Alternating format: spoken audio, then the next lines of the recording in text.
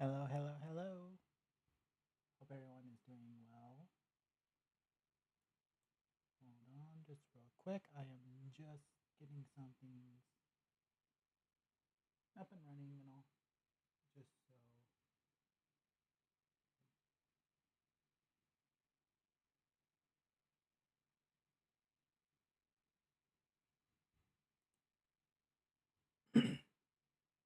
Oh my gosh, I'm so sorry. Let's see. I just need to check on something real quick as I get everything fully up and running. So just bear with me for the time being as I get everything in order.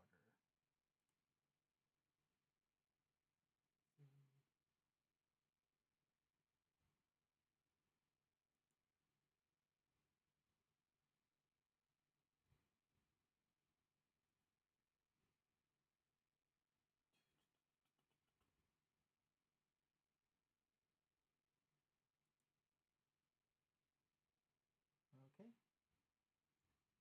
That seemed to went through as well. Sorry, I'm just making sure that all my little stuff has gone through. That's pretty much it, really. Hope everyone's been doing well overall. No, these times are obviously very interesting to say the least.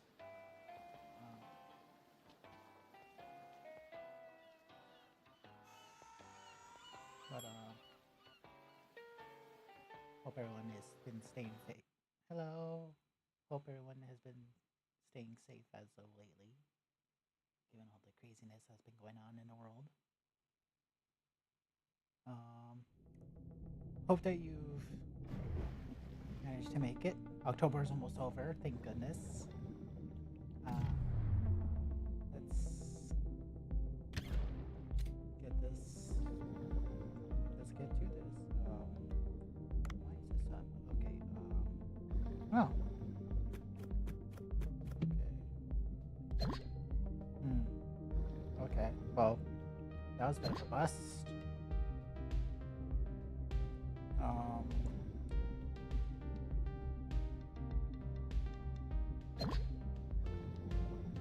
Yeah. Hope your day has been going rather well overall.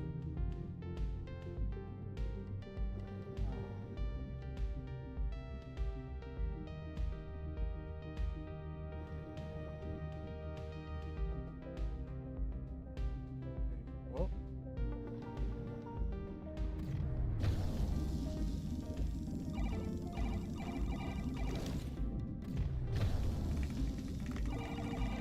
Come on.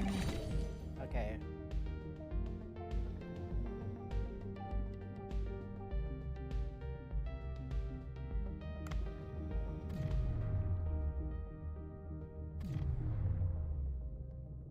Come on.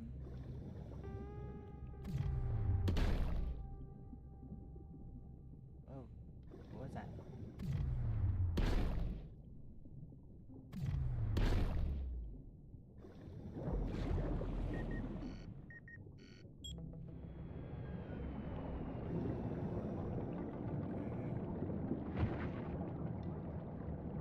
Let's see, there was some bullets here. Okay.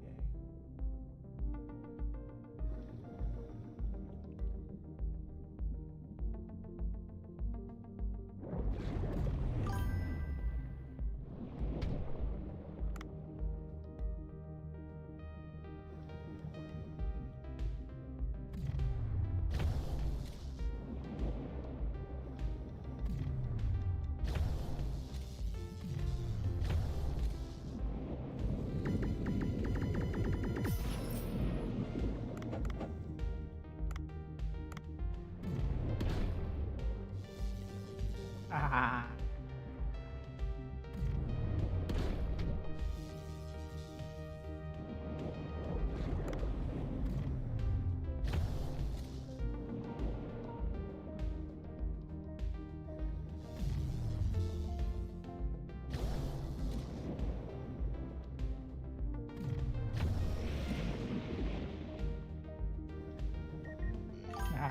Got you.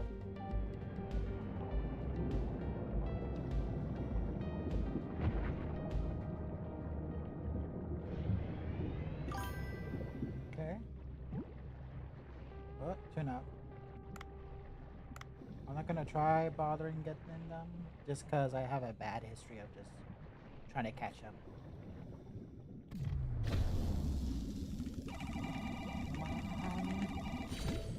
Okay, let's see here.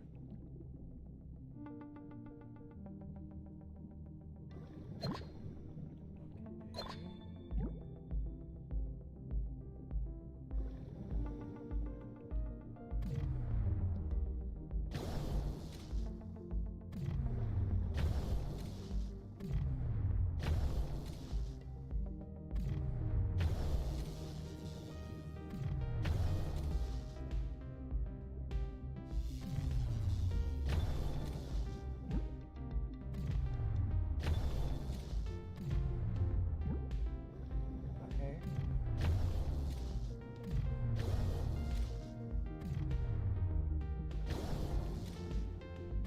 Come on. Come on.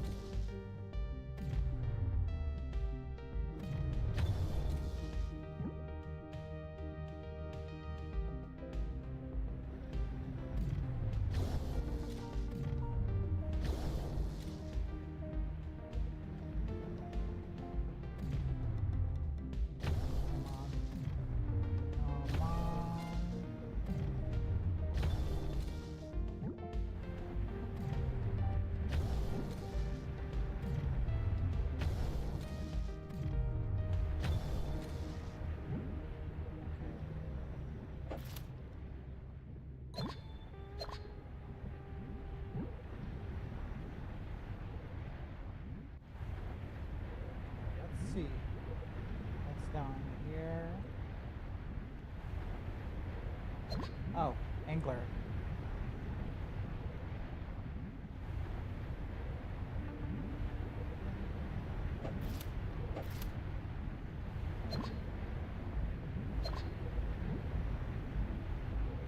I wonder.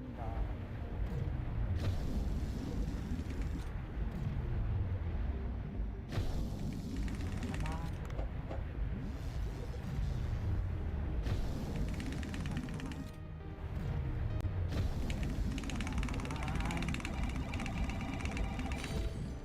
Okay, got it. Finally.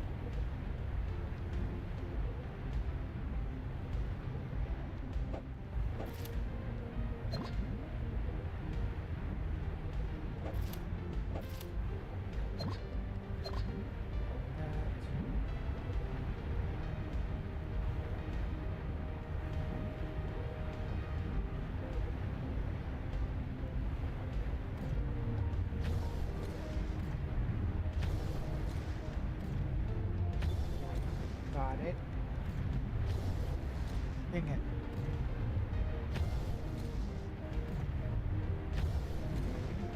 Another time.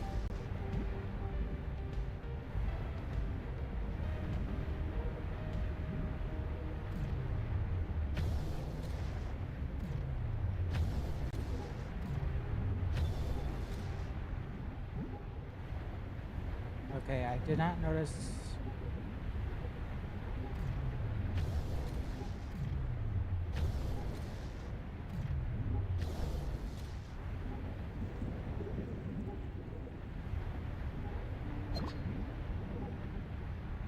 Yeah. Come on, oxygen tank. Oxygen.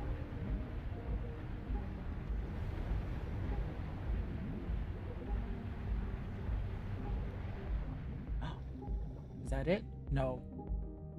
Okay, this is a little concern. Okay, there it is.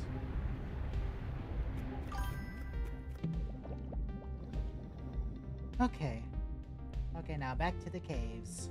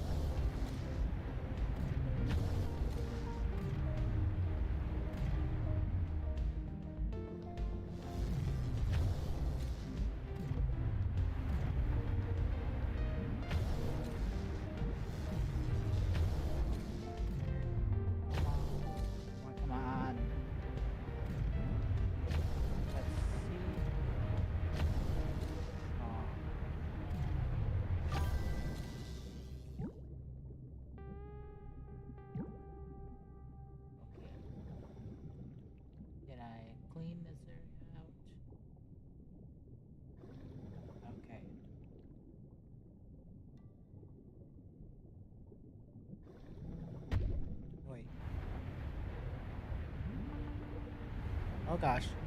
Oh god.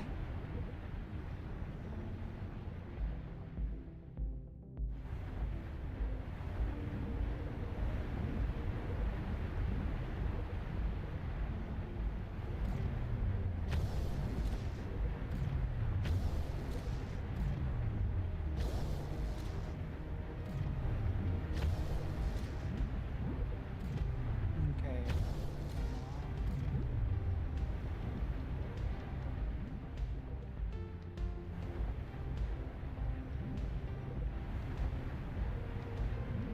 Where did... Oh, okay, there they are. Okay, with one.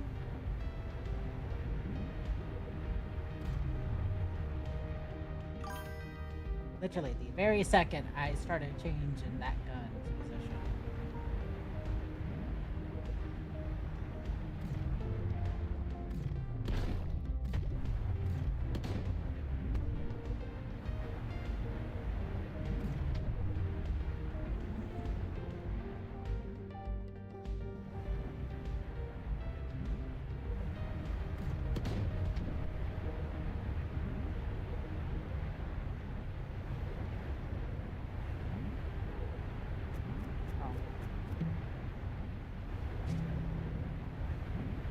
I never really tried it with the angler, so why not now? Okay, tried it, failed.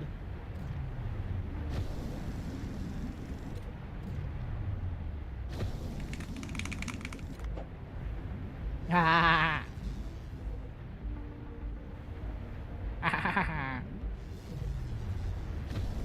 Okay, got it. Come on.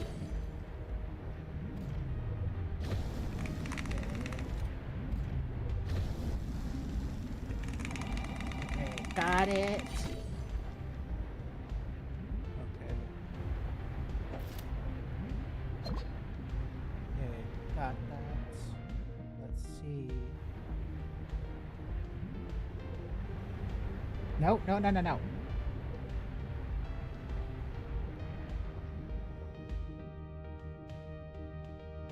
Okay, got every single jellyfish. Got some anglers. What is that? Oh god. Nope, no, no, no. I'm not ready for that.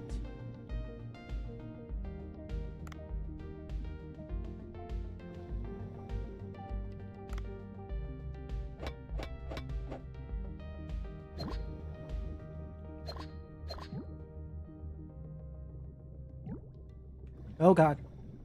No, no, no, no, no.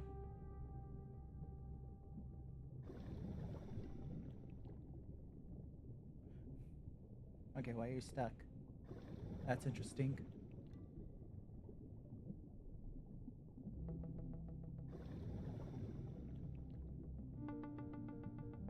I need to change weapons.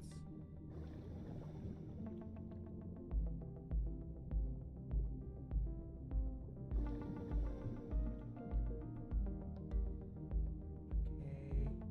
Nothing crazy. Barracuda. Okay,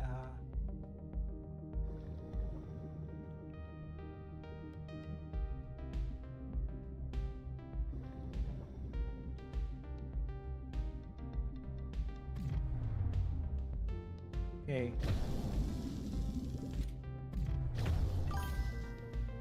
Okay. Come on.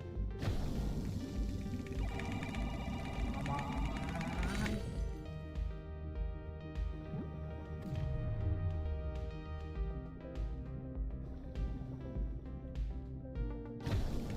Okay.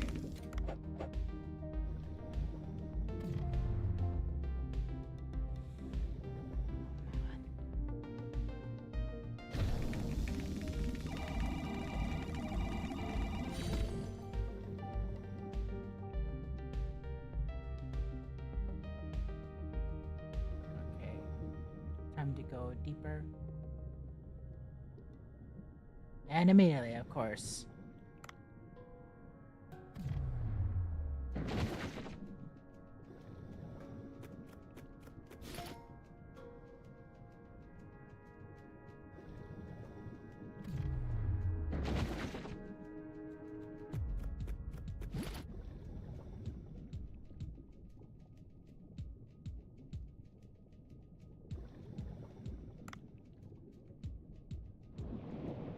What is that thing?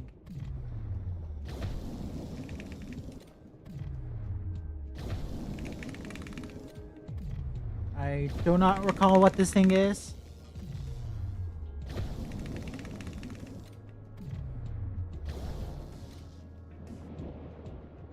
It's obviously a predator because why? A cookie cutter, okay. I didn't see the rest of his name, but okay.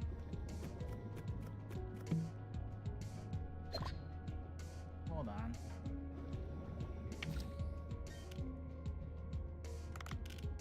Oh gosh.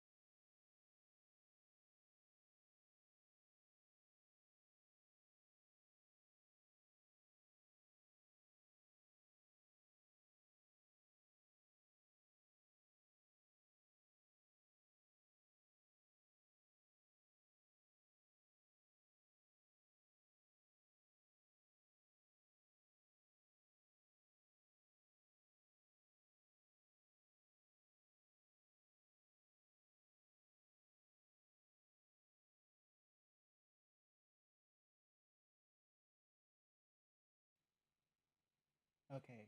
So sorry about that. Hold on.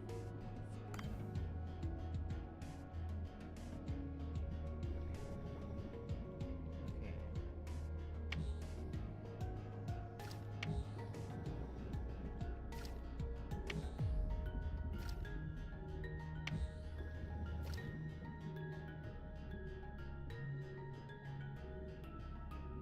Let's see.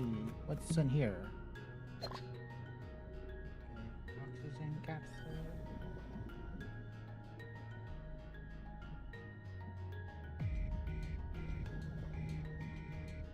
Okay, there's no tablet. Okay. The fish people. What?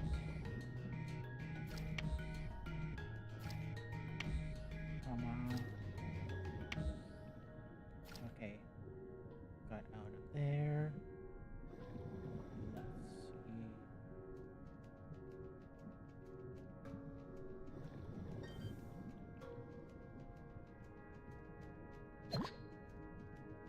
Brown shell.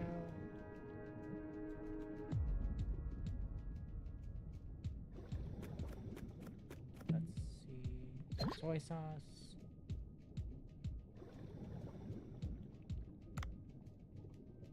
Zero. Sadly, this is the best I got right now, so.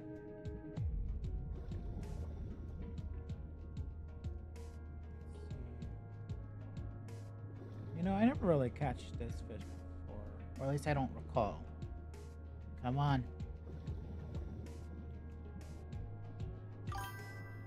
Just stay still. Won't you? Jesus.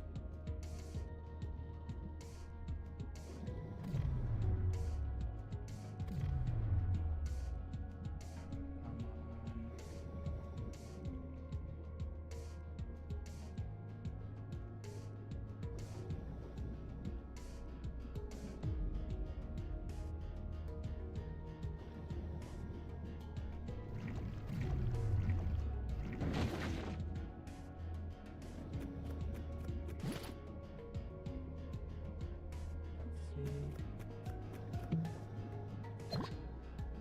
Sesame seed.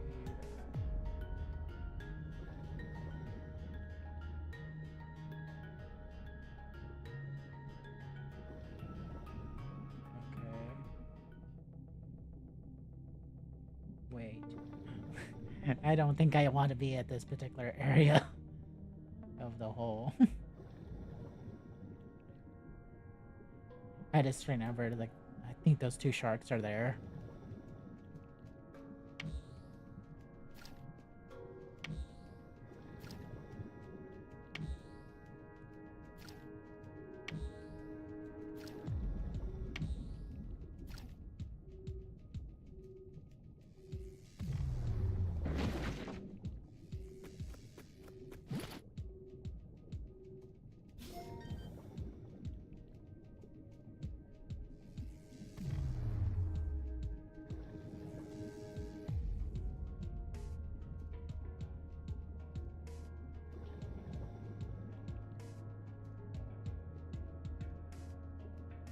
Let's see, is it a pickaxe? Well, no point. Because, let's be honest here.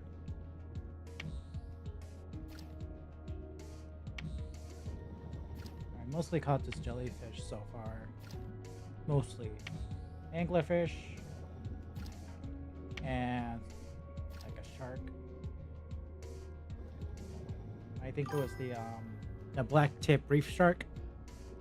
That was pretty much all I caught. That's and sorry, I think there's a mosquito in here now. I think I'm not too positive just yet. So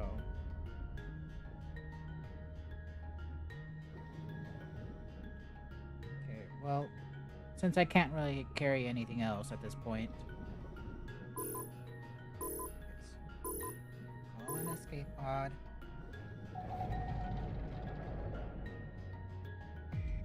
Okay, let's see.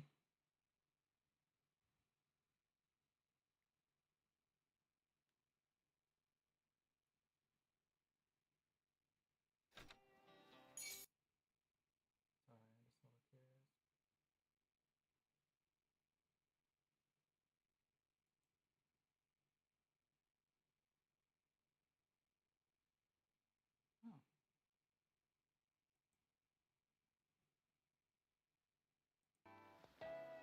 Let's see, yeah. Oh, white tip, not black tip. Okay.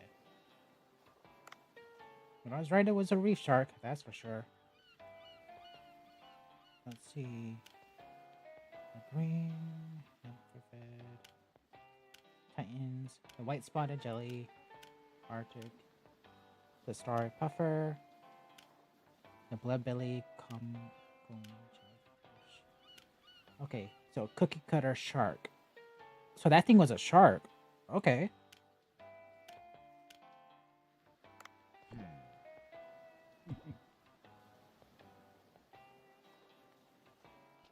Okay. Oh, going back into the ocean. Let's see.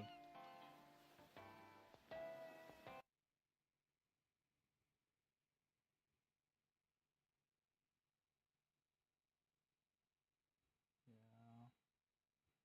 For those of you that's like a little curious on why I stream Dave the Diver a lot, is because I use both astrology, tarot, and a few other like divination techniques to kind of help me filter out what game is most appropriate. And so far, with all the readings, for the time being, strongly favored Dave the Diver. So, as a result, I've just been playing Dave the Diver quite frequently because of that. So, yeah. Oh.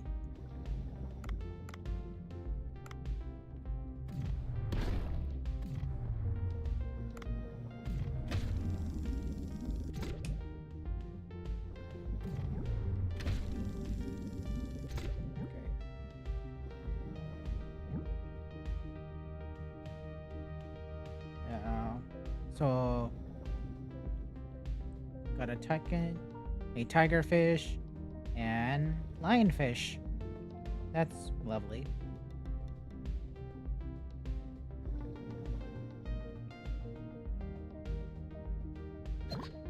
Okay. Let's see, what's ingredients in here? Soy sauce.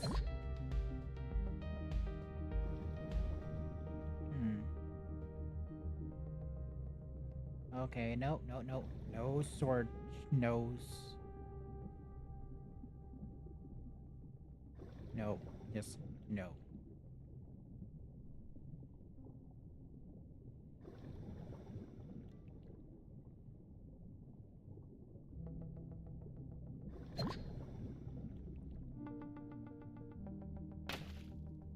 Oh! I don't even know what that shark is, but I've always had terrible luck with that one. It's not a tiger shark.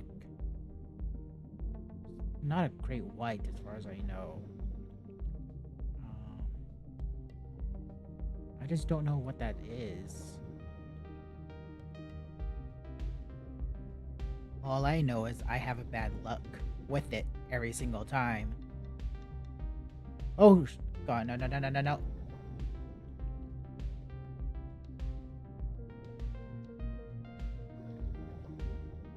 Okay, I guess going down all the way is the only way I can just escape this.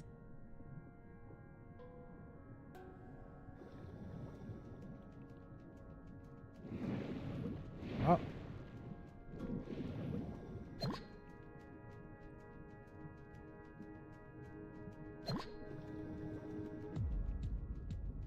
Okay.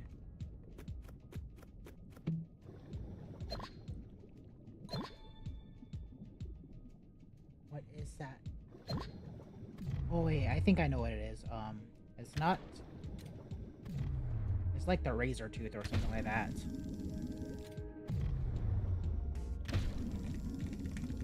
Okay.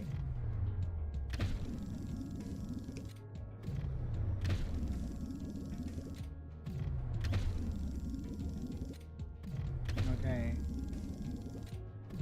Come on. Fang tooth. Not razor, fang. Okay.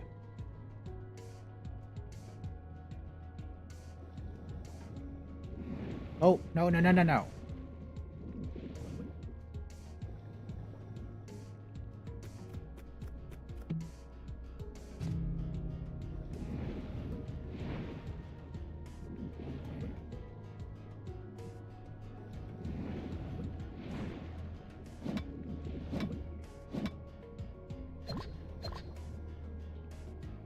Okay.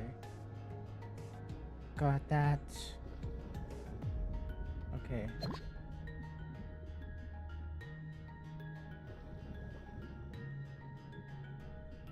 Oh, yeah, the fanfish.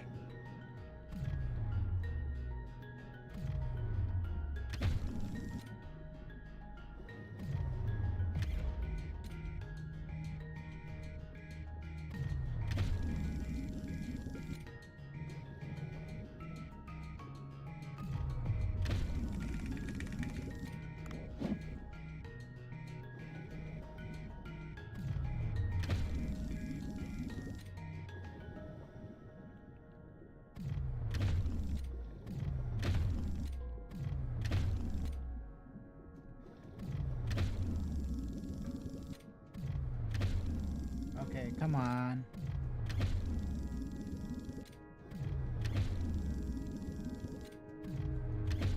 come on. Just come with me. Eh, come on. Okay. Yeah, the Pacific fanfish.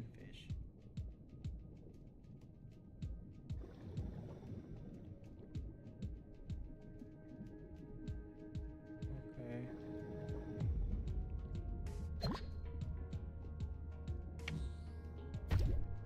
Okay.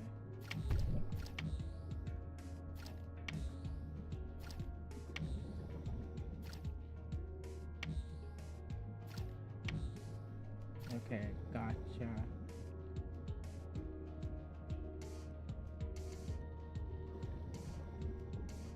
Okay, what is this? Oh. Oh. Okay, no, no, no, no. I do not know what that is.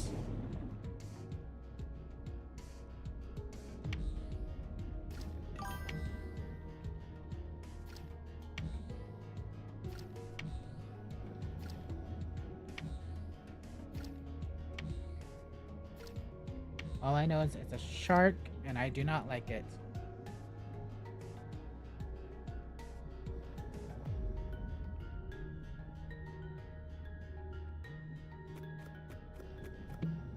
Okay.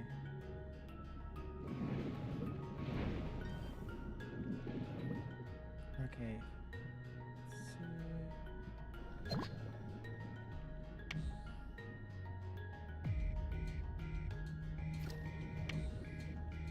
Come on.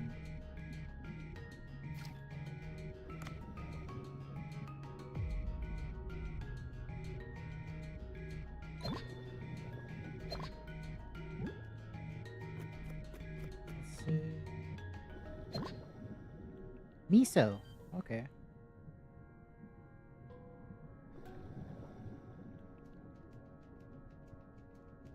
Oh god.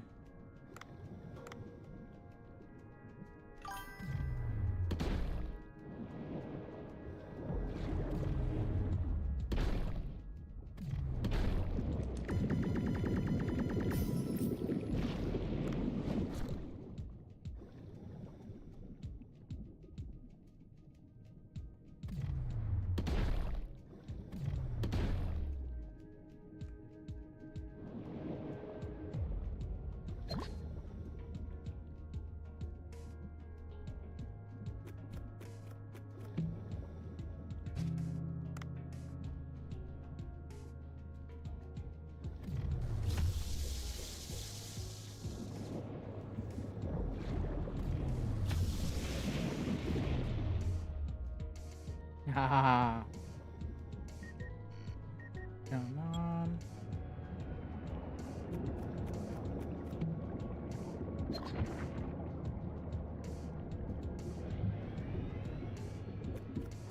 Okay. Got that. Okay. Okay, let's see what's up here.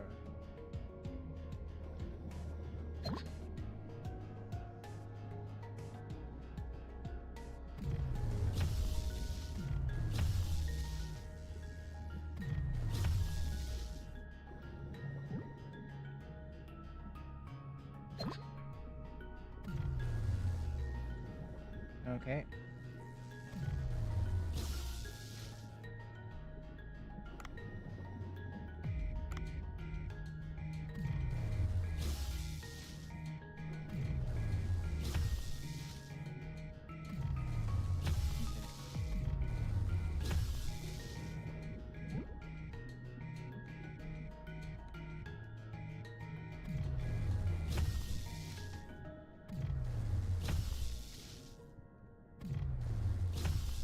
Okay. This is like the weirdest thing I have to do, in my opinion, but I don't know how else to go about this.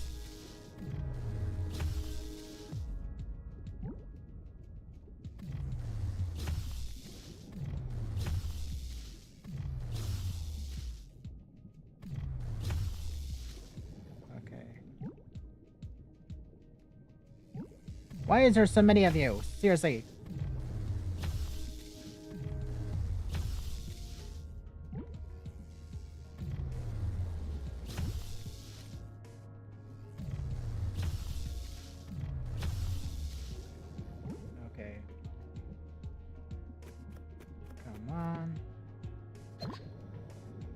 Olive oil, okay.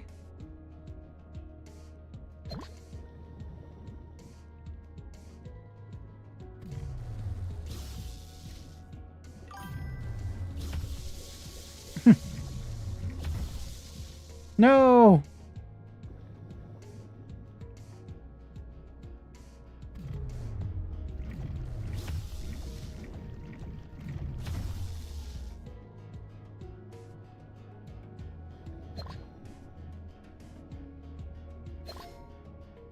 Oh, a brittle starfish.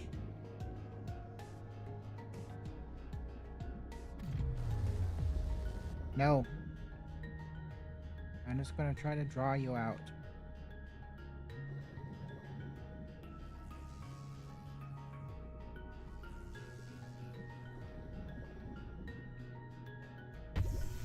No.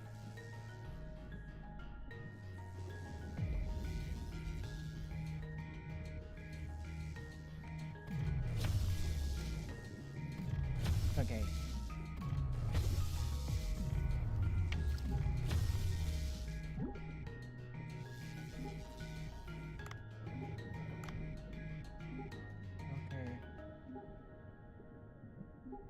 I need to keep on going up now. Because I'm gonna die if I don't.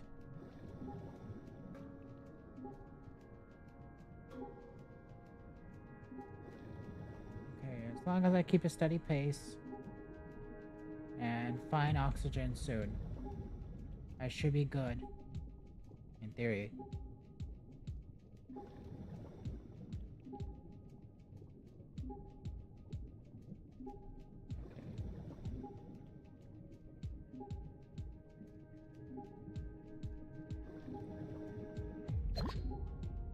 Garments. That's not what I'm looking for.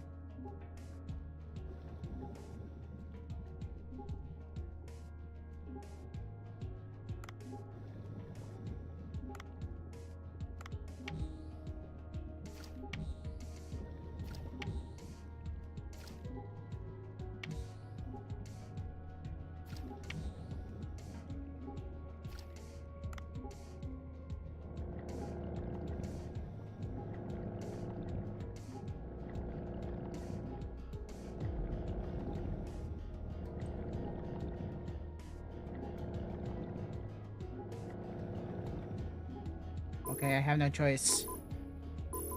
4, 3. Okay.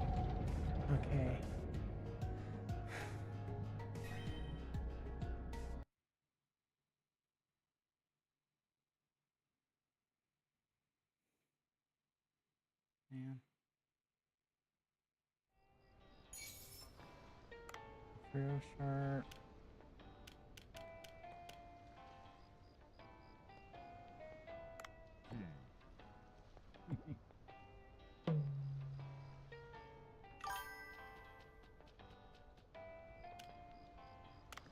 Okay. Should I visit tomorrow or the fish farm?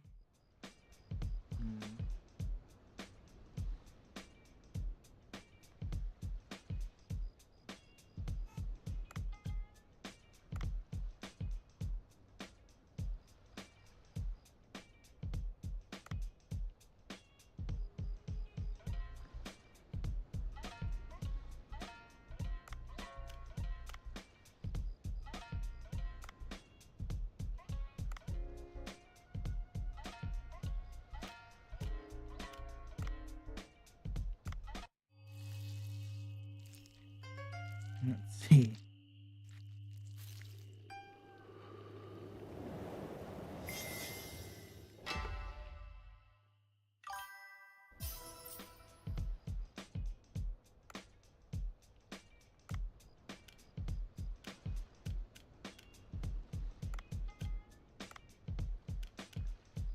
Let's see. Fried shark meat.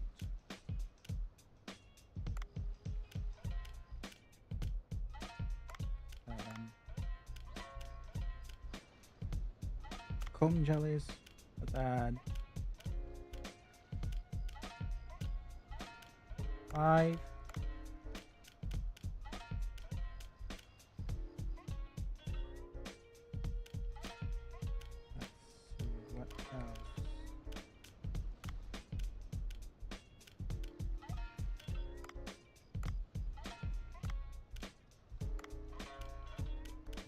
add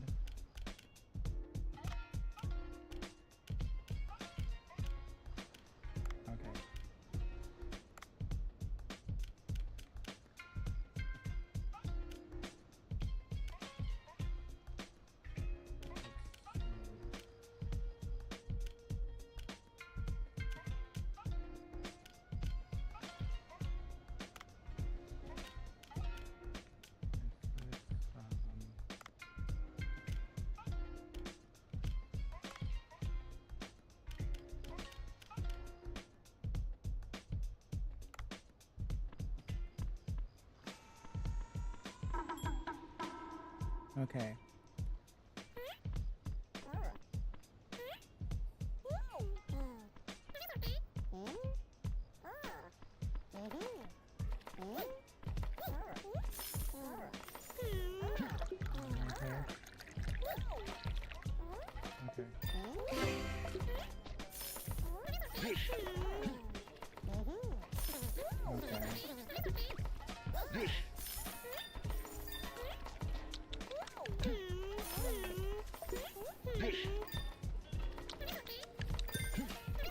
Okay.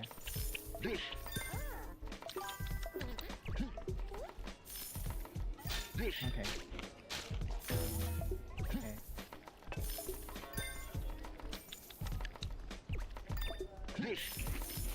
Okay. Come on.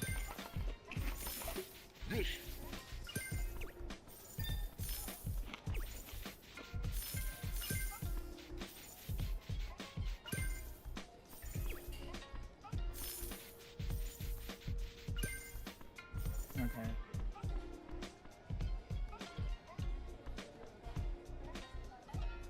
Let's see.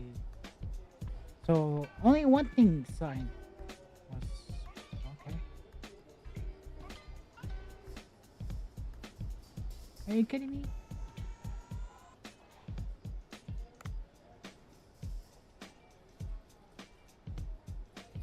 Okay.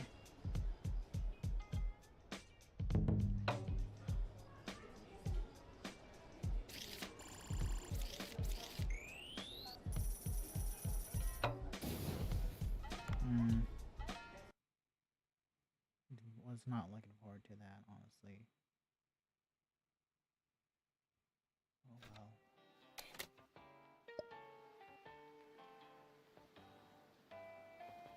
Let's go to the fish farm.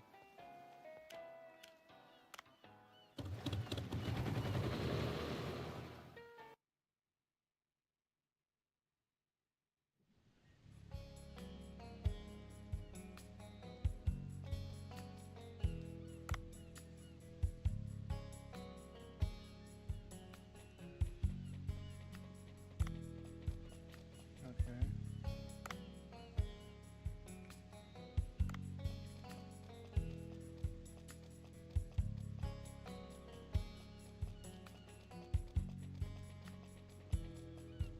Okay, well. There isn't much for me to do, so there's not many fishes for me just to like take.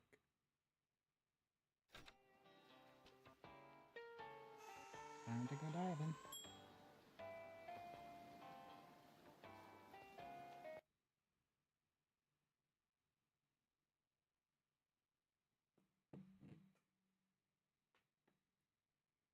Okay. Let's see.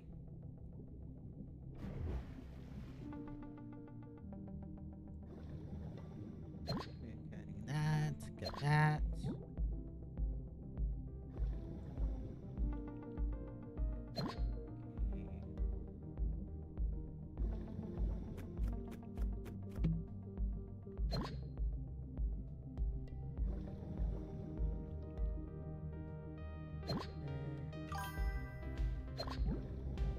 Fragments.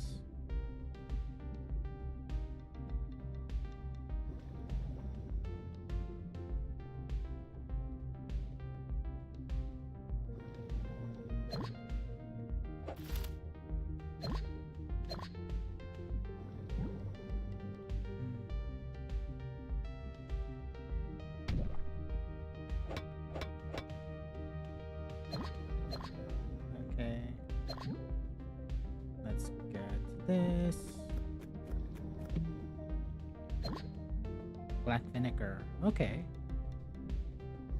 Find a stone tablet.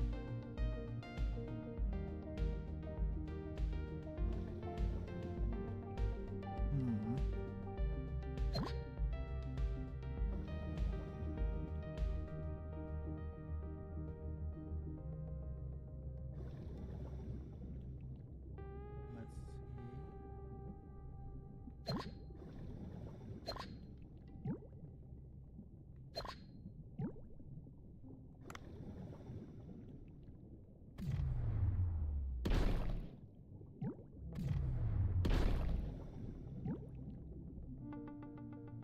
Okay.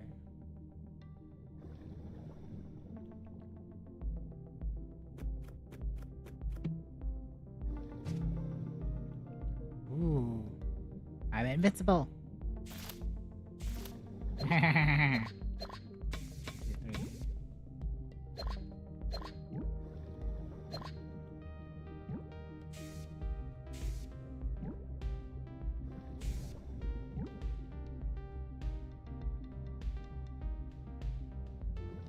Okay.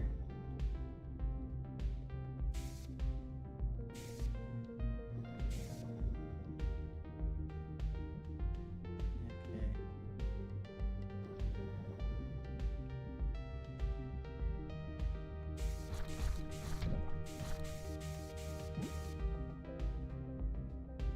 Okay.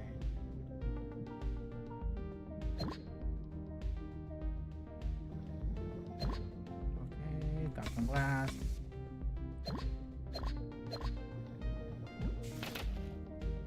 No!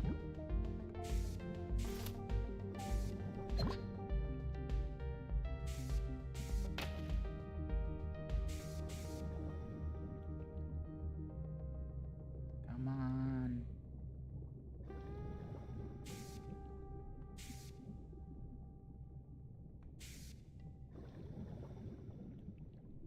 Let's see.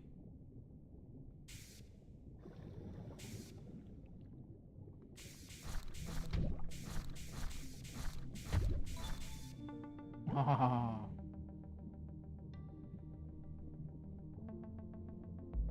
Now, if I see that giant shark again, no. Reef sharks I can barely handle. Oh god. I spoke too early.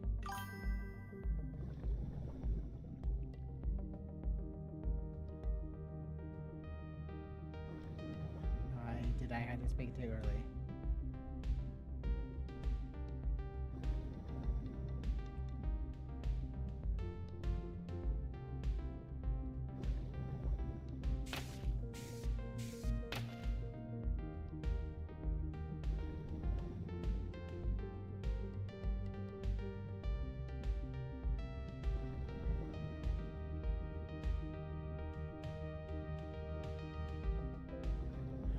Oh gosh. If it's not one, it's two of them.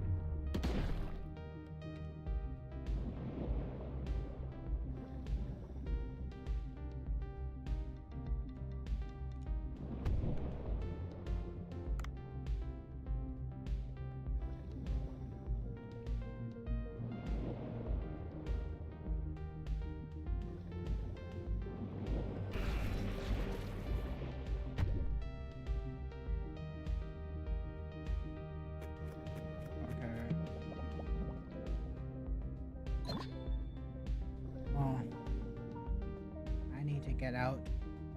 But first I need to find a weapon. Come on. You know what? Good enough.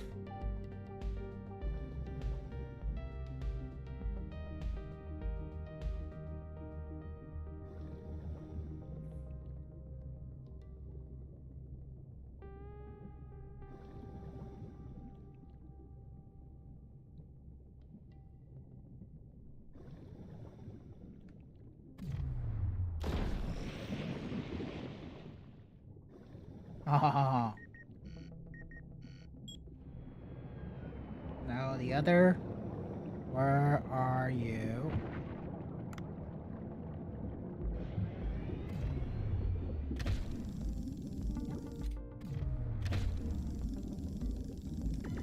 Come on. Okay. Let's see.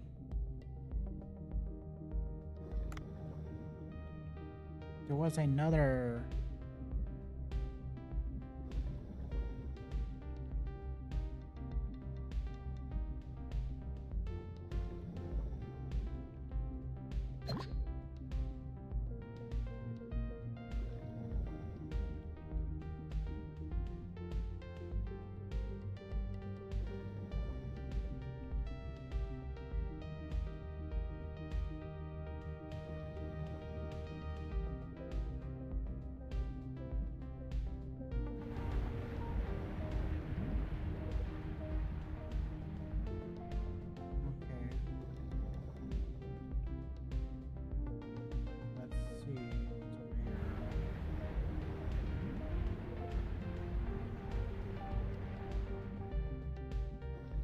There you are.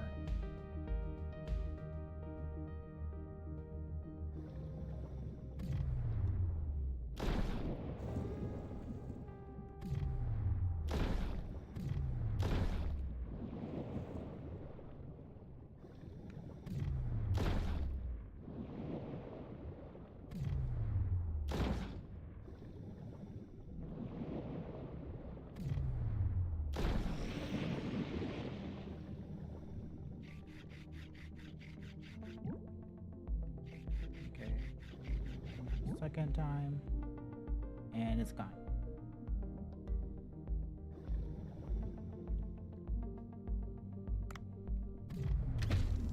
You know, I don't think I ever caught this fish. What is it? Come on. Gray tigerfish.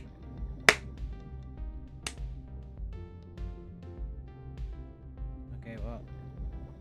Sorry, there was like a mosquito. Can't seem to kill it. So.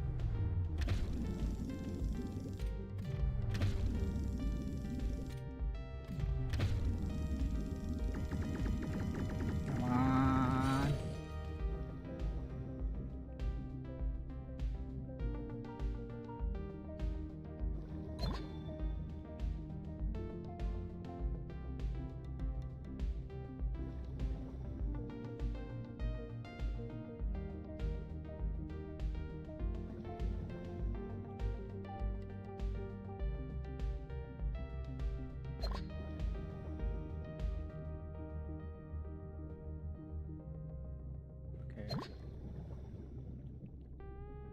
Zorro.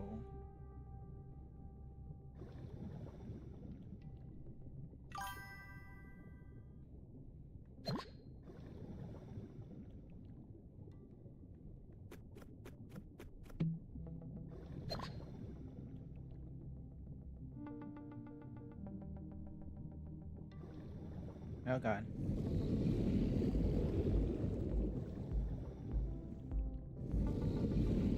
Honestly, what kind of shark is that?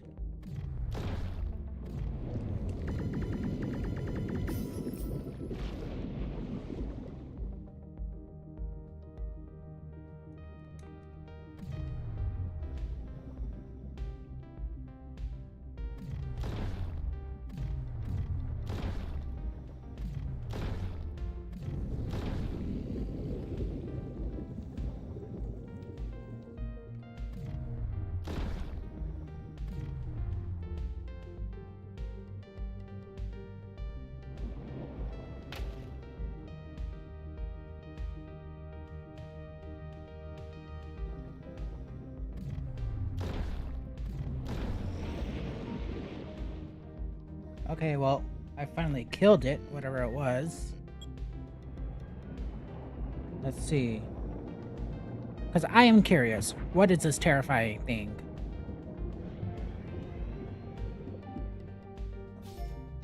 Tiger shark. Okay, so it was that. That is terrifying looking.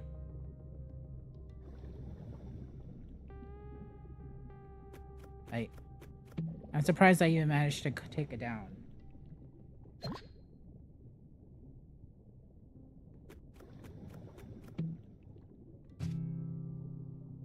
Ooh, lightning. Okay, not going down there because a swordfish is most likely in there, and my luck with those is also very, like, not great.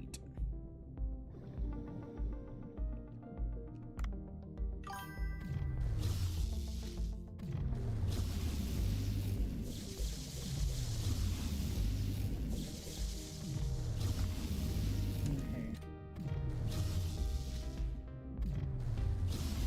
Come on.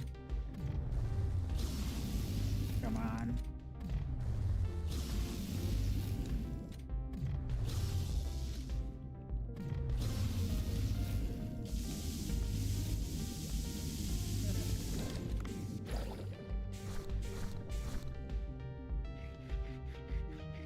Okay.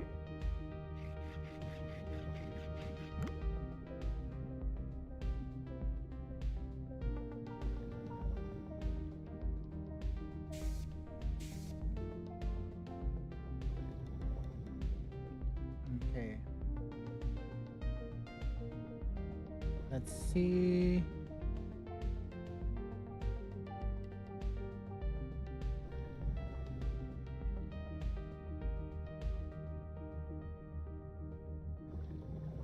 Okay.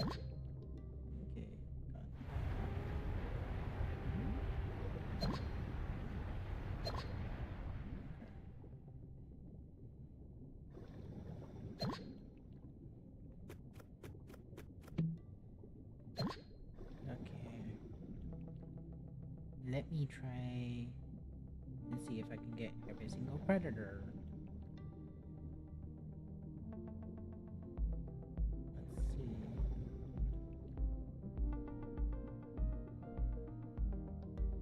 What's over here? Ooh. Some more ammo.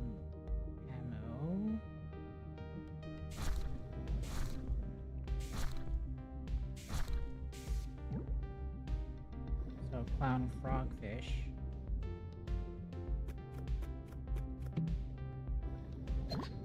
Sesame seeds.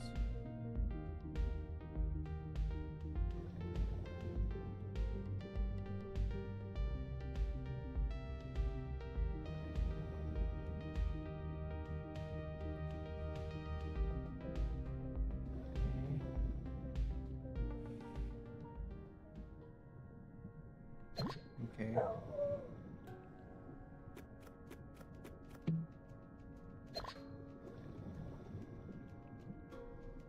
Okay.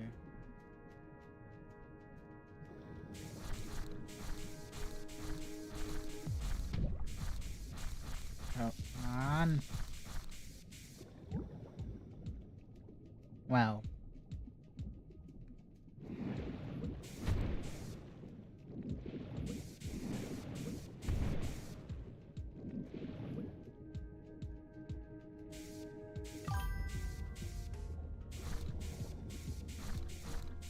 Okay, come on.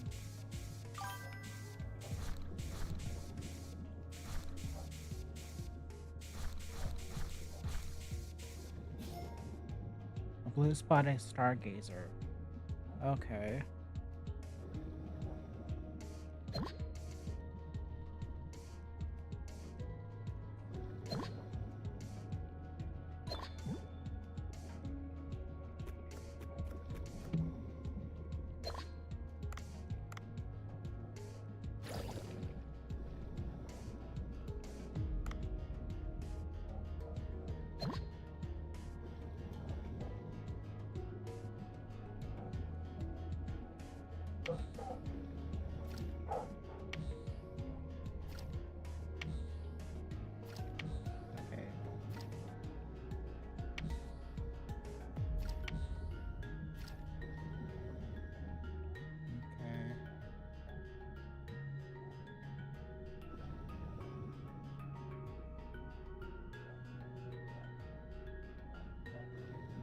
Okay, what is that thing?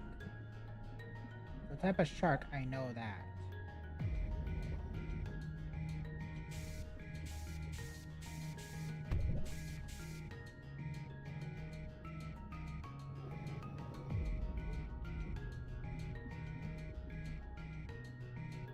It's a...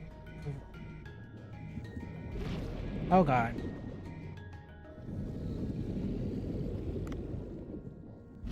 Oh god. That is terrifying. And all... There's no reason this should be terrifying.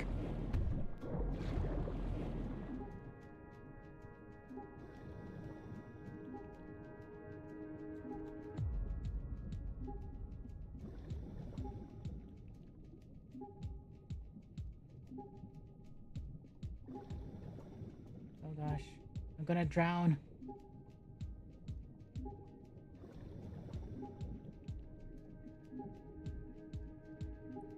Come on, escape pod or oxygen.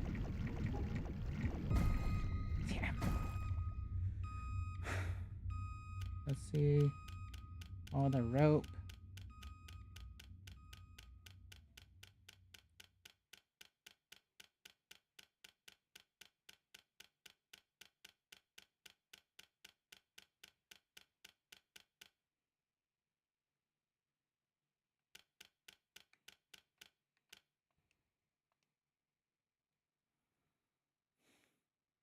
Come on.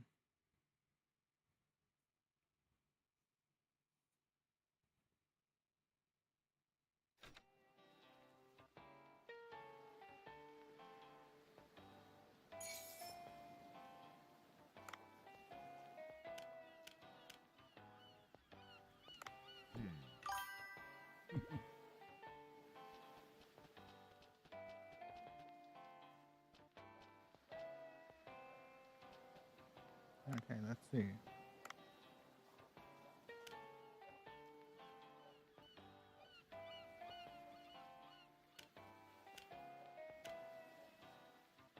Let's see.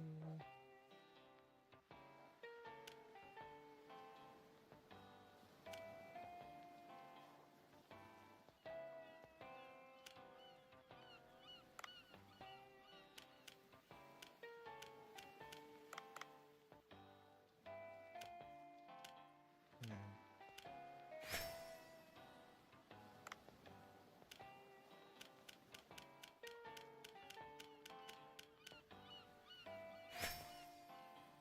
Okay.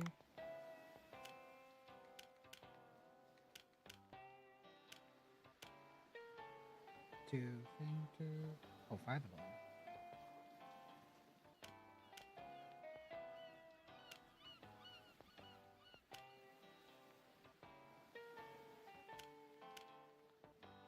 Let's see.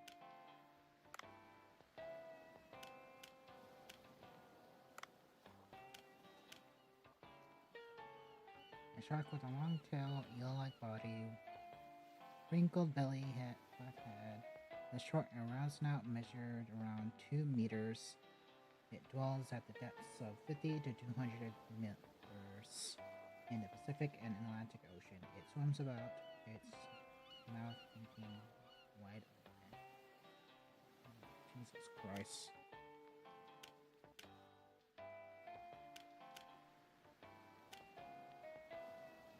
That's the goblet shark. I do not know what that one is. And I think I know what this one is, but I cannot say for sure. Comb jelly and the blood comb. Jelly,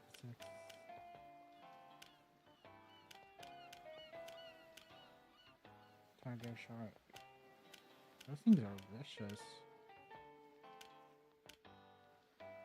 Giant squid. Cuttlefish.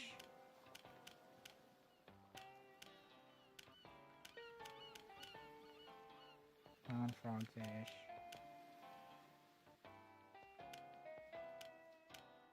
Let's see, cuttlefish, comber, brown, sea goldie, red rose, blue tang.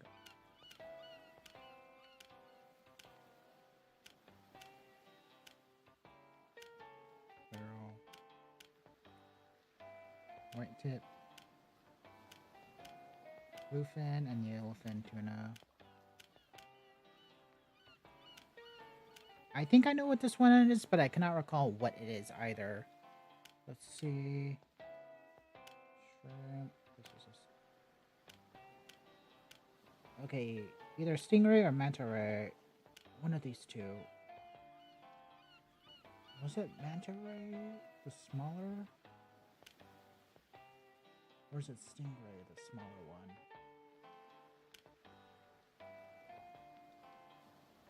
Is it the great white? It's gotta be great white. Let's see, long-headed pearl, pink dolphin.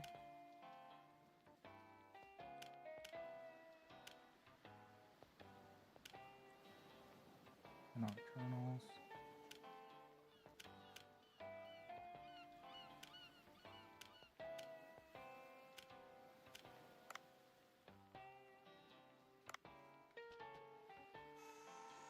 Let's see.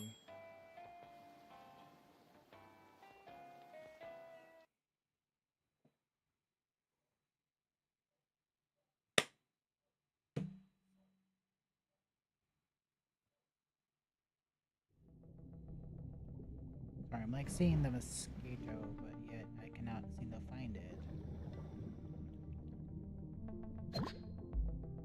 Silver bowl.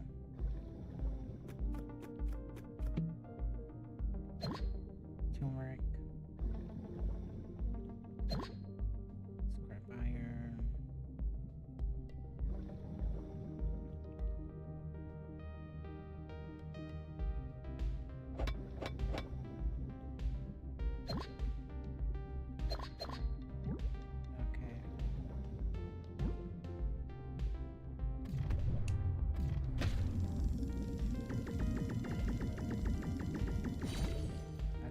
Get.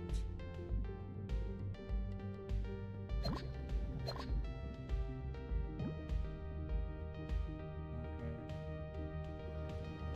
Let's see. I love it. I almost have everything I wanted. Almost.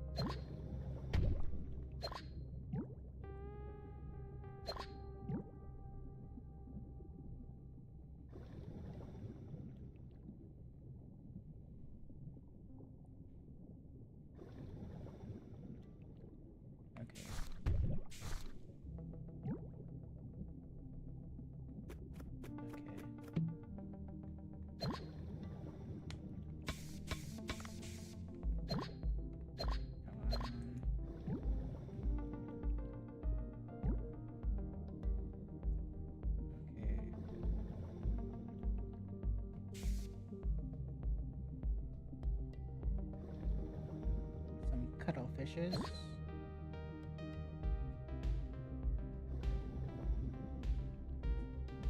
Okay, got bit by a couple mosquitoes already.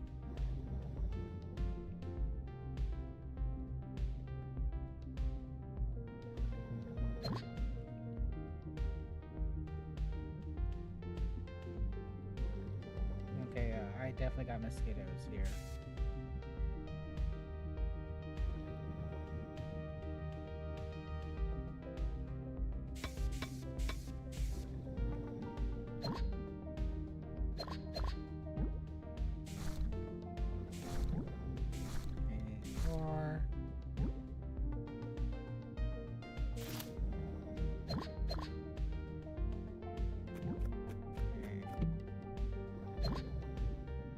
Seeds.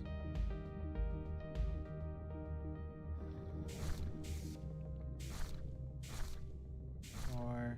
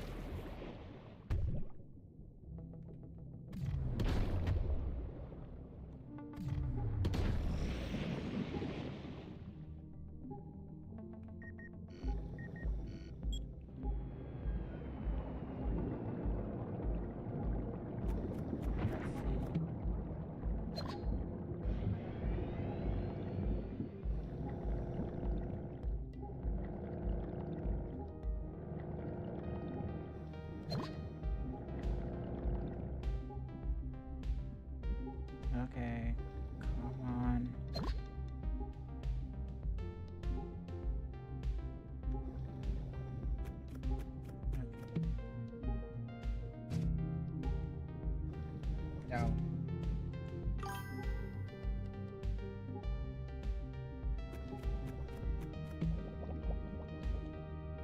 Okay. I know I was testing everything, but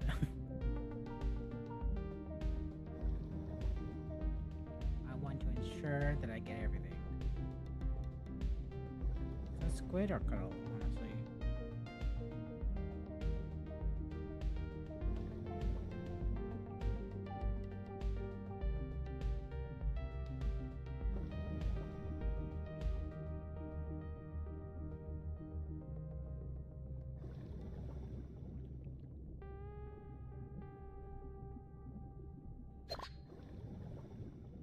Oh, there was one right there. Seriously? Well, too late now.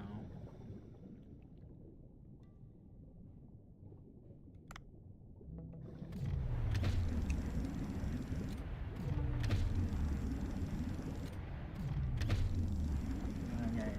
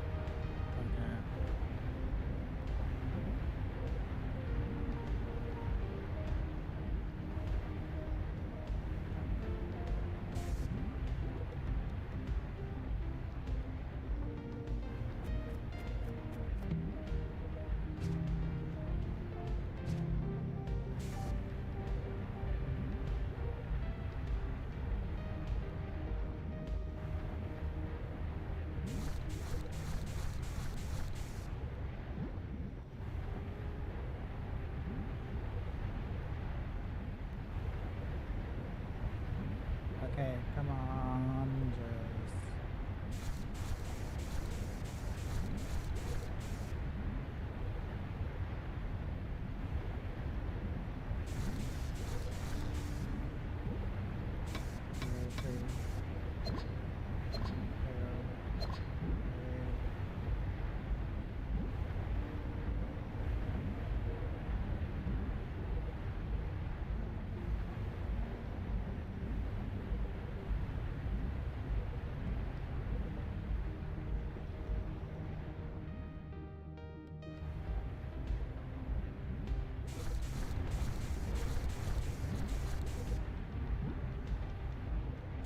Two, three, four, five, six, seven, eight, nine.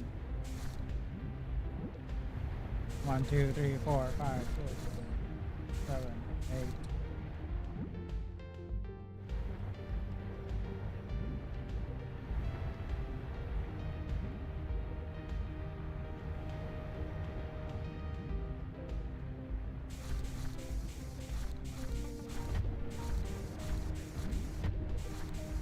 Come on.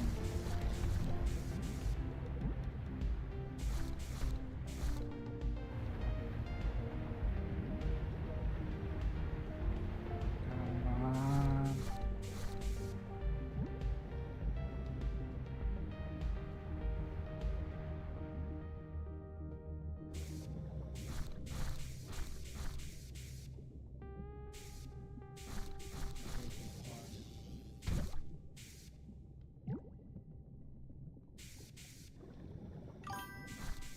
Three, four, five, six.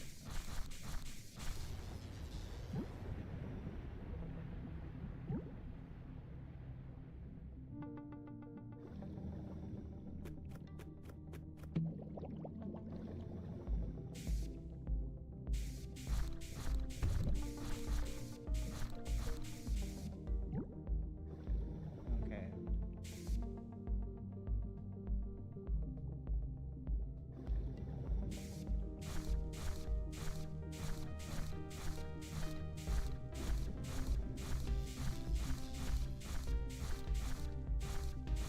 Come on.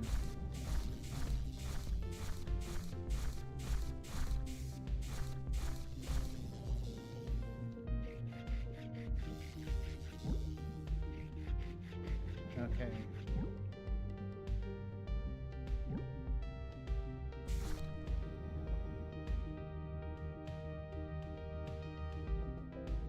Come on.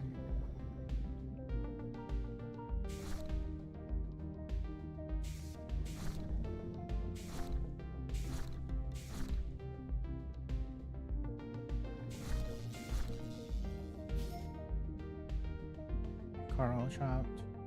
Coral trout. Let's see.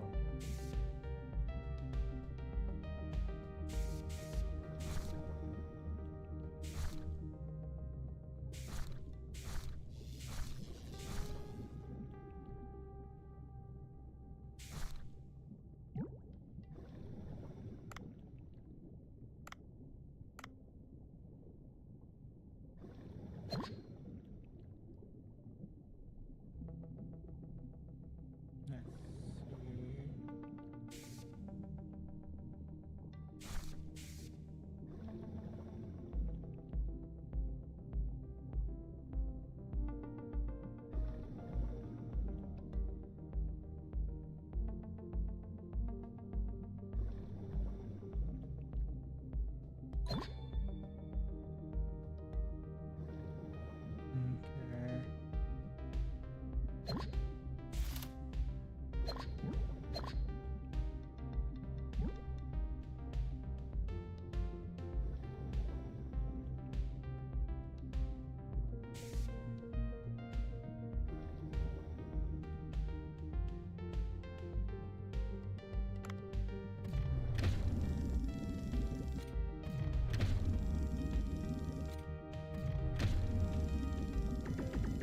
Come on. Okay, got it.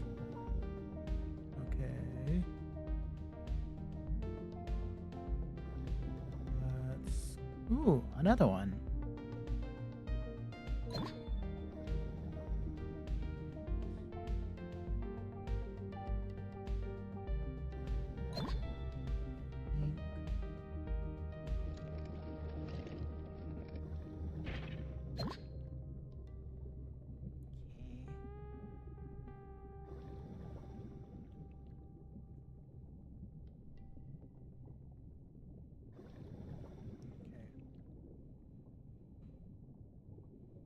Oh.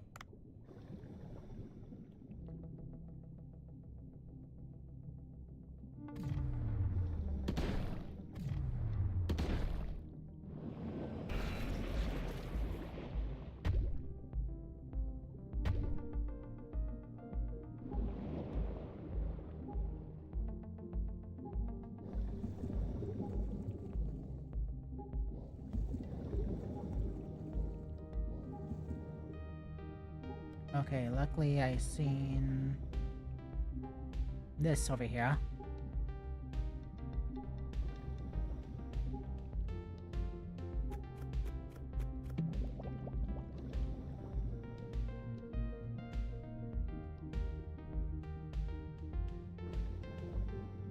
Worst case scenario, I just could use the escape pod.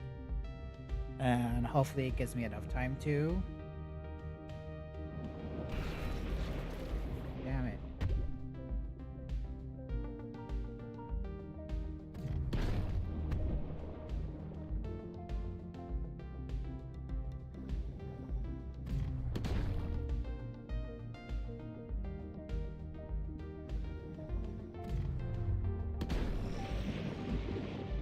That's what you get.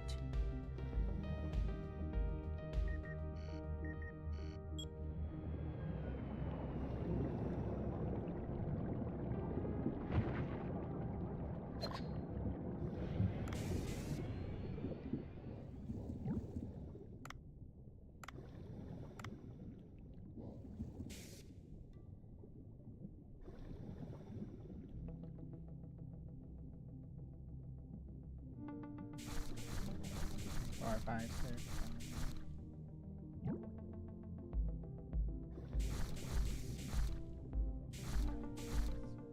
seven,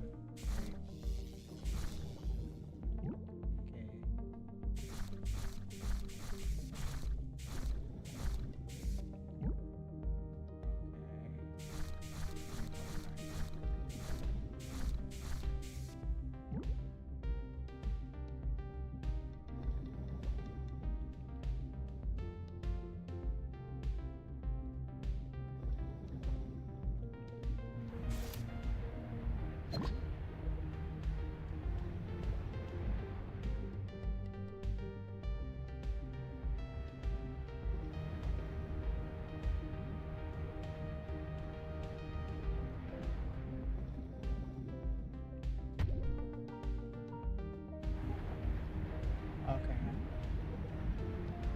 at this point.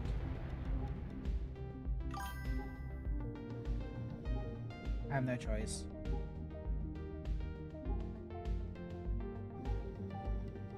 Okay.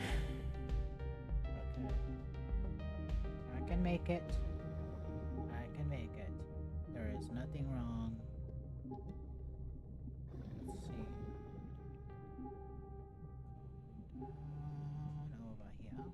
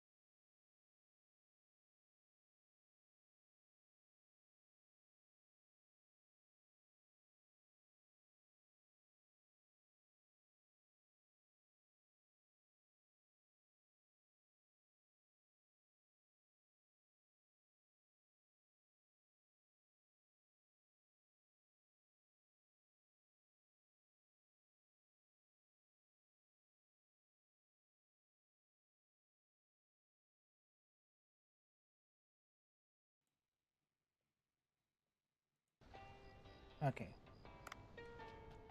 So sorry about that. Let's get this. Head on back to the restaurant.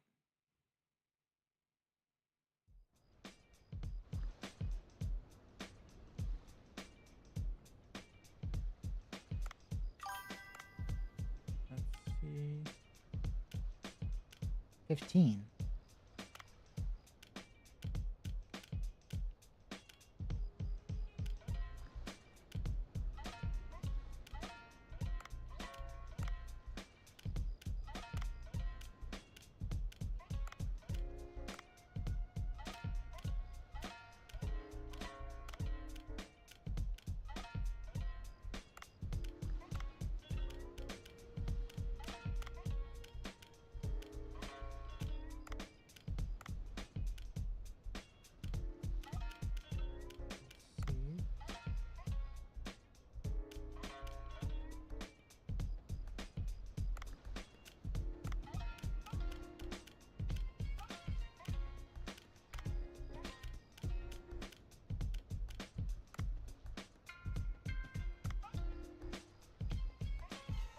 Okay, let's get this started. Okay.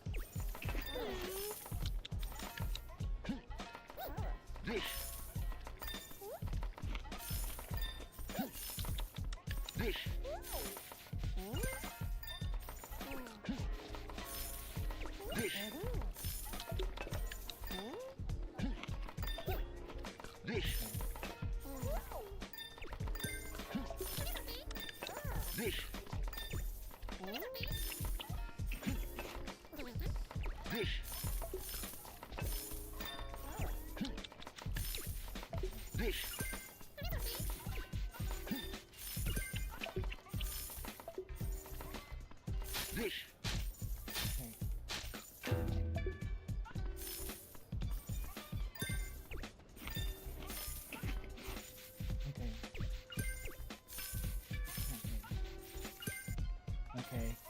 Boy. A lot of close calls, honestly.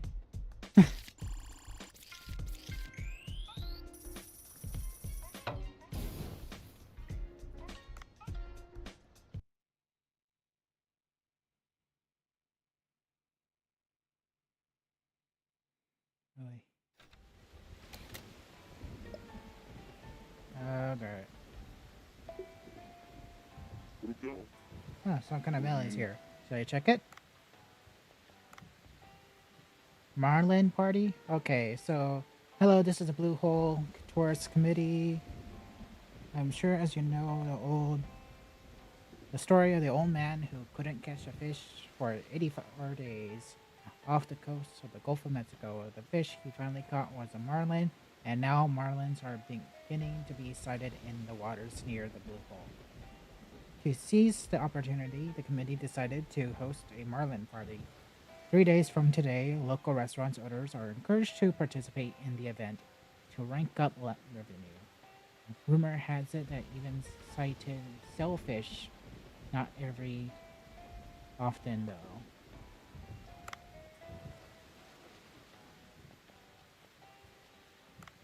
Let's see, diver.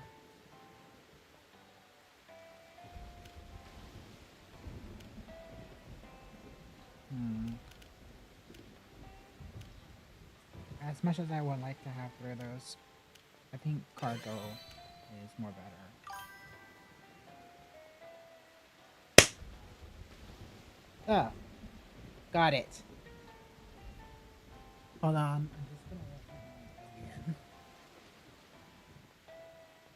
Got it.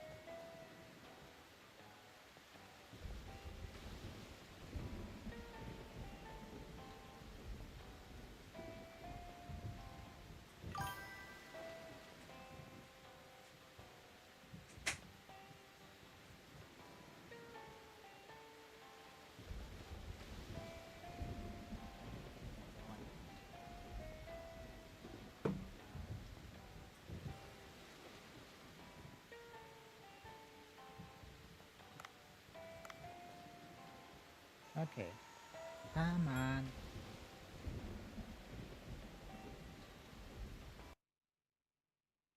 Tiger sharks. 3 to 4 meters long with blue skin.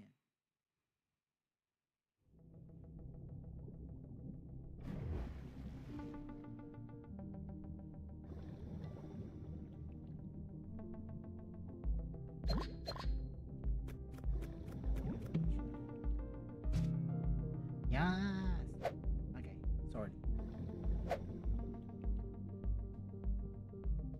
This is just as good.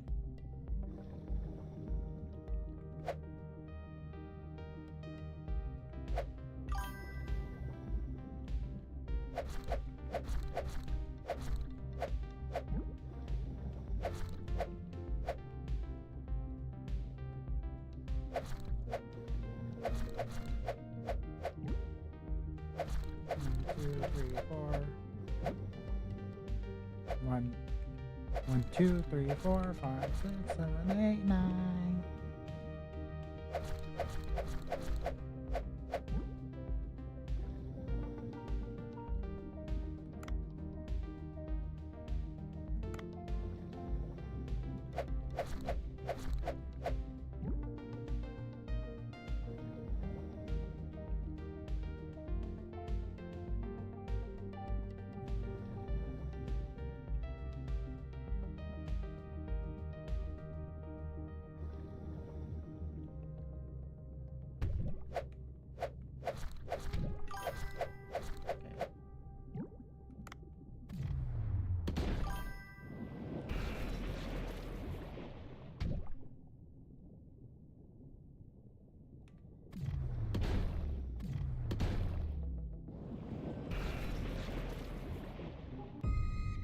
Dang it.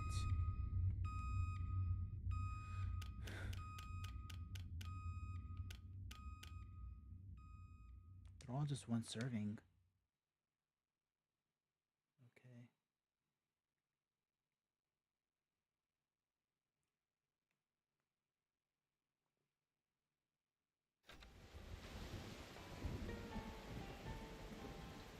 Hello? Okay. Sorry, I'm just checking to see if my mic was working.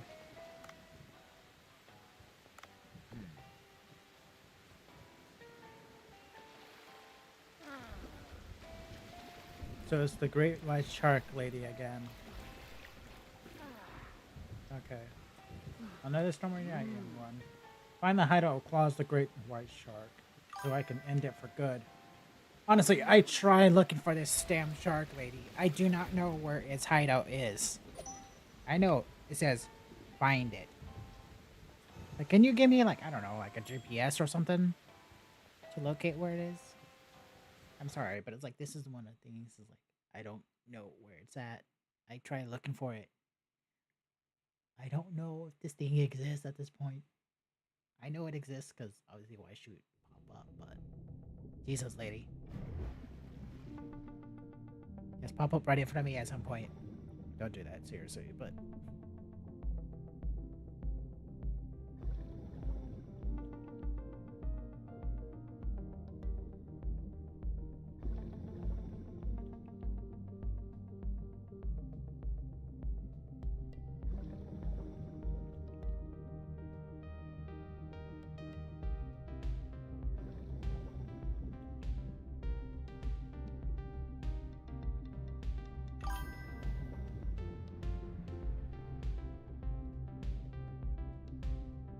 Where is it?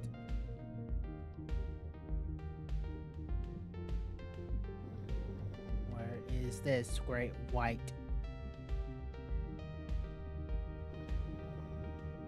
Because I've seen the... Literally, what was that thing called that killed me? The sword nose shark? There's a tiger shark, but no great white. Oh god, it saw me.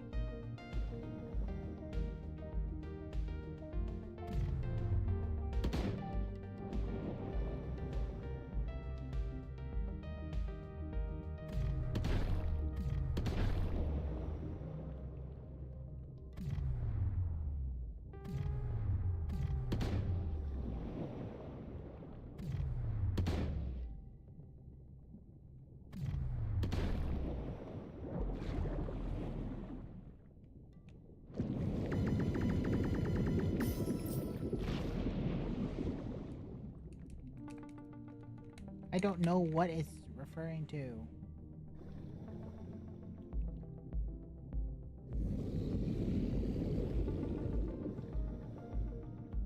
And why are you going through the rocks? Oh god.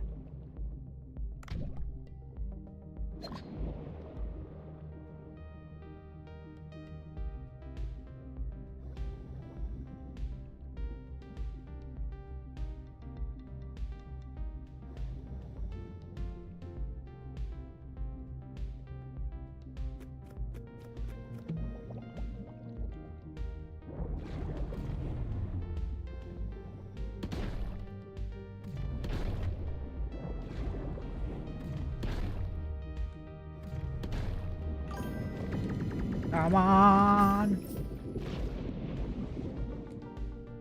Again, I do not know what this is. Do I need a harpoon to kill it? Because I'm doing okay without it. This is the second one I can take it down. I don't know how, but so far that is my luck.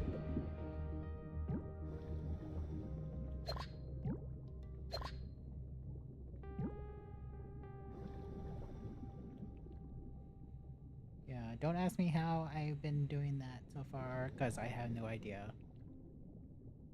Oh, is this it?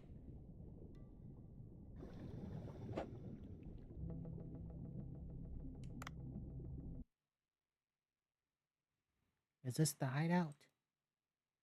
Or is this the, Yes! It is!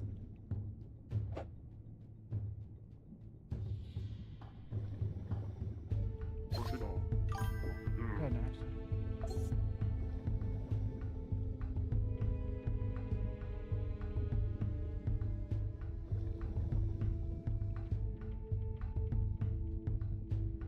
Okay.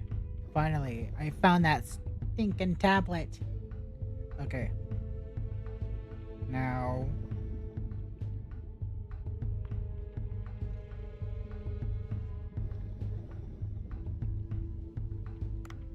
Okay. Let's see. Okay. Yeah. Well, this is not that far off from Halloween. Do anyone have any Halloween plans? Plan to go trick-or-treating? Do you have plans to dress up, go to parties? Or are you just going to do nothing and just enjoy the night? Oh.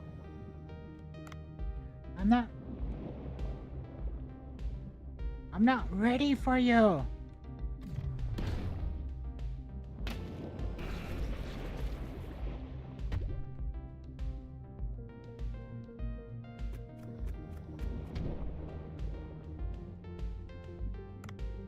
Literally 2 in a row. Okay. Okay, that's new. That's kind of exciting. Octopus Cave.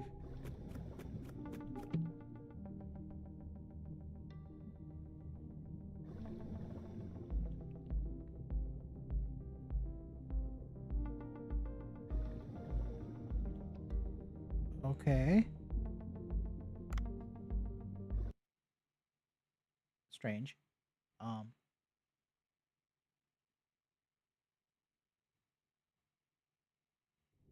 Oh god.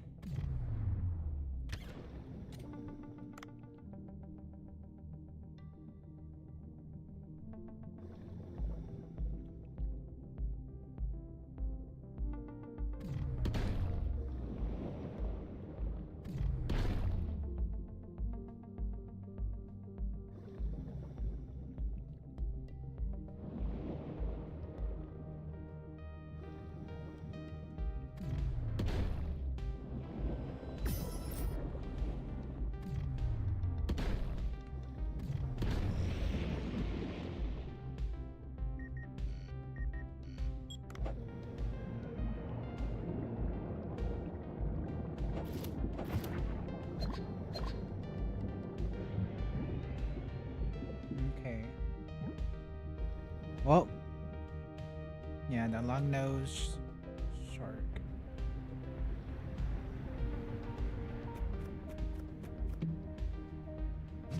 Yes!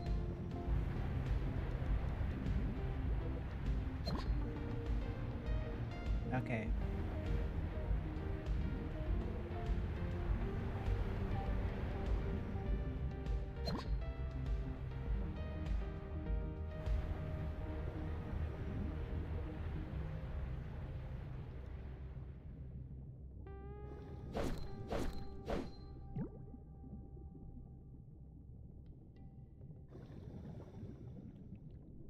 Okay.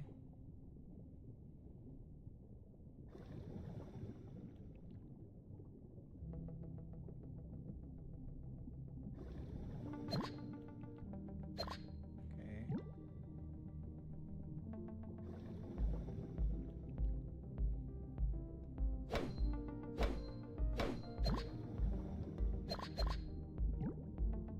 Oh, another one. Where does this go? Okay, 3 secrets already. An octopus cave?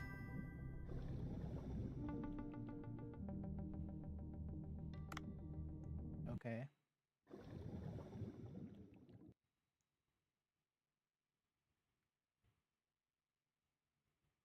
That was bit of a bummer, but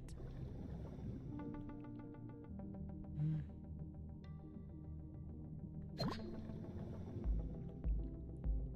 so well. Although I see something down there. Wonder what it is.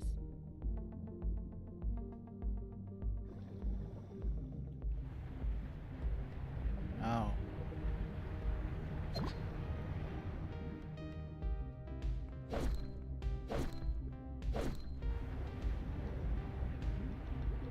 Come on.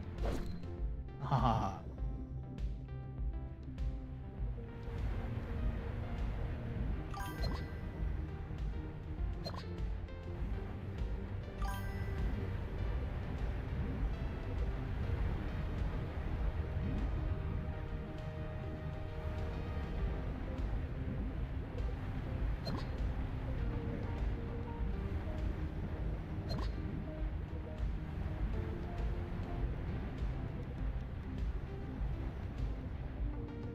Okay. Let's see. Turmeric. Okay. Let's see what else is here.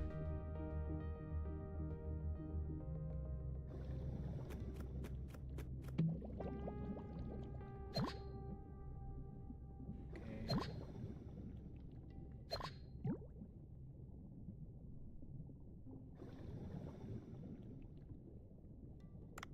Oh gosh.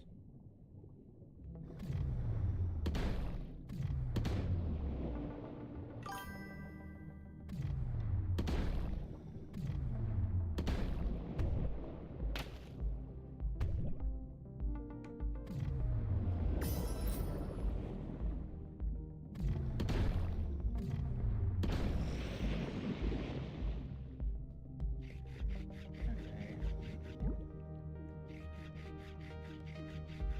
Good. That's what you get. Okay.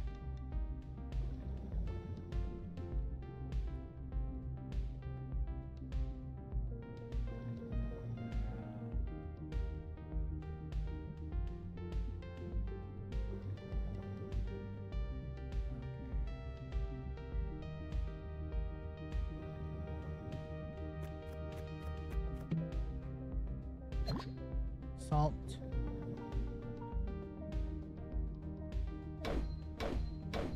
Okay, 1, 2, 3. Let's go up a bit. Okay, wait, there's that.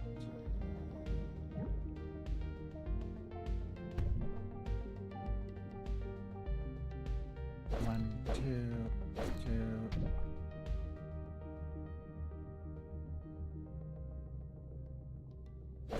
Three.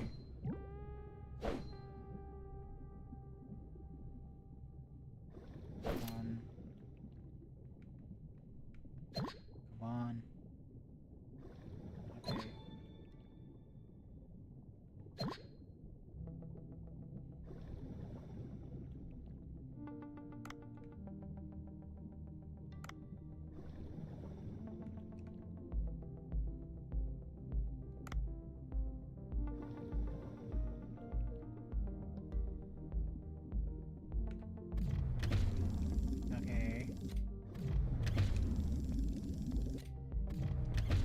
Since you won't leave me alone.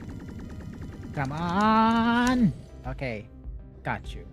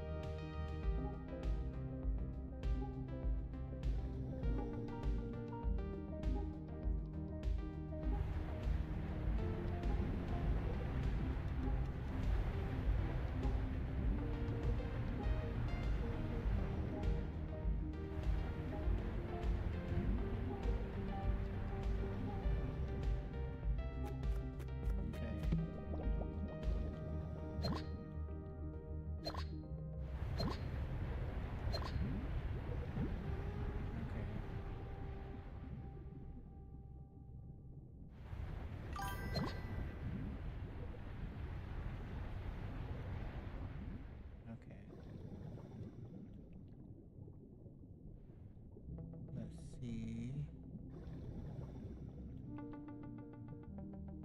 Okay. Keep on going down. Down, down, down, down, down, down, down.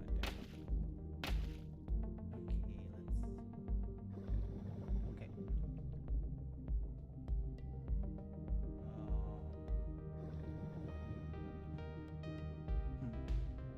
Okay.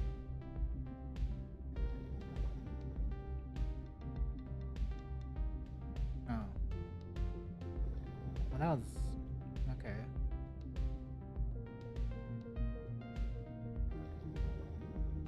Let's go over here. Yeah. Where is this sharks?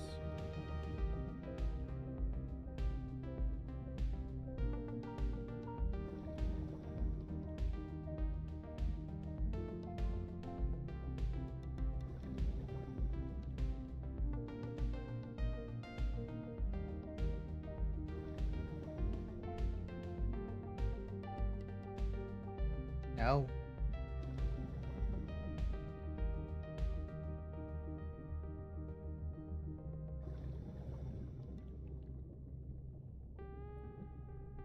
Okay, do anyone really knows where the shark den is, or is this just randomly generated?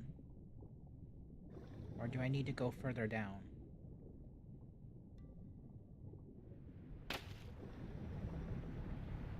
Because I'm just grasping at straws at this point.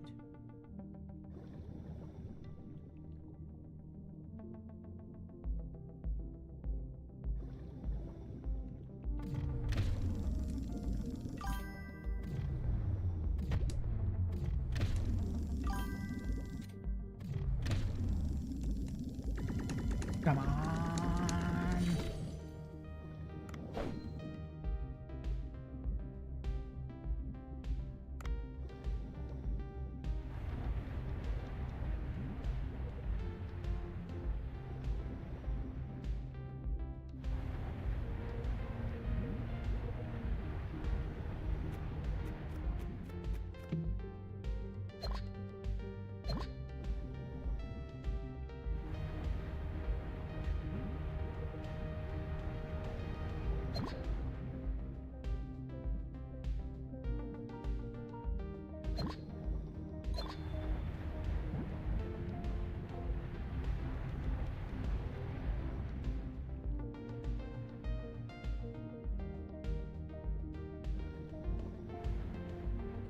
Red.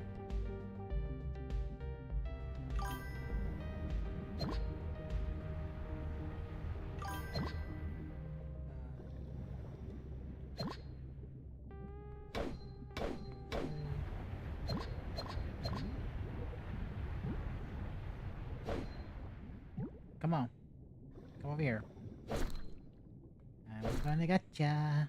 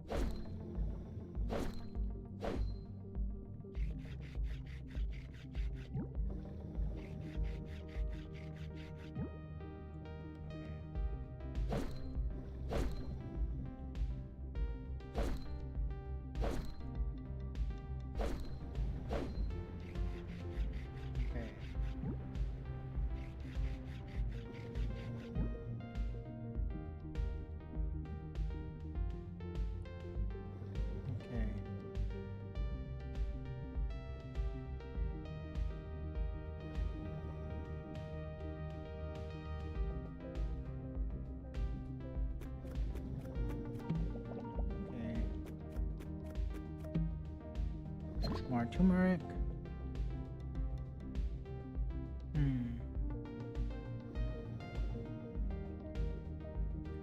Okay, where is the shark?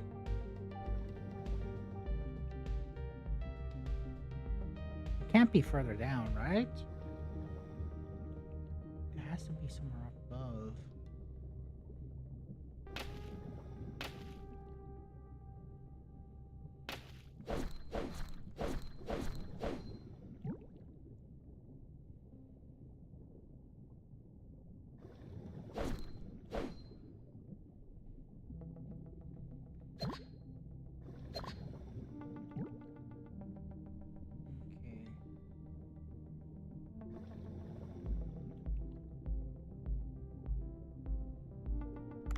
Let's see. Is this the ruins? Yeah, it is. Okay.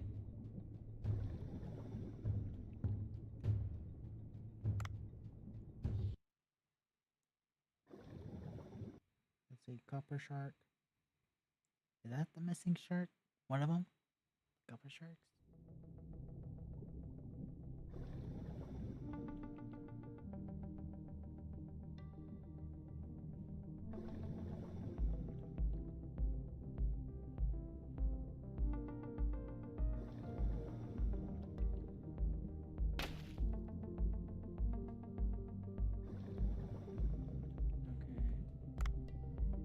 Let's see, is it going to be here? Or is this an octopus den? Octopus cave. Close enough. Octopus cave. Let's see.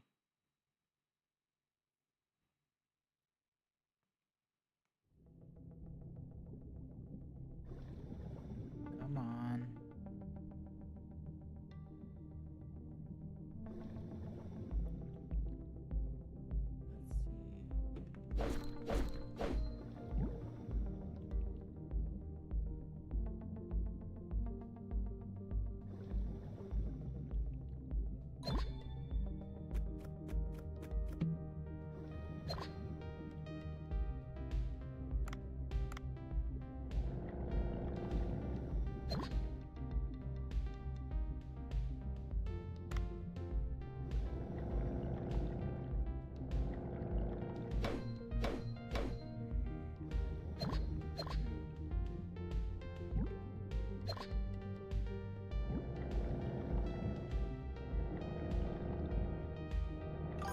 Is that a swordfish?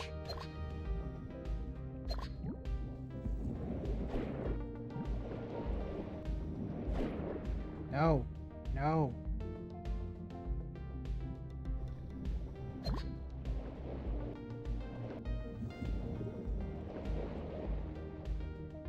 Of course.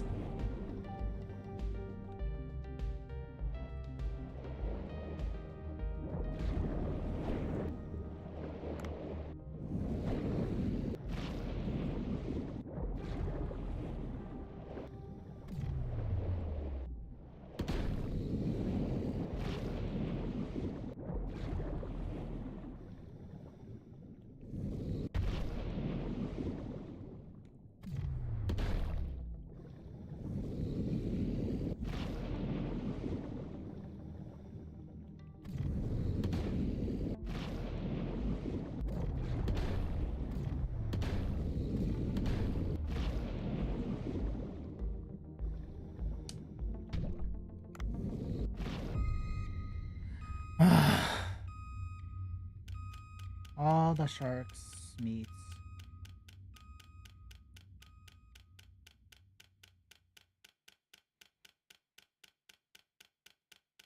Let's see.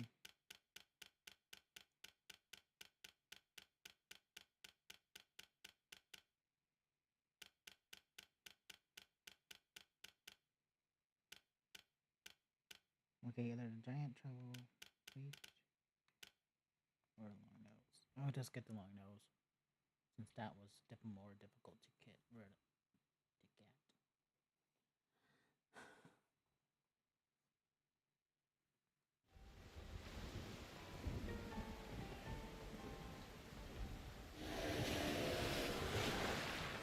Okay. What's up, dude? Wow, you had visited a lot of places, but you managed to get everything. Now that's what I can. Now that's what I can lucky. I'll use these. I'm trying to make a translator in my lab. I'll need some time to make it. You can go about your business in the meantime. I'll be in touch soon.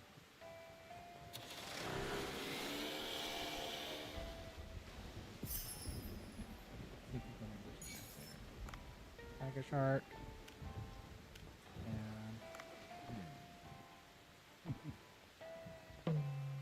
And have your day and get things to. I'm gonna go to the fish farm. Just real quick. Just in case, you know, I need to harvest some fish to make up for me.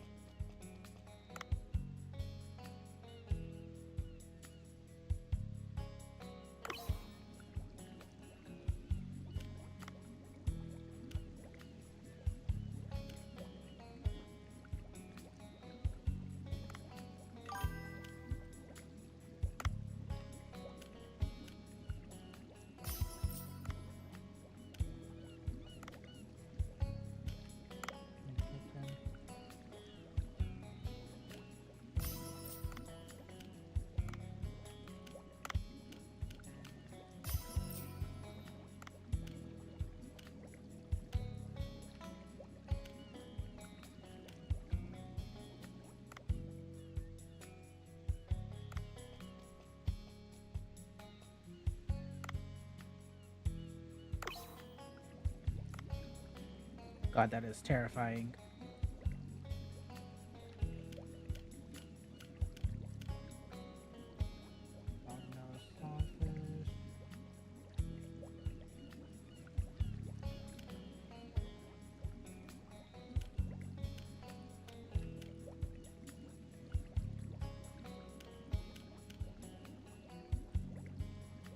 So in other words, I need to still keep on catching barracudas.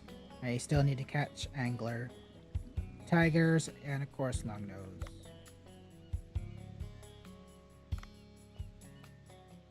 Oh yeah.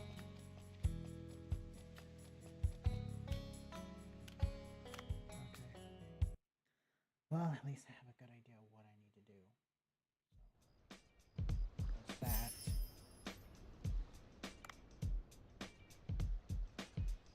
Let's see.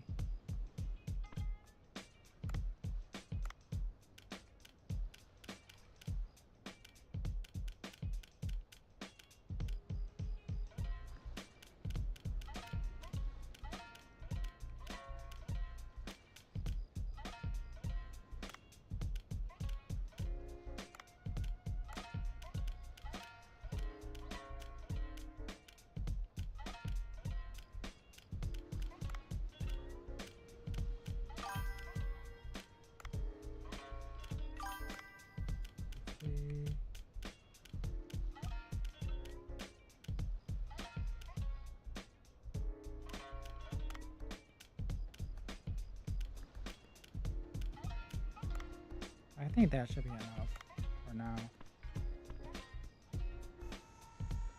Let's go.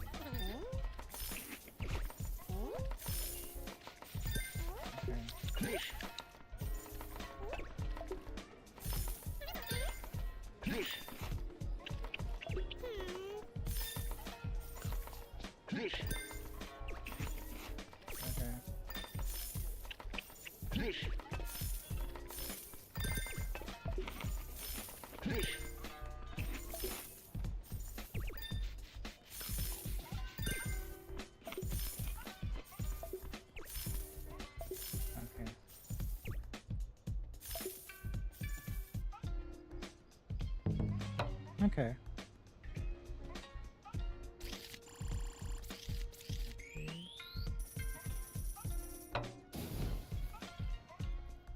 Okay. A lot better than the last couple nights, that's for sure. Revenge time. Failed. Of course it failed. Because I couldn't find the den. How else could I? Oh! He's back. Hello. Phew! I tried to do it alone, but it was too tough. I got a bit of help from Duff. Thanks to his help, we can now translate your words into sea people's language as well.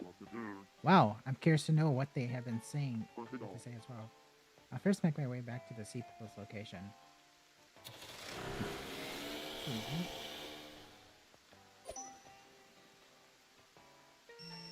Ah! Huh? What is it? I spent some quality time with Leah Chans and did some quite thinking. I realized paying people back for help received was the edible master would do. Tell me, Dave, are you satisfied with your guns? They're fine. It'd be nice when they're stronger, though. I guess it's time to step into the spotlight, so to speak. I'll help you enhance your guns. Enhance them. How do you do that? But make them stronger or embedding elements like poison or electricity. There's one thing you need to remember, though. Only guns that have been created can be enhanced. I speak at the risk of sounding obvious. Oh, I see. Guns enhancements. Sounds pretty useful. Duff, you're a cooler person than I thought. What? Why are you saying? I'm just trying to be my best master can be for Leia-chan. I think I provided an adequate explanation. It's back to the world of the pixies for me. Goodbye, Trinity.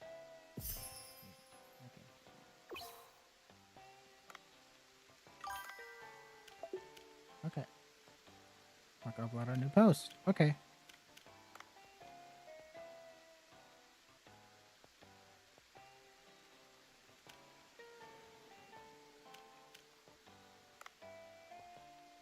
All materials good. Let's try to put that.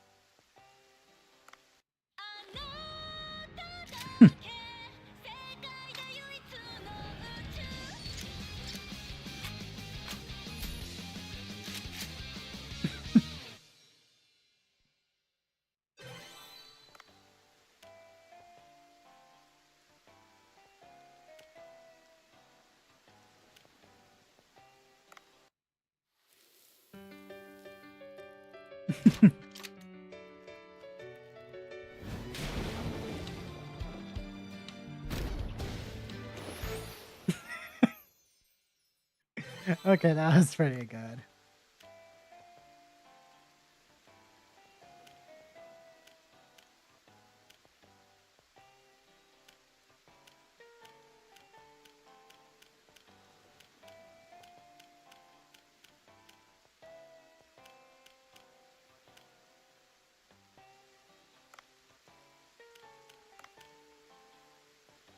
What was that? We kept your Banka sushi bar Momo. Okay.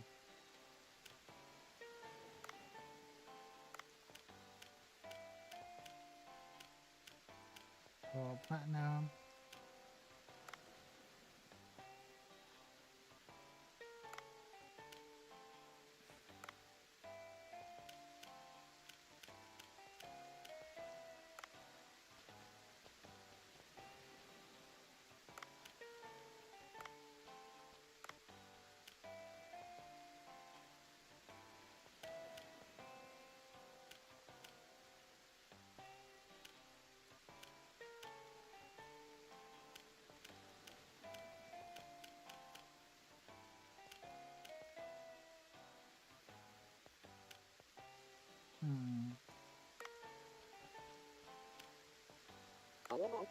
See people. Haha, Dr.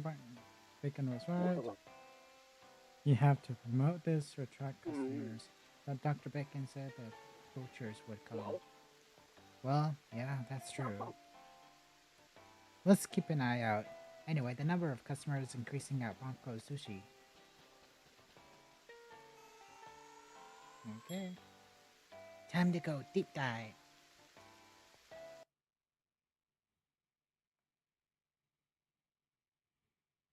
Common man-eating sharks. Wait, what? Long round snout.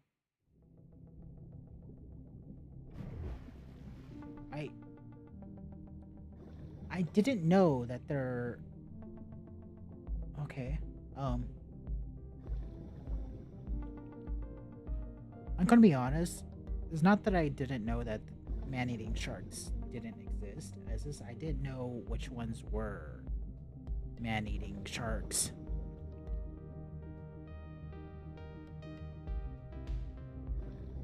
So... yeah.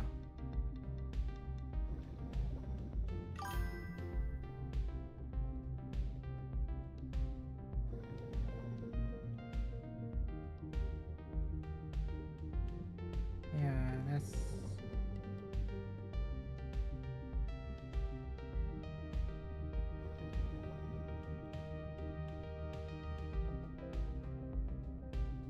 okay. Are you kidding me?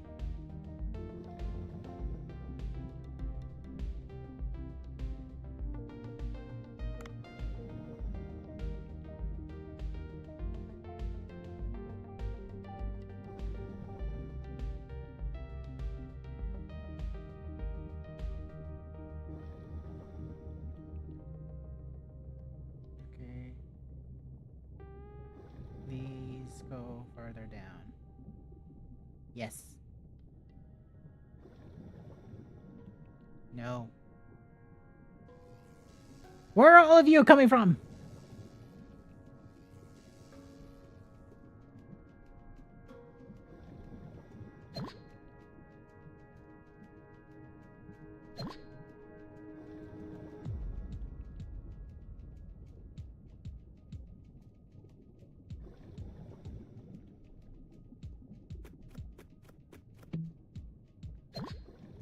Okay, got some salt.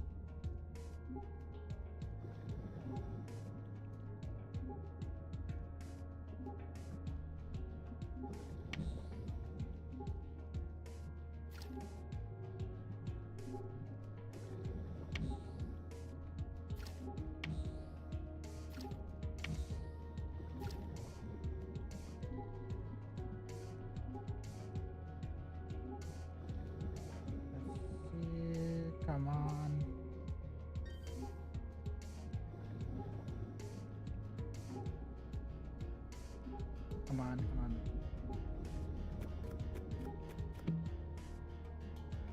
on. Okay.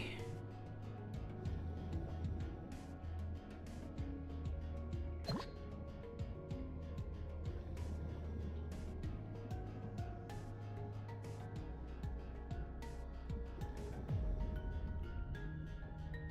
Okay.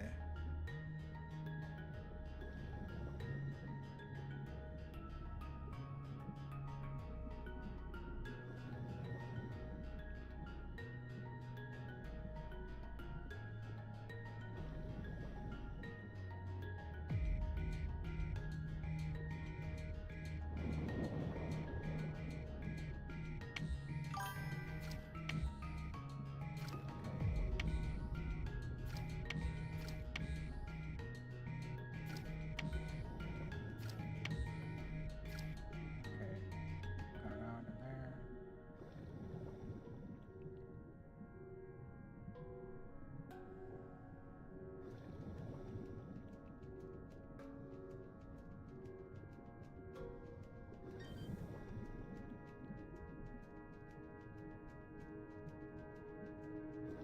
Okay. Let's see. Maybe go down here. Yes.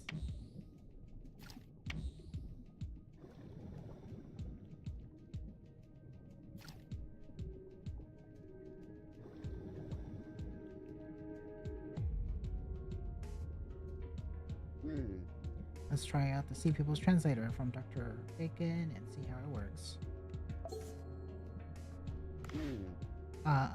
Can you hear me? What? How is a human speaking our language? An interesting creature.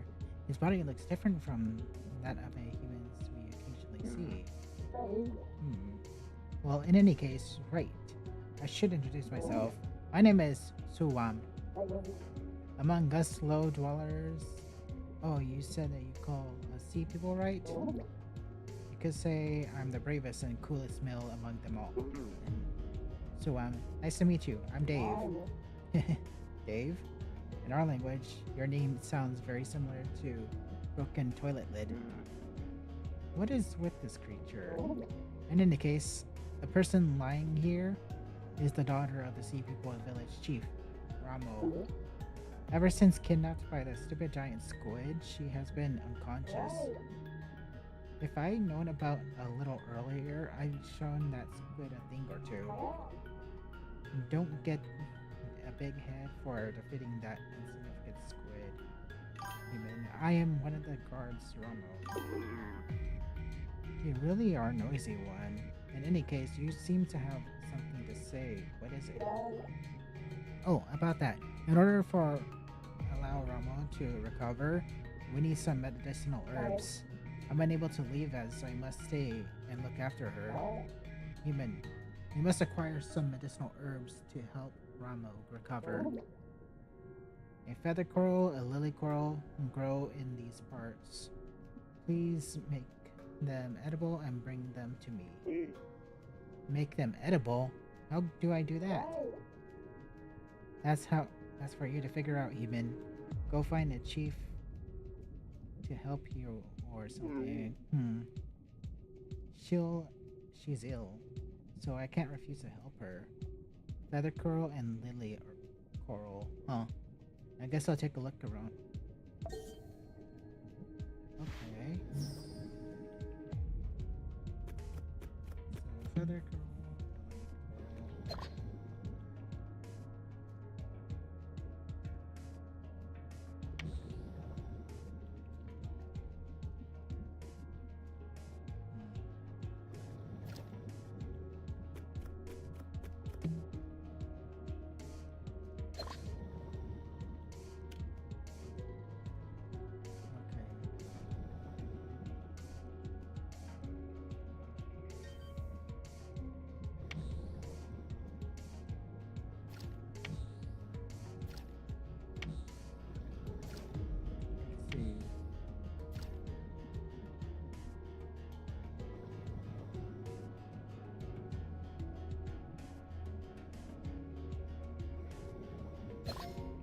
Feather coral.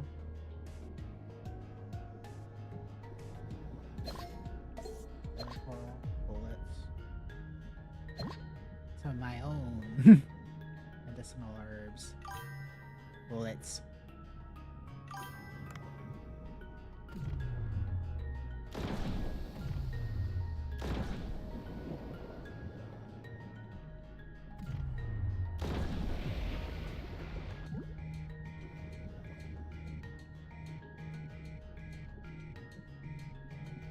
Okay.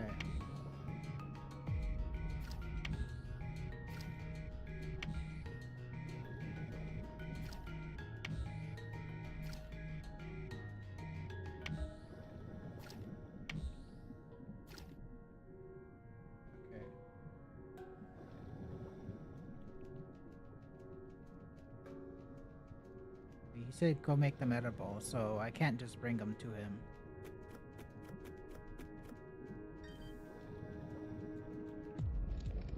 Get the fossil.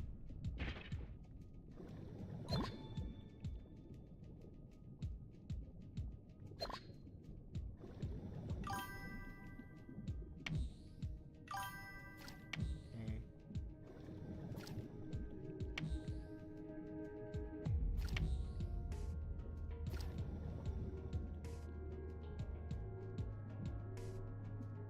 Okay.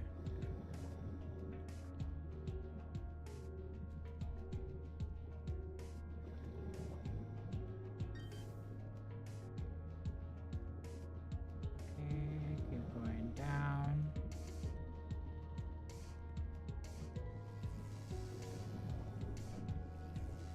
I want to see, what is that creature?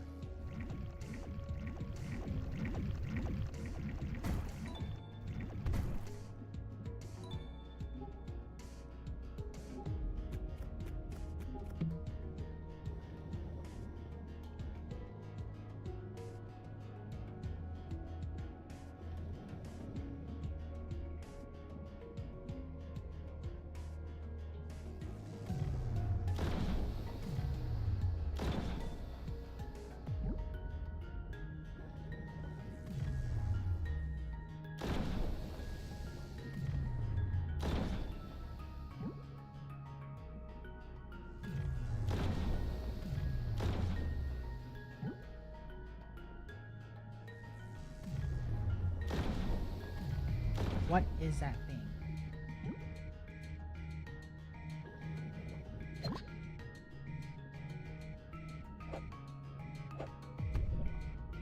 Oh, it's poisonous. Okay.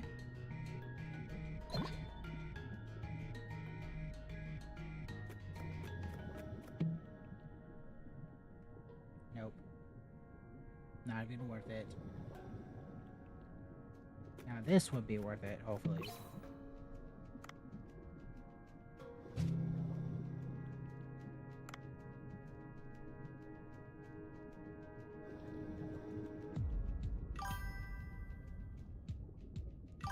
What is that thing? Seriously, though.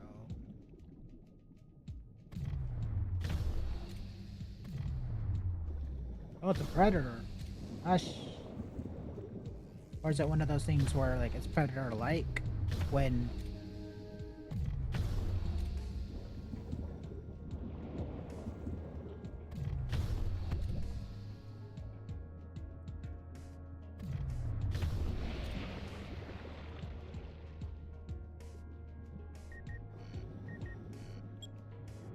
I do not know what that thing is. I'm going to be completely honest. I have never seen it before. What is it?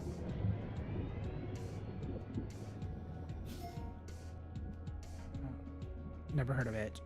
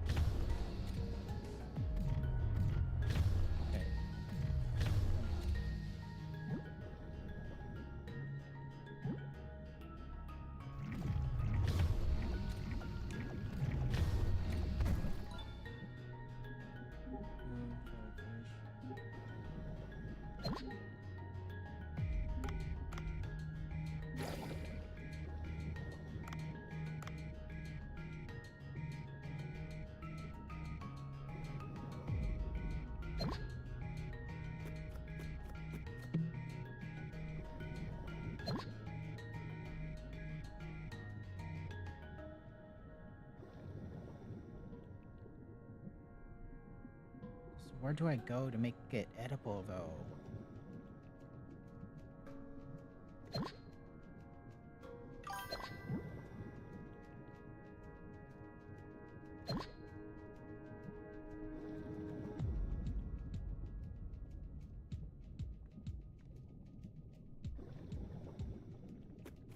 Let's see.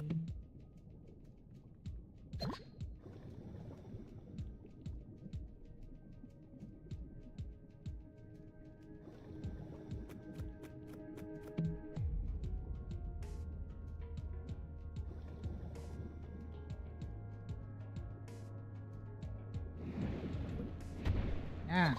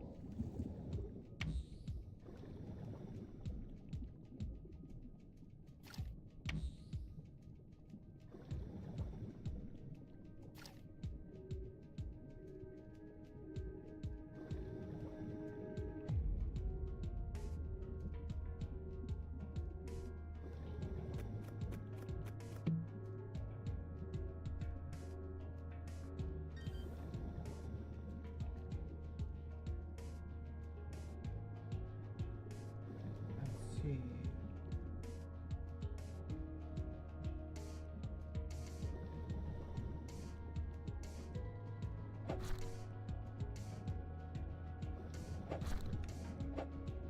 Come on.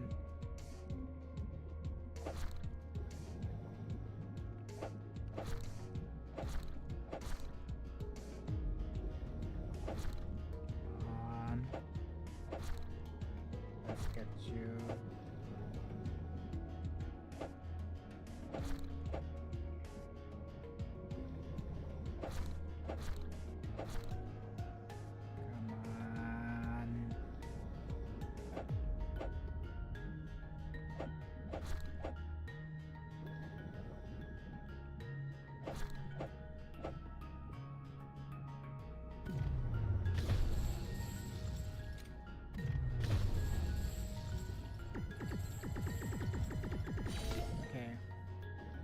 Sea toad. That's an interesting name for it.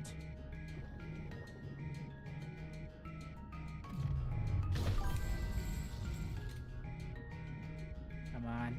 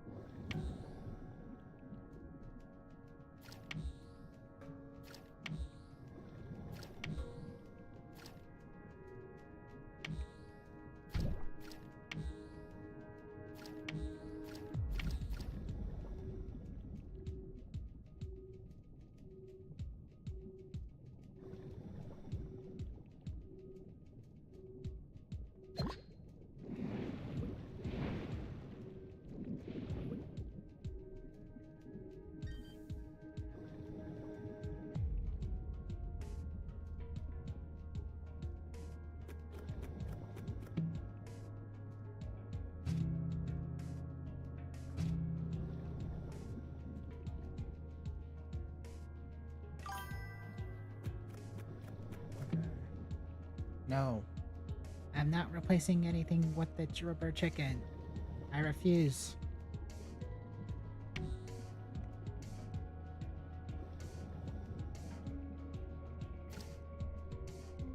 Okay, how do I make it? Because I got the herbs already. It says, how do I make it edible?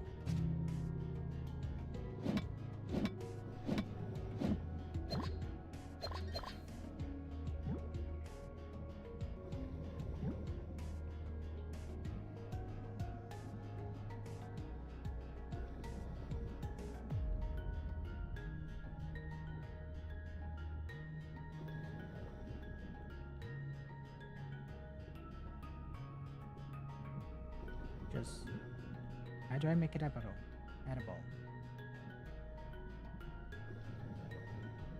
Because I could think of this place in terms of like where I need to go, but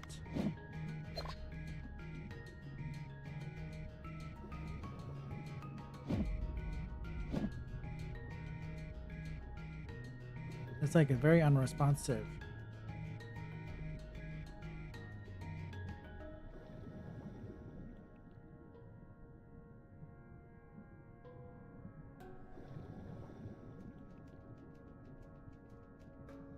Do anyone know where to go?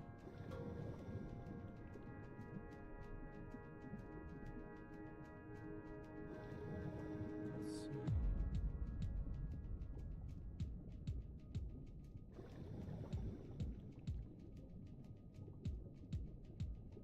Or is it like I'm just gonna have to go to him? He tells me, then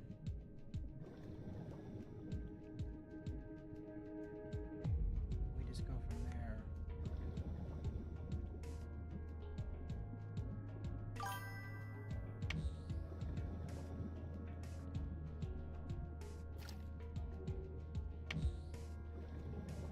Okay.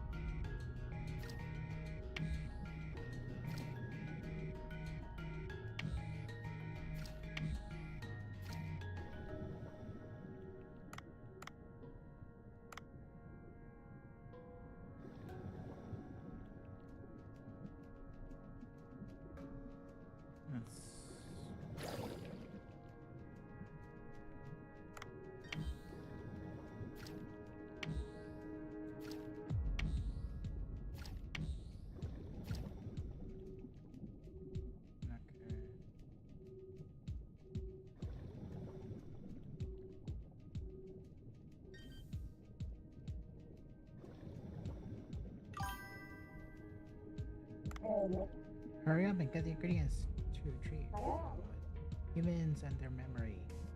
Feather coral and lily coral should be around in the area. Jesus Christ.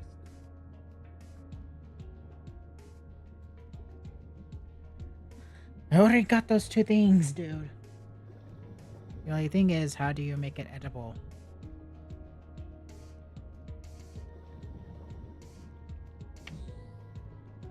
Do I need to get out of the area in order to do it? You know what? Yeah, I have no choice at this point. Let's see what happens.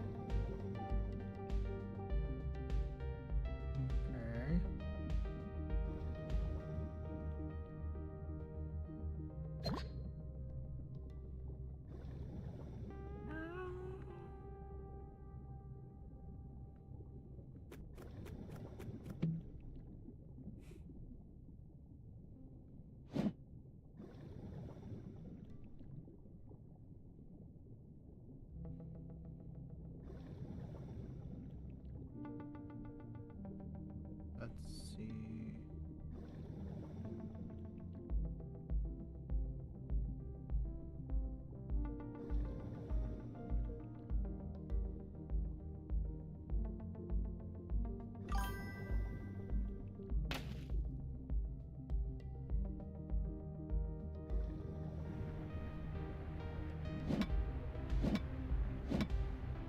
Oh.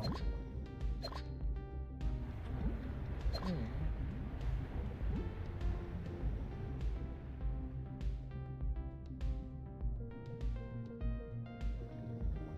fell down here.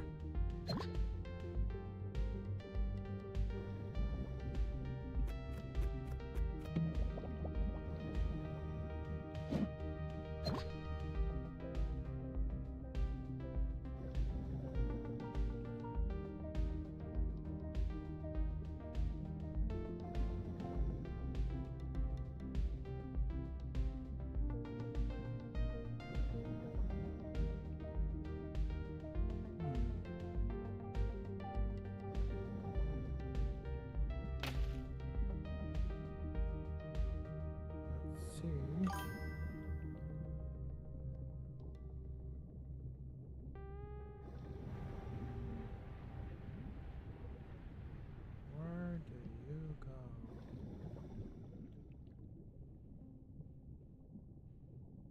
Oh god. No, no, no, not now.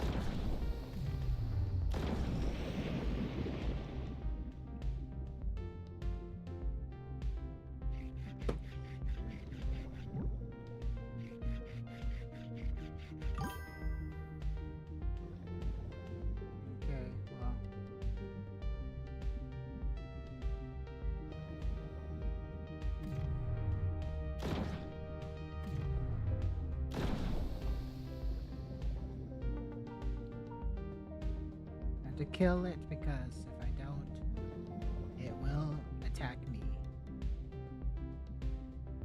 Okay.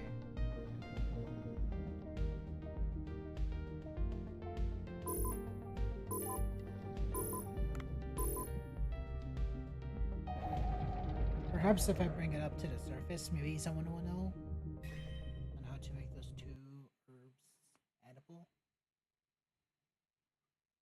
Probably.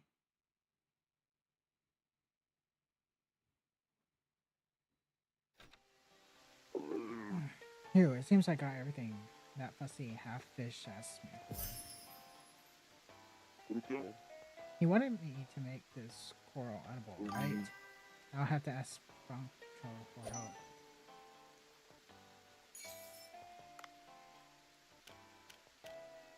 A rhino chimera radia meat. Shark meat.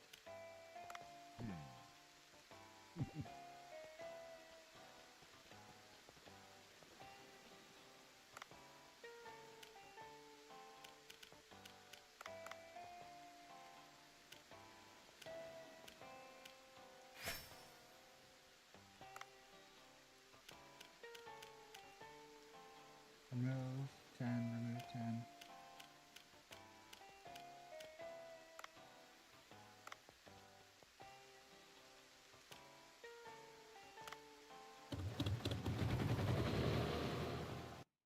Okay.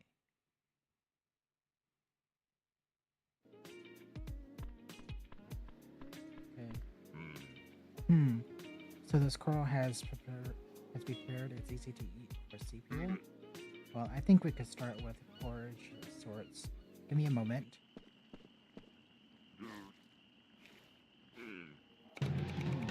Here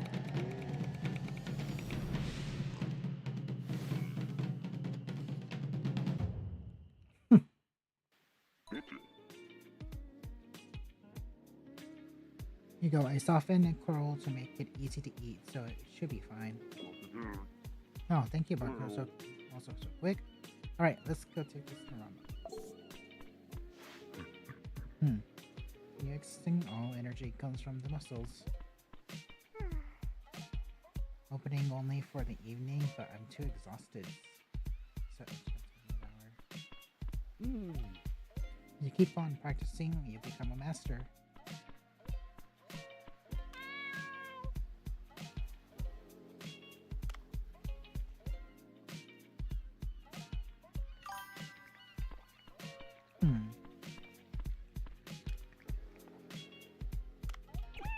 Out.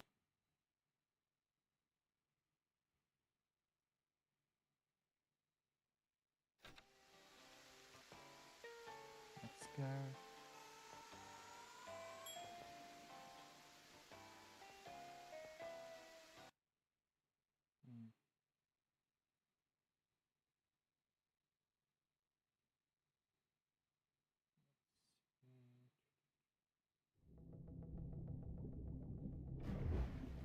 Okay. Go down, down, down, down, down.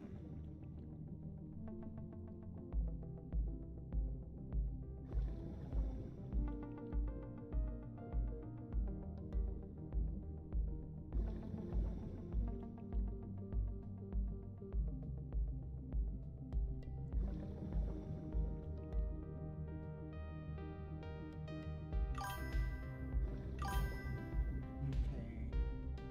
Come on, just keep on swimming down. Not now. Okay.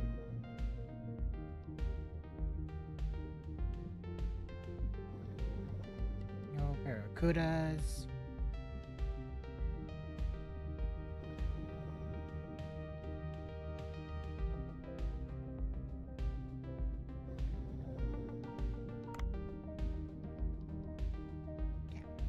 Okay.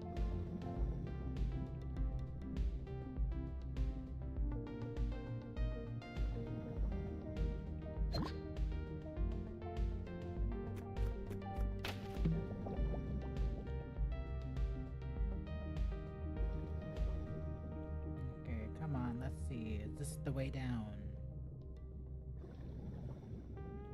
Yes, it is. Okay.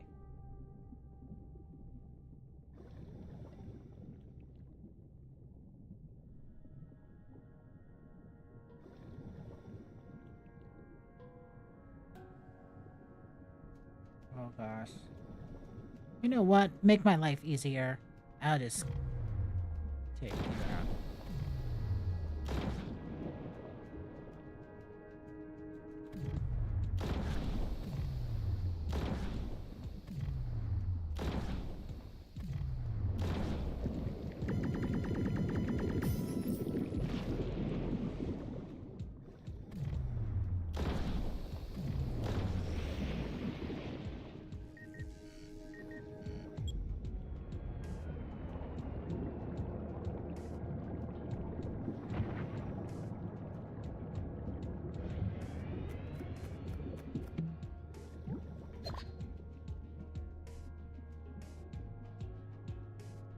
Okay.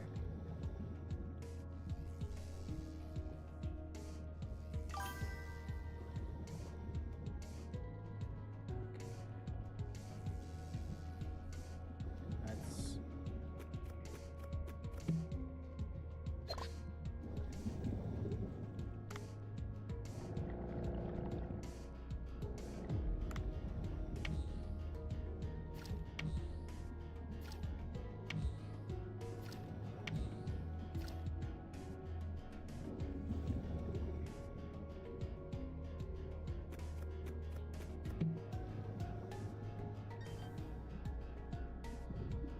okay.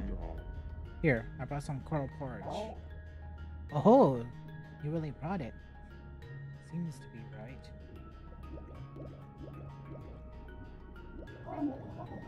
Ramo, this is coral porridge. I prepared it myself.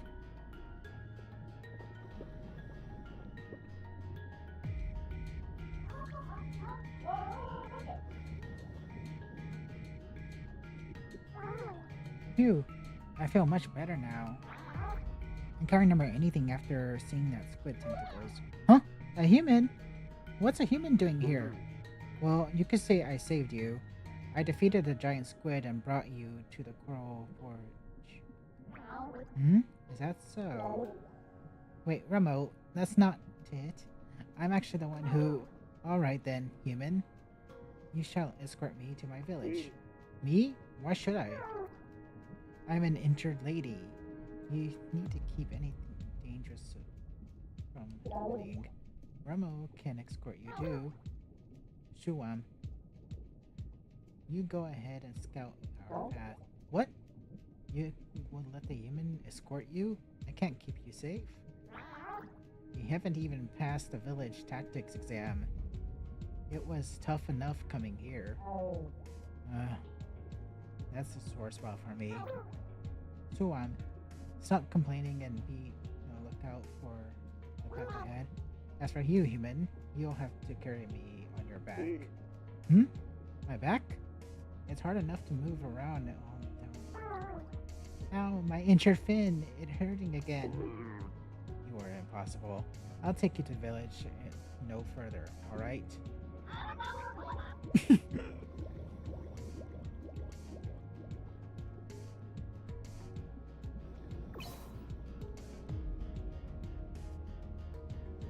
Okay. Get to the target location safely with Ramo on your back. Ramo's ability to open up tube or path. Watch your surroundings carefully and escort her safely.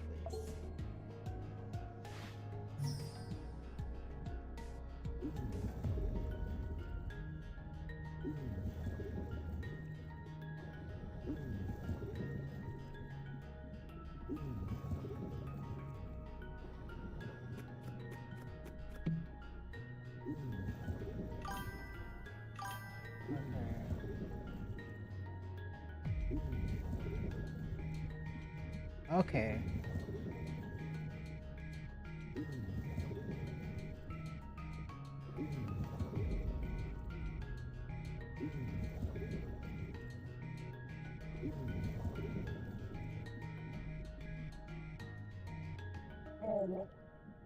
Good, follow along. Make sure Ramo isn't hurt.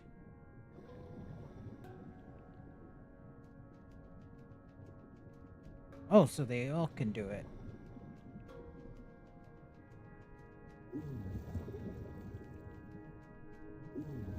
That explains it.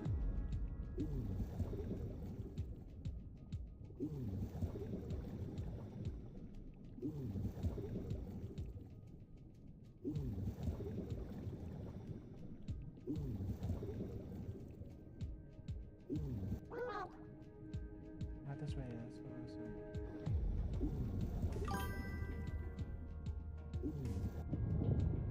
Oh.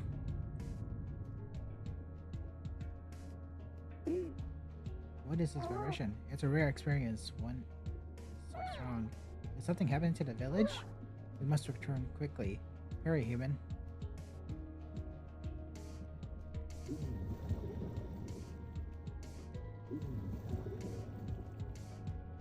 Oh, there he is.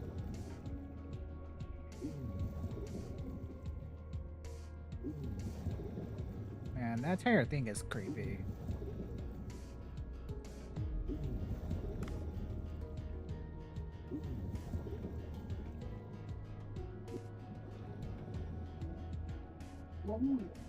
Hey now, human. Don't tell me you're tired already. Drink her carefully.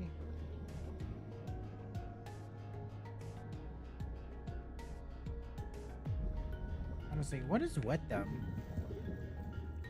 Like, I get it. He is very much an outsider.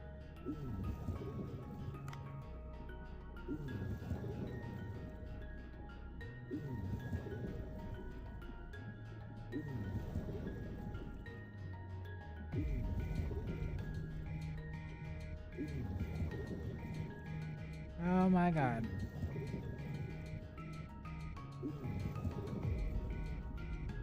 Jesus!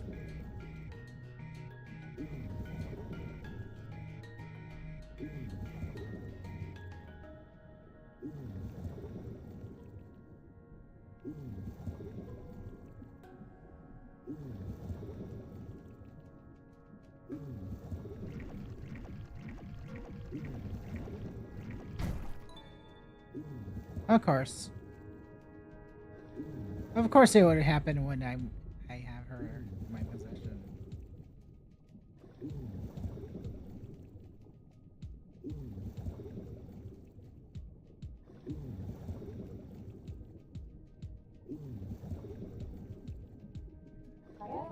Ramo, this is our path. Let's block the red rocks. Oh no, what's going on? Must have been in vibrations earlier. So, think of something. I need to get back quickly before my father scolds me again. Maybe we can open the path by dropping a loose rock pile over the air. If we can topple it, maybe and make it fall, it might just do the trick.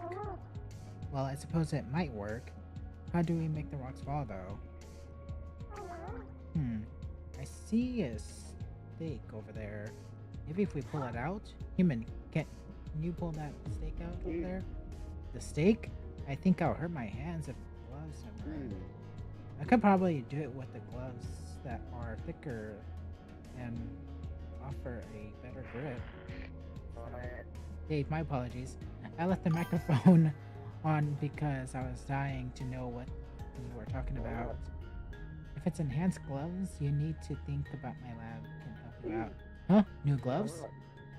Haha, equipment goes hand in hand with explorative, does not. Exploration, does it not? Come up to the boat. I think there must be a way. Could you wait here for a moment? Hold it, human.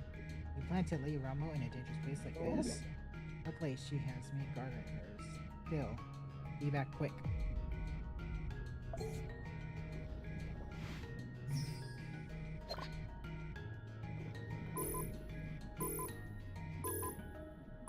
Okay.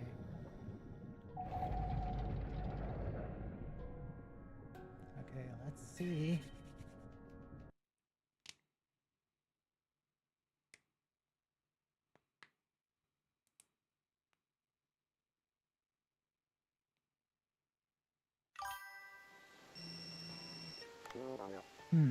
Roblox to Sea People Village, huh? How fascinating.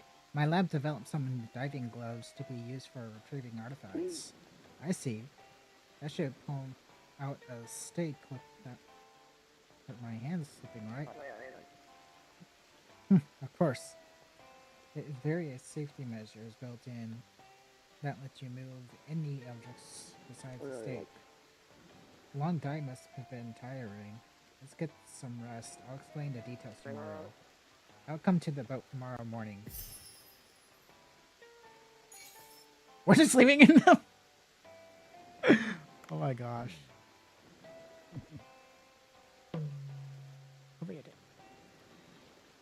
So we're just leaving them?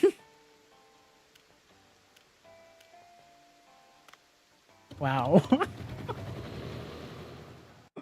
Wow, we're just leaving them for a day. Well, night really, but still.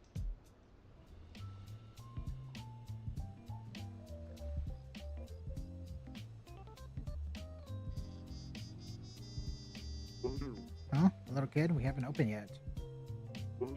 Hello, kid? You look like a student. We haven't opened yet. Come back a bit later. Listen, you shit. I heard the one time you stopped babbling. But what in the world? I'm sorry. It wasn't me. You rotten blowfish. You get me some food. What in the world is going on here? I think we read about it. There's a therapy method that involves letting traumatized kids speak their mind through dolls. Doll? How dare you? You idiots don't deserve to live. I suppose it could be something more complicated. Let's ask if she wants us first. Oh, a white terrain would check this. I want it. Do it. I do. It sounds like an older man would want. I don't know what's going on, but I have to give her what she wants for. Let's try the combination. Kombu and white. Okay, let's check the ingredients first.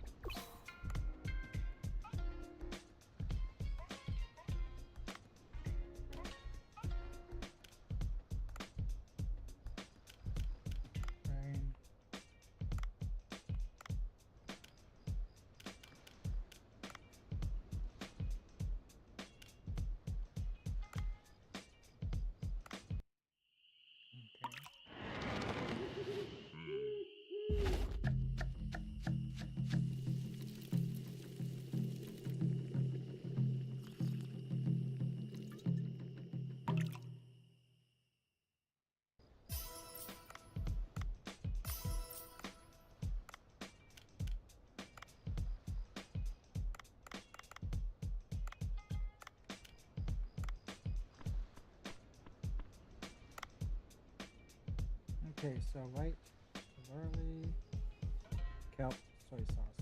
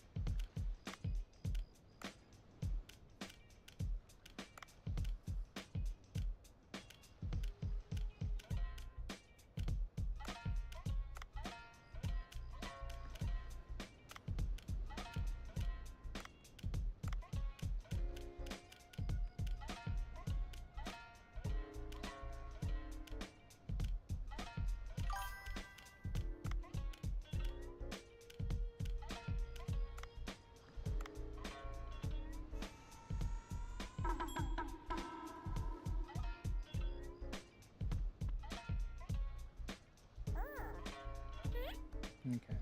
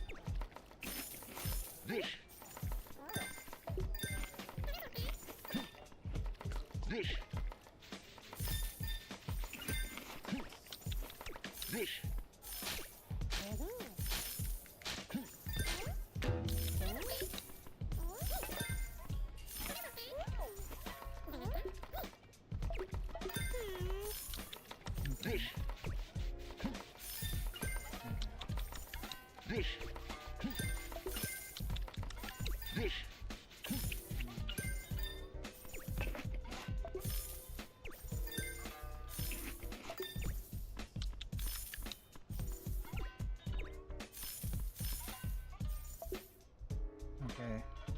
Finally.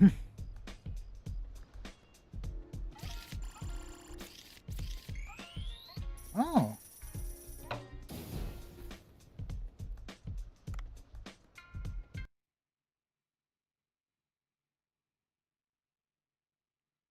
Let's see.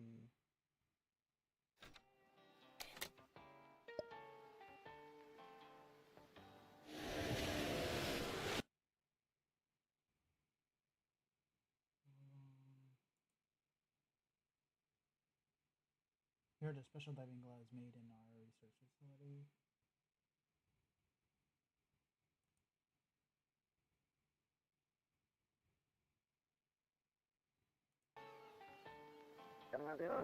With these, you'll be able to pick up the various objects in the waters. Why don't you test them out yourself? Enter the water. Maybe time to upgrade your equipment.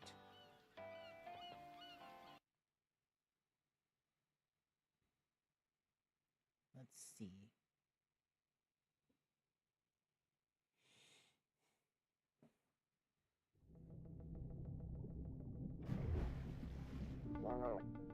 Objects can be picked up with the button when you go near them. Let's try grabbing a pile of rocks over there and dropping them. That weak wood, you should be able to break through.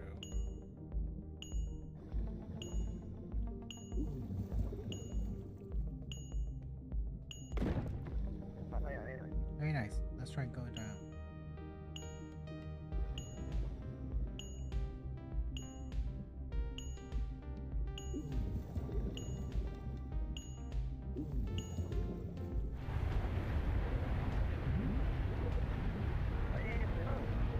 Grab the anchors, you won't be swept away. Had to grab on objects like another yourself. Oh, I see something shining back there. Grab the stake in front of you.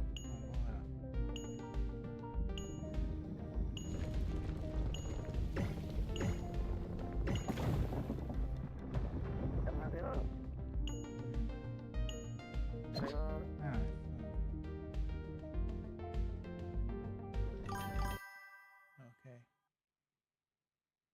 Let's see what the damage.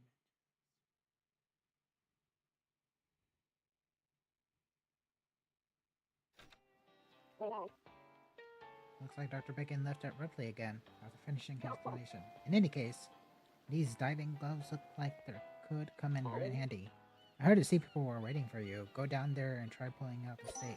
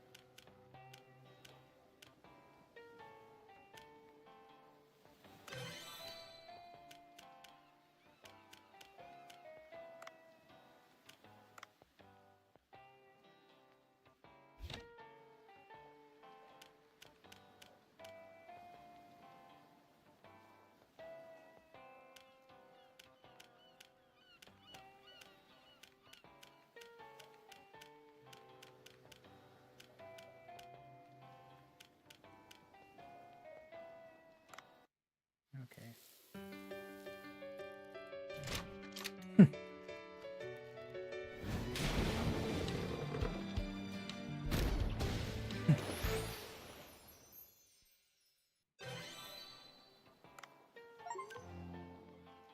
Oh, got an achievement.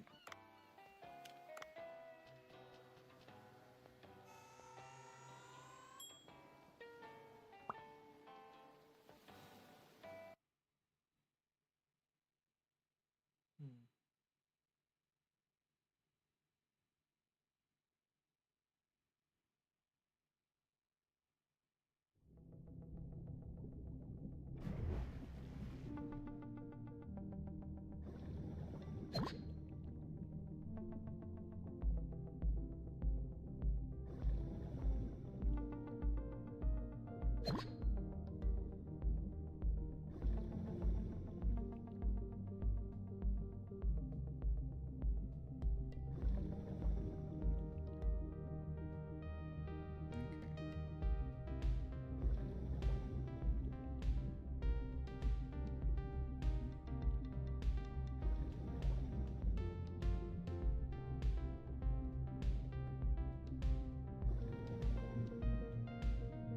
Okay, come on.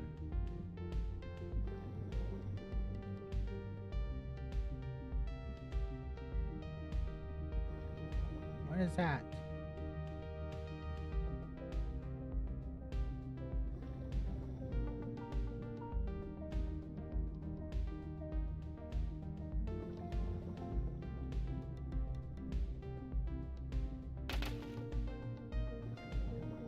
Oh my gosh.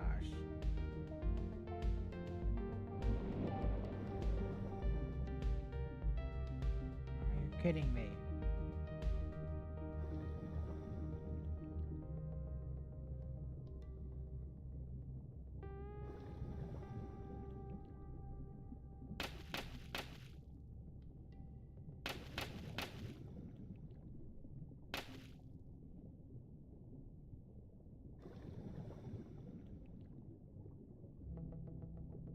Okay.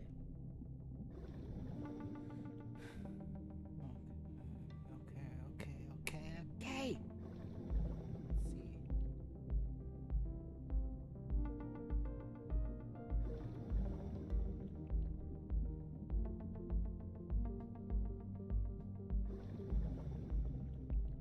Of course. Yet another.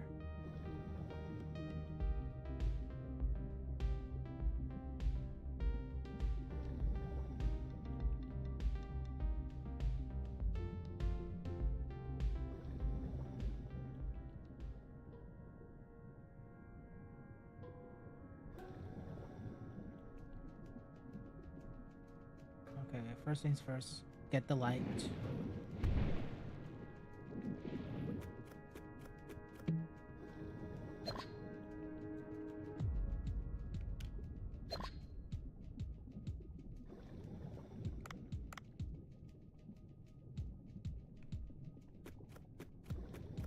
Get oxygen.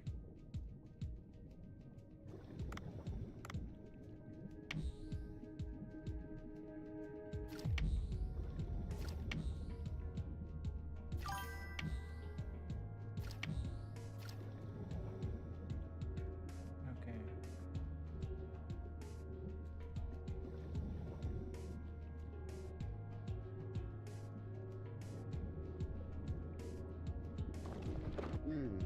Oh, that pile of rocks is moving around.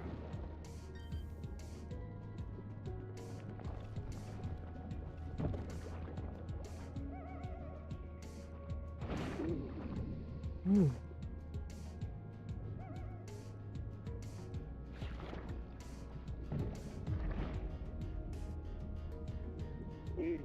Huh. It's the octopus from last time. Spraying ink again. I won't let you get away this time. Just wait.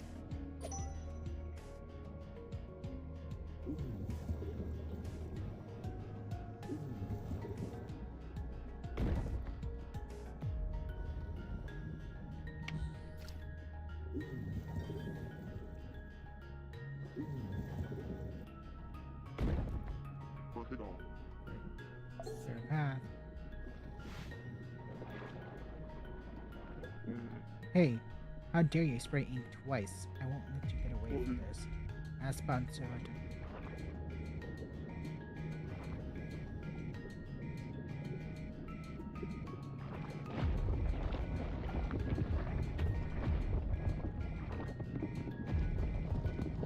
Oh. Ah, he ran away again. It's definitely quick. It dropped something again. It's always leaves something behind. It might be as bad as I thought.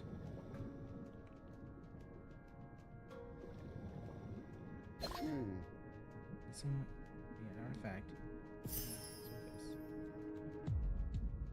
Although I'm a little curious. Oh gosh.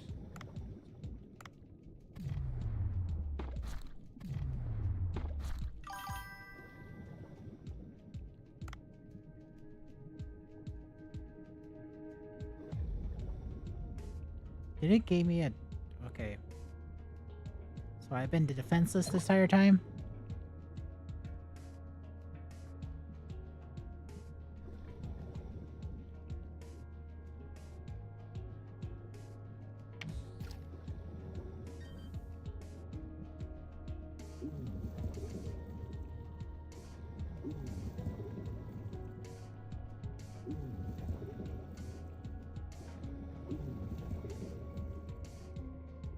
I wonder...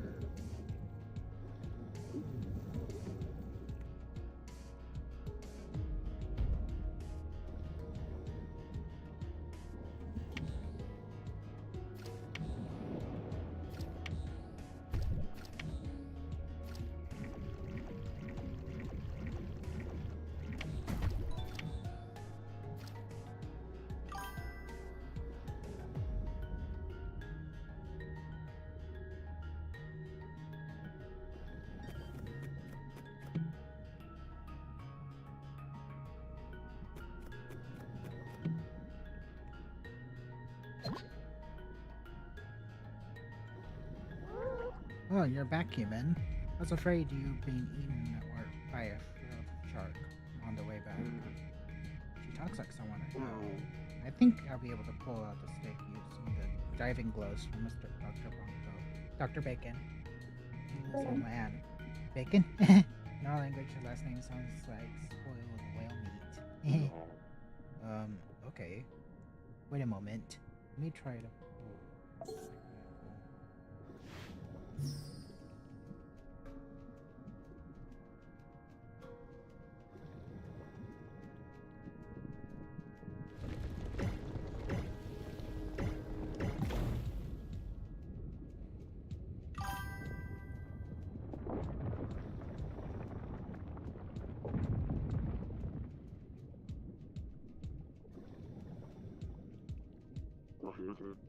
It was effective, but not enough.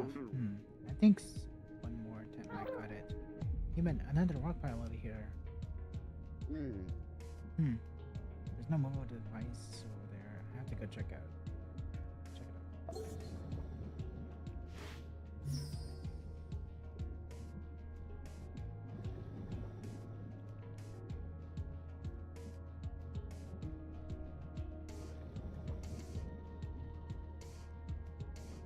Check it out. There's nothing down on this side. I have to go around back.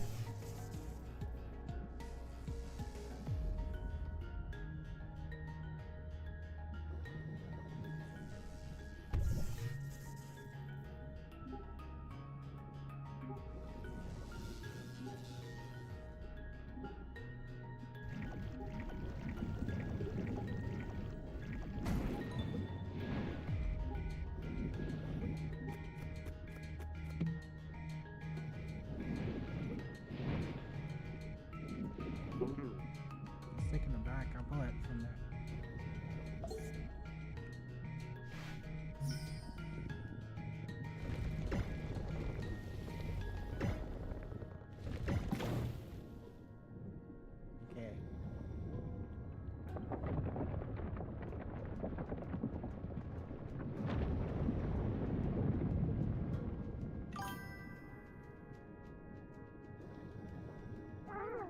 Wow, human, good, we have a path. You're more useful than you look. The village is very close. Come on through the hole you just made. I'll go ahead. Wait, I can leave now? I can't I? Would you listen to yourself? Aren't you worried for Ramon? Besides, I have a request for you, so I would like you to come to the village with us. The Sea People Village? Me? Yes, there's a reason I came all the way up to even see. Request. Okay.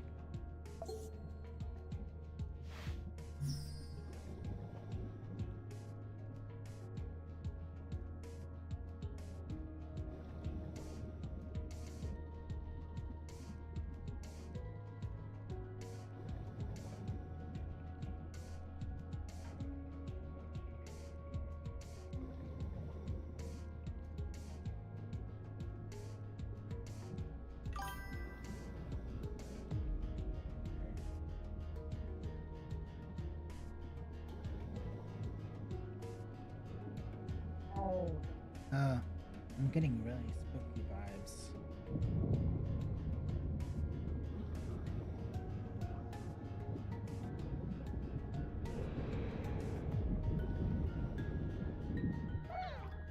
Fuck that. Honestly, something just moved past me. Human, go ahead and be on lookout. But it's so dark. I feel like there might be something dangerous there.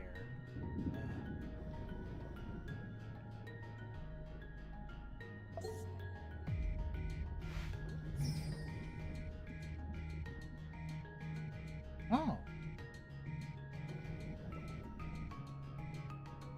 Once entering the event will proceed.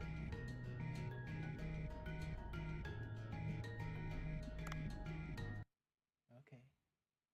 Yeah, no. Realistically, I wouldn't be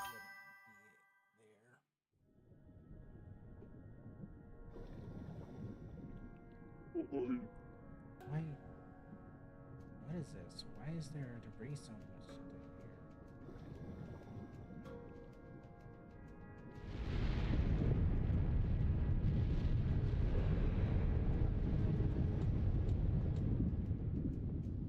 here? Oh no, the vibrations again. Something has been here. Why didn't he tell me to come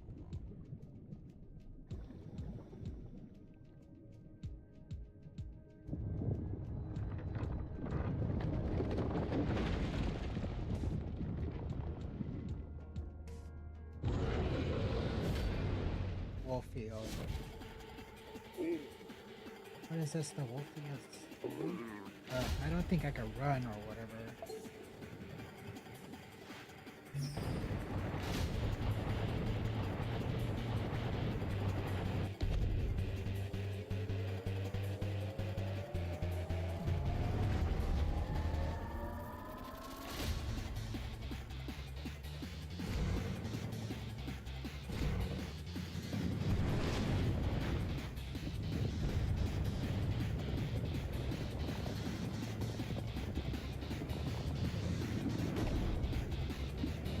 No!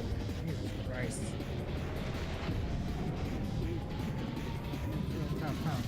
Trying to find something so.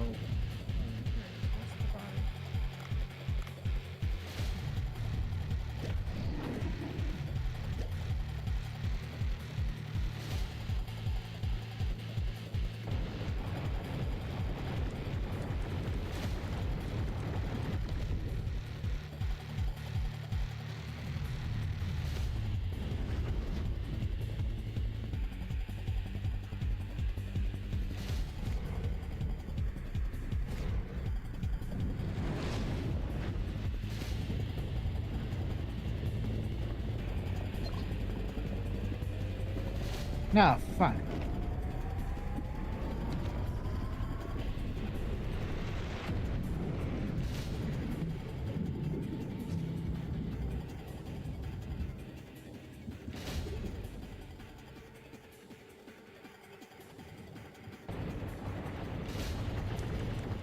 Come on.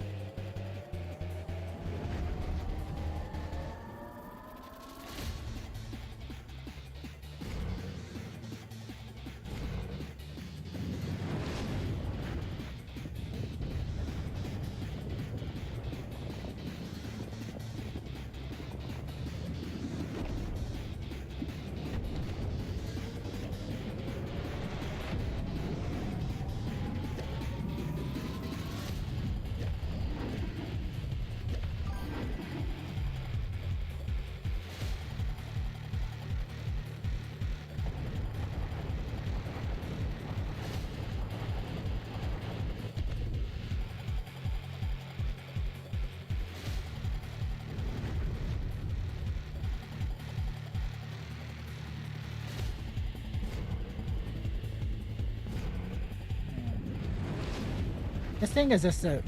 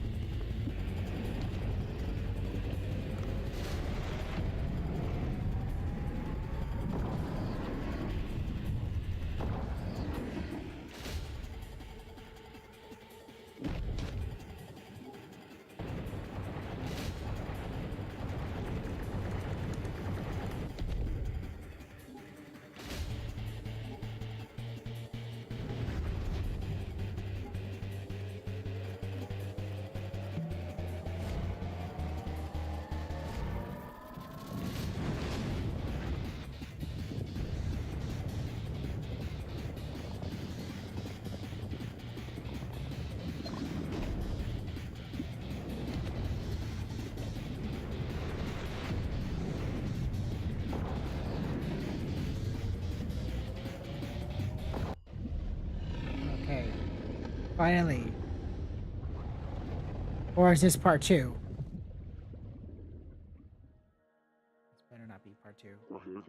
Wow, huh? Can a Wolffield be so big? I was just about to come and defeat it. I guess I came too late. You're so strong than I expected, human. Now, you see that big eel? The big gate over there? That's the entrance to the village. Take the lead, human. Hold on.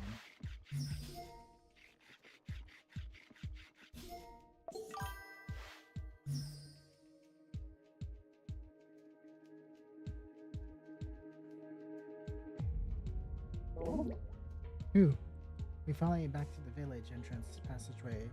Ramo, you have the key, right? Oh no, I left the key back at the... Just kidding. I have it here in my bag. Hugh, I thought you would ask me to take you again. Let's insert the key and get back to the village.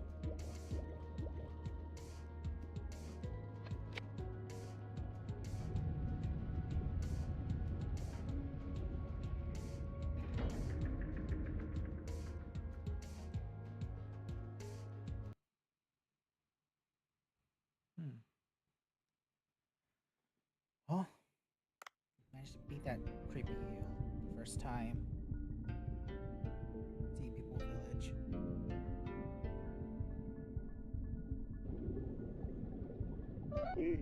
Wow, this is so...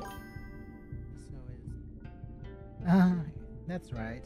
This is the Sea People Village we live in. To think it would be a place like this under the sea. Wait, how did the human get in here? Huh? Ramo? Suam?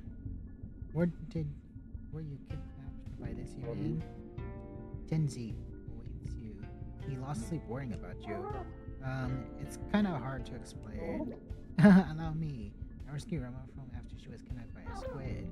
Forget it, just take me to my father. I'll be faster for me to explain it to him.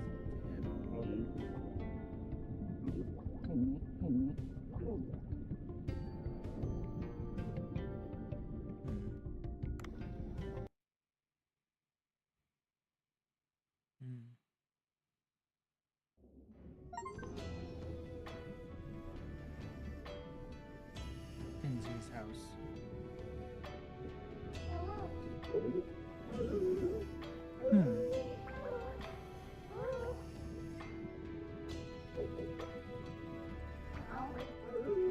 Oh my goodness, Ramo, my daughter. Where were you, my precious girl?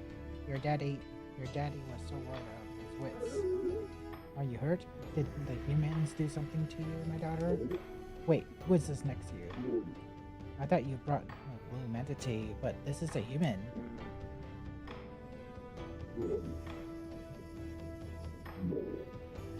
What is going on here? I'd like an explanation. You know that strange things have been happening around here recently, right? For example, the turmoils and the ice melting off the divine tree. Of course, Rami. I've been looking into the causes. It's already been 2 years. You know our technology has its limits. Well, the ancient text has been lost. We need to figure out where the new methods happened. We can't simply keep waiting, Father. Humans are selfish, but they have good technology. We need their help. No, not the humans. They can't be trusted. They dirted our homes and even hunted our kind to put on display. There are wicked creatures looking to hurt us and steal from us. We can't ally with the likes of.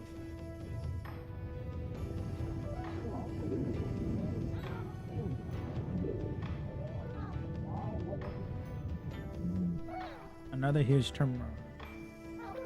See? Something really bad is happening if we don't do anything. Hmm. When I was taken by a giant squid in the human waters, Dave here helped me out. Suam said he was the one who did that earlier. Try asking him. Not all humans can be bad, can they? I mean, well, even if I had wanted this, the village would not agree. Help from humans? No one will believe it. This man can gain the village trust. I'll consider your suggestions. The village trust. How does to go about winning that? How about asking around to see what they need? Alright, since today is a long trip, must have been pretty tiring. Human, come back here tomorrow. You'll have to listen to the villagers' requests. Wait, I didn't even agree yet. How am I supposed to come up all the way here?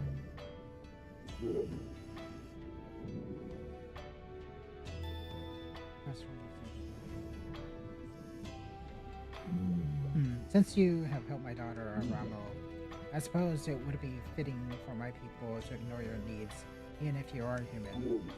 Use this. What's this? It looks like an ordinary mirror. A sea people mirror. Once installed, will let you instantly travel to this village. Wow, is such a thing as possible? Various disasters have caused our decline, but our ancestors were very advanced civilization once. Right now, all we have left is a few of their relics, sadly. In any case, installing this in your village will allow you to come to this village whenever you need.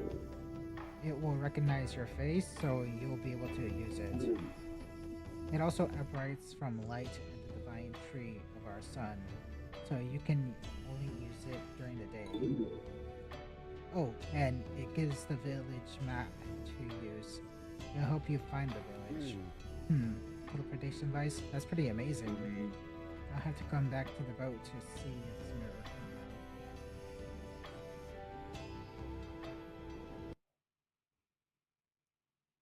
Okay.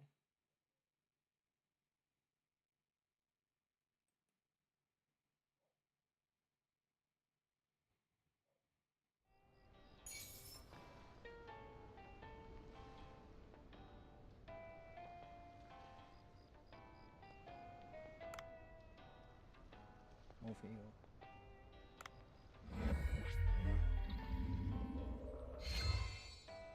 Octopus. Okay.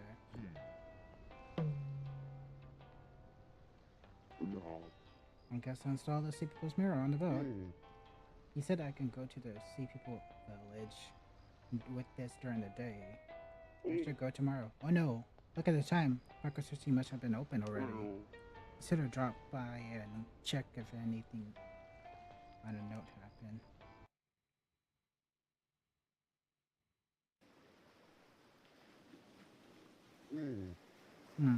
Looks like I arrived too late. I should do a little cleanup.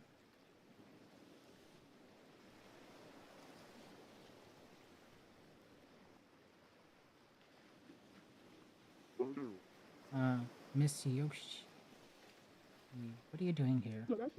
Oh, my work ended just now. I was passing by and I saw the lights on despite the hour. Marco seems to have gone home already. He looked a bit tired recently. I'm worried he might fall ill. Even so, I'm glad to see him working so hard again like this. Oh, come to think of it, I heard he once gave up on cooking because of a certain incident. Yes. Back then, I thought he was gone for good. I wonder what it was about. Well, it's nothing that secretive.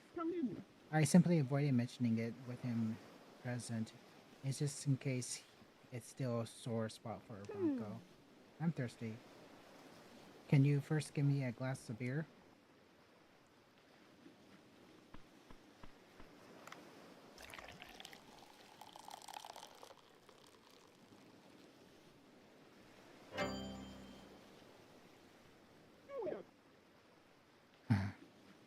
Nothing so refreshing than a glass of beer after work.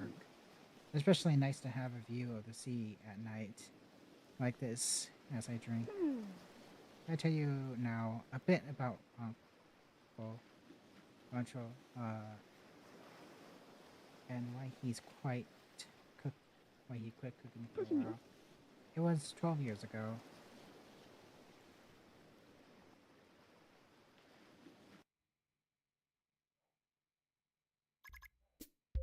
This is the Dogon Hotel. I worked here 12 years ago. It was a five-star hotel with both traditional and long history. It looked a bit old, yes, but at the time, quality of food and service has been newly improved. Yoshi, did you have a moment? What is it, manager? Well, a troublesome customer left in a reservation. A troublesome customer? Do you know the actress Lois Crawford? She made the reservation at our hotel. Lois Crawford.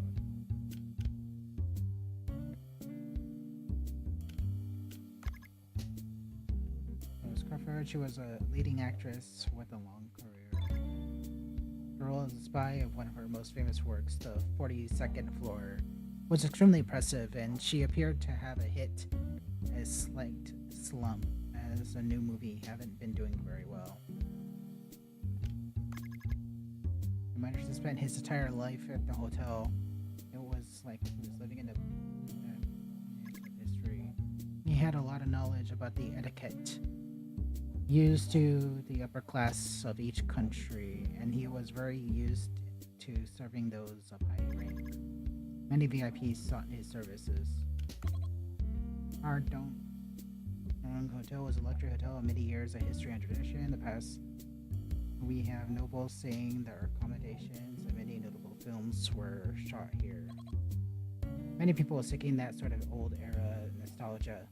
Used our services, and we had very high standards for services we provided. I've heard that Lois Crawford can be very picky, but she was very high quality hotel with history of tradition on our side. I don't think there'll be any issue if she comes. So, there it was. Nobody can beat the level of service and staff at this hotel. We won many prizes as well. Just one thing, you haven't been heard of the rumors about her, have you? The rumors? Take a look at this. She's famous not only for her chef, but as a gourmet. That's a blurb she published in Travel magazine recently. It appears to be a description of her travels, but it's just her bashing on the hotel she stayed at. Gloria hotels are the best of the hotels, and yet she wrote such a great review. Bring out the bad. Does a person look more professional? Her writing is mostly like this. Do you suggest we do, Yoshi? I suppose we can't refuse the reservation if only the hotel's reputation is sick. In that case, we'll have to think about how we will serve her. We'll take the reservations, but we'll also need to think of ways to satisfy her. I suppose you're right. Do you have any ideas, Yoshi? Our hotel's strengths are the long history and tradition, as well as our high quality services. The way we can satisfy her is involved making good use of these things. Did she reserve a suite? Yes, it's a suite. We'll need to clean rooms and service that match her taste. We'll treat her as a VIP. I'll look into the drinks and amenities she prefers and places them, as I also checked on the state of the rooms. And about who will receive her. I suppose I'll have to do that too. Thank you. There's no one that can handle such a tricky customer except you, with your long experience and with many VIPs. I'm more tense than usual. And about the meals, we can offer her to buff our breakfast, but we'll also need to ready a dinner, of course. Mm, let's have fantastic French food at our hotel. This is a pride and joy down hotel with a Michigan star head chef. But you came to the most inconvenient time. Our head chef is in France on a culinary research trip. The swordfish has taken his place for now, wonderfully as well. However, our upcoming customer is a difficult one. Also, Japanese have never been brought as strong sweet. We've only served udon and a simple otakuri. We've been making external progress, however. After we hired Bangcho, we've grown quite dramatically. Bangcho is famous for his ability to reinterpret the use of ingredients from the food he was recently featured in overseas magazines. He might be our dark horse. That means Japanese salt is likely to be our best choice. Bancho hasn't really proven himself yet. Do you think he'll be alright? Bancho's skills is indisputable. However, one great drawback is that he doesn't consider preference of his customers. His sole focus is letting people try new flavors. That is to diverse his creativity, of course, but this time it won't really serve us. We're dealing with the infamous Lewis Crawford. I see, that's a good point. However, I think the best we can do right now is try first. Wait, Bancho. I agreed. Best of luck, Leoshi. Bancho, are you here? Miss Yoshi? What are you doing here? Oh, you're here. That's good. I've come back to check the status of this manager's request. Look all you want. This is the only Japanese food kitchen. Macho is a particular man. He suddenly appeared one day, handing us a resume and explained that he's been learning in Japan. All the sushi establishments listed in the resume were top tier, but Bangcho never stayed in one place for long. He told me that he moved on each time after learning enough. The manager had a long talk with him and then left the operations of the Japanese food team to him. He could always be found in the kitchen busy with something. Day in and day out, he researched food on his own where there were no customers. He hated to be interrupted. Were you practicing? Well, yes.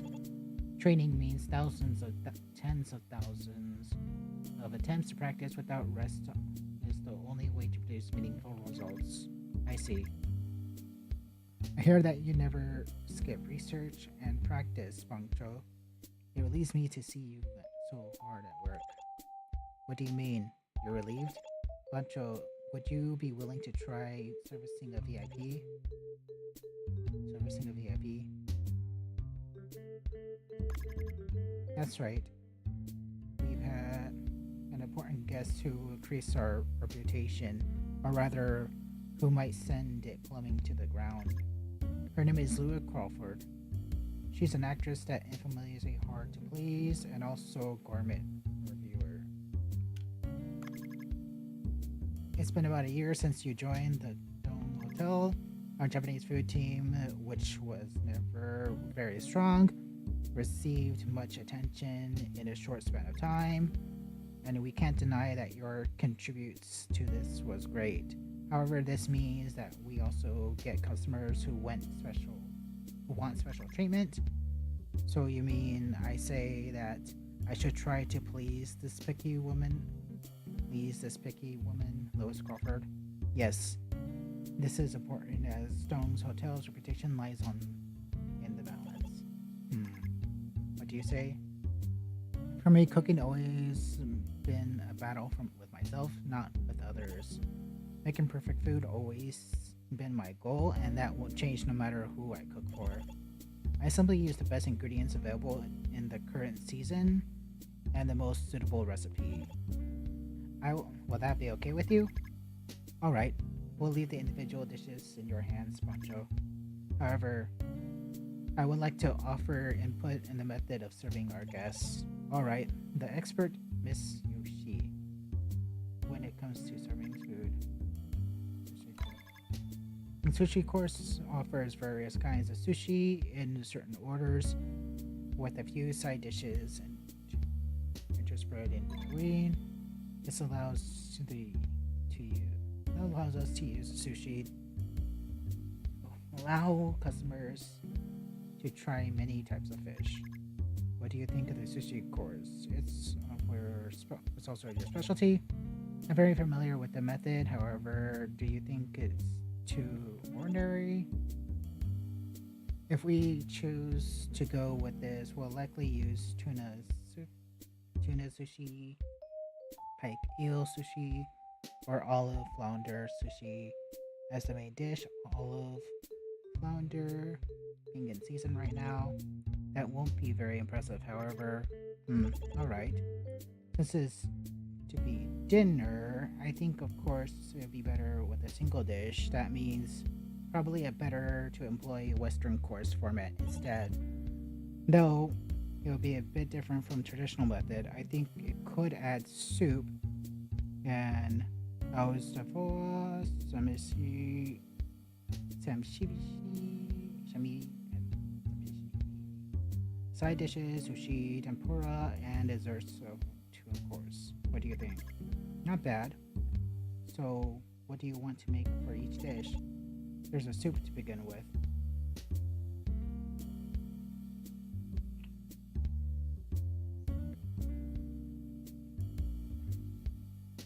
Yes, I think that'll be fine with the sushi. Tempura is next. I suppose shrimp would be the most logical choice. It's difficult to create my impact with shrimp. I kept everything pretty normal so far, so this is where we add a little spice. I've been researching this very topic. How does something like this sound? Yes, you must have a good idea. Let's hear it. Shark. I'm thinking of a dish that uses shark head. What? A shark? Can shark be eaten? Sharks are a very tasty fish. This is the time of year when they grow fat, boosting the flavor. The meat in the cheeks, in particular, has lovely chewy texture, which reminds you of both ordinary meat and fish. But sharks are too exotic for an as ingredient. Couldn't we use something a little more widely consumed? Especially consuming this is lowest call for. Good food will impress anyone. Anyone who takes a bite and will recognize the food for what it is. That is the best possible food that can come from around here and the current season. I'll give it some thought. I'm not sure if it'll be okay.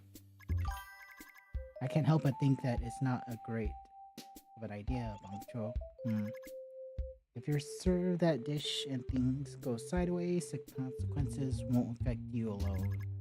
Both the manager and I will also take part in the blame. After all, she's coming to the Dogong Hotel, not to a restaurant operated by you. The hotel must seek the most restful and joyful experience to its guests. Nothing can be allowed to mar that experience, as the hotel will stand to lose by it. But there's no guarantee she'll hate it.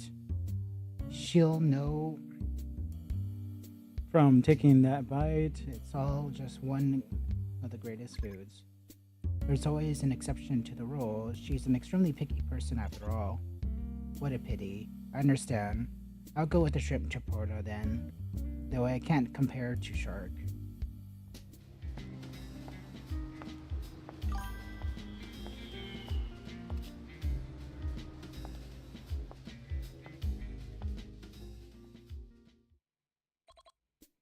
Miss Crawford, thank you. This chef who's been prepared your food today, Bancho. Hmm, he's younger than I expected. I was hoping for a slightly more experienced chef. Oh my, typelet are we? Perhaps my looks would leave you loose for words. He seems a little tense. He's still quite a skilled chef, I assure you. I'll be looking forward to the food then. I remember the service here being quite alright for an old hotel. I like the carpet and the painting on the walls as well. Flourishing, the Gloria Hotel has a kiddish quality to them that I don't like. But I think there's no gym. That's a bit of a shocker. I need exercise daily to maintain my figure. It was our intention that your stay would be as restful as possible. Everyone has their preferred ways of resting. Well, the bathing facilities were good, so I'll content myself with that. So, what's for dinner? A Japanese course meal. Here's the course menu.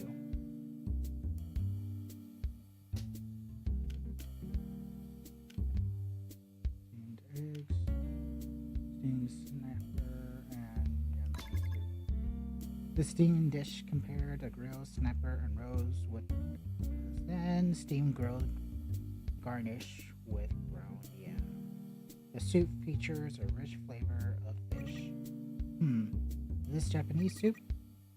It's a, it got a bland flavor coupled with a spicy scent. Quite interesting. The flavor of the sashimi, there's a tiny bit of flavoring provided by the condiment made from the 7 different spices. Now the next dish is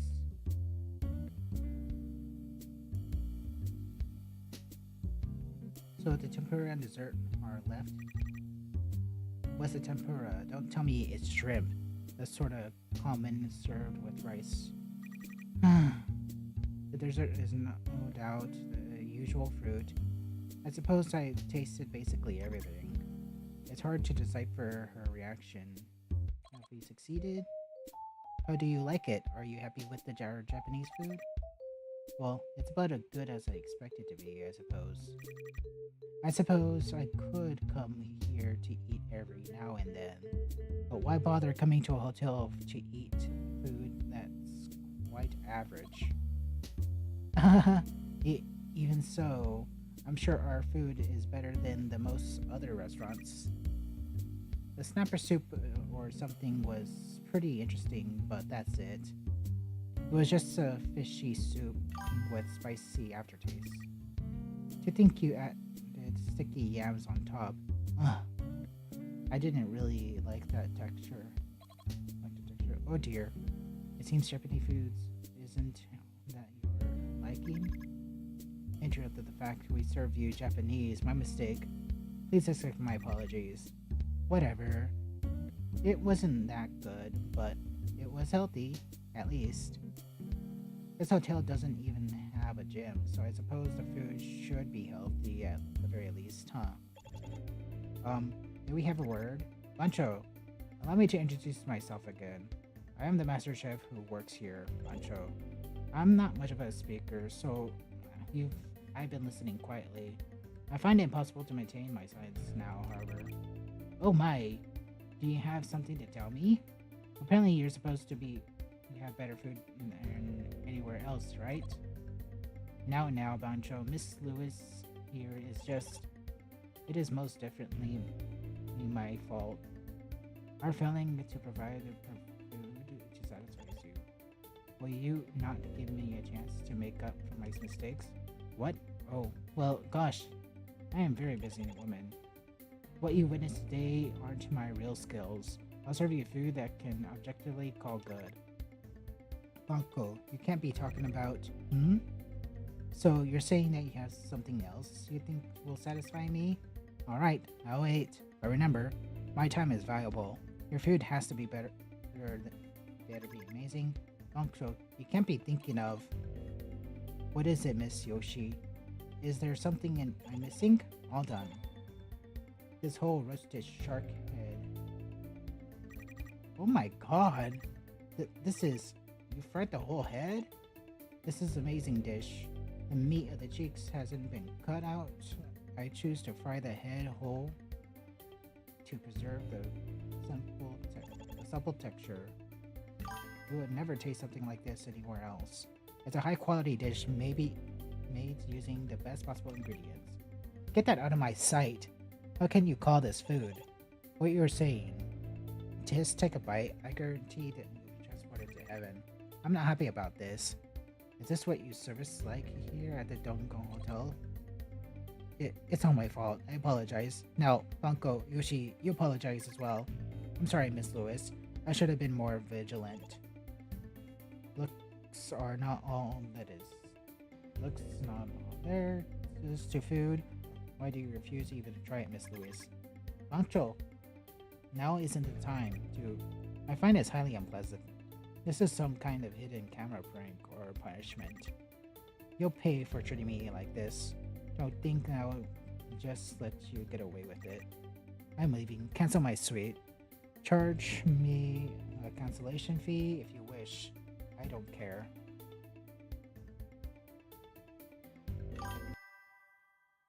Okay. After that, Bancho quit his job at the hotel and left, saying he needed to train. It's my belief it wasn't so much of cooking itself, the ingredients and the cooking methods that he researched. I see. Still, I admired him for a little. I am a little for not giving up on his belief that he's going on the right path. I suppose it's a stubborn side of him that allowed him to obtain his current level of skill. Working with you now, he even started social media. I feel something has changed about him, and I like it. I think you're good for him. Please continue to get along. I'll do my best to help Bunko focus on his cooking.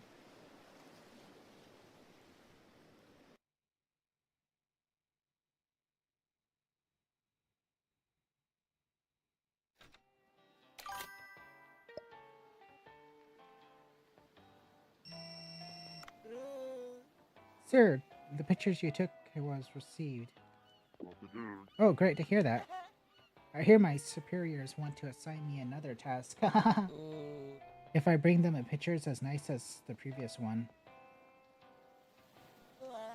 I have an offer for you. You want to join me and take pictures that will stand to test of time? And what are you planning to take a picture of? Do you know about the manta rays? Of course. They're one of the largest of their kind. I have seen one of those majestic creatures firsthand. Good. I am planning to take pictures of them. What do you think? Alright, I'm sold. But they are nocturnal, so we need to move at night. And we need to lure to attract them. Sir, I will prepare my equipment. Could you find a lure? In the meantime, I don't know what the manta rays feed on. I'm sure you will figure that out in no time. I will count on you then. Tell me what you got. What would lure a manta feed on? Ellie is the best when it comes to ecology. Should I give her a call?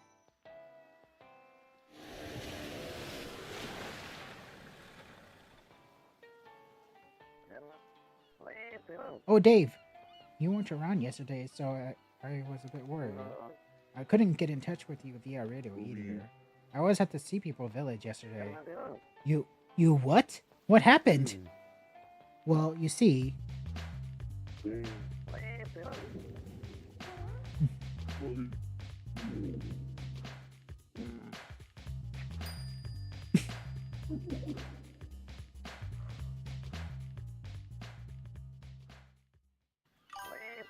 I see. I envy you, I do.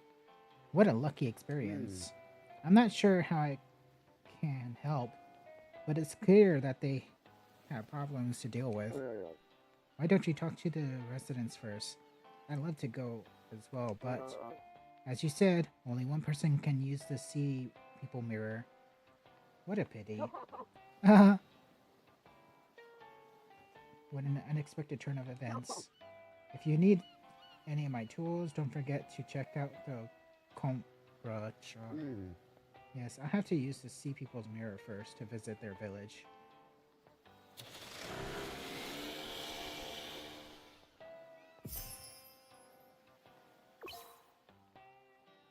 Okay.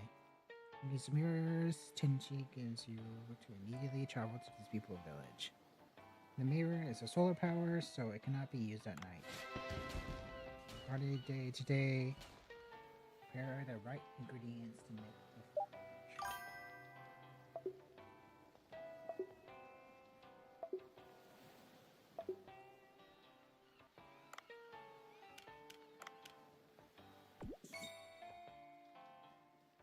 I'll also offer deep seafood.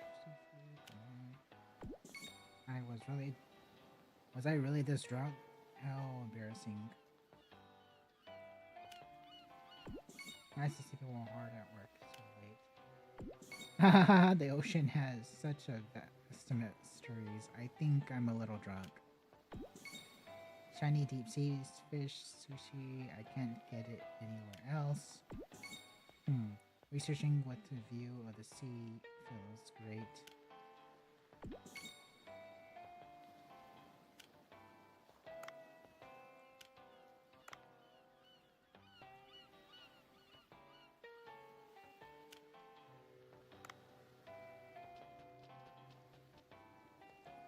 Okay, I'll be right back. Just give me a moment. Hold on.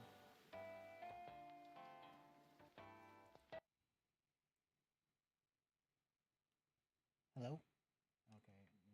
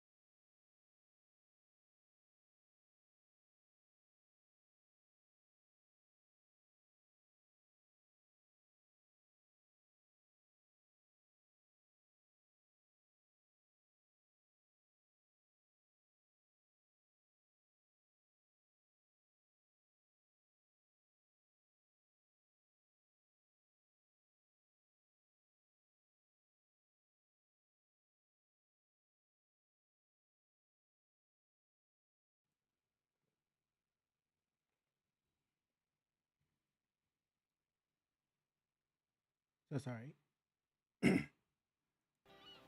So I think we'll do this day, and this will be the last day for. Let's see.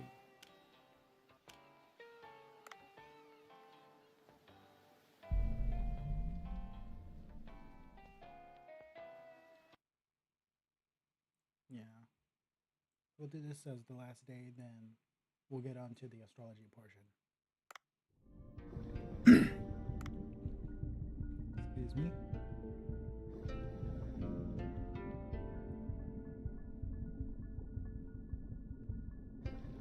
Hmm?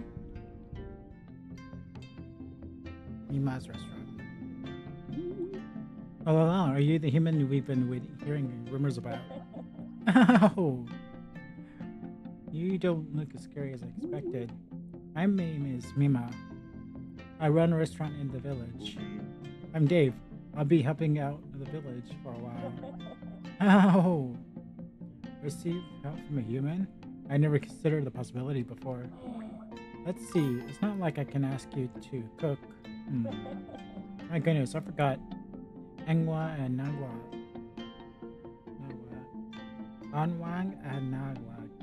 Order lunchboxes. Oh, the gatekeepers that were whispering earlier? Yes, would you perhaps take the bunch luggers I left in front of the door? They should still be on duty on the gate. Please help me out, human.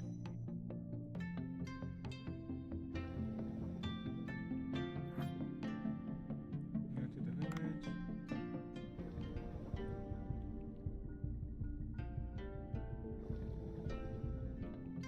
No!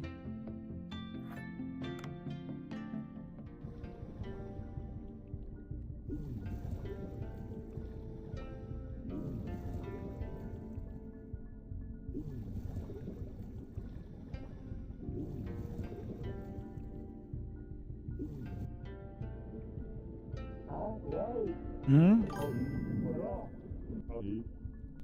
Human, what is that? I've been asked to bring you these lunchboxes. These are from Mima. You didn't add poison on the way here or anything, did you? What? Why would I? Well, alright.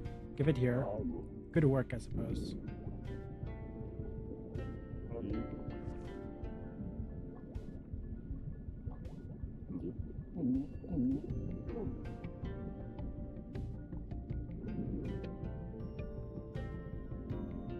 Hmm.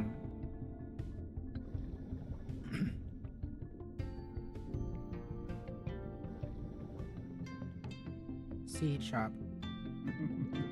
Huh. Are you that human? Human? Human, not human. Ha ha ha. You look interesting. You don't even have fins. He reminds me of someone.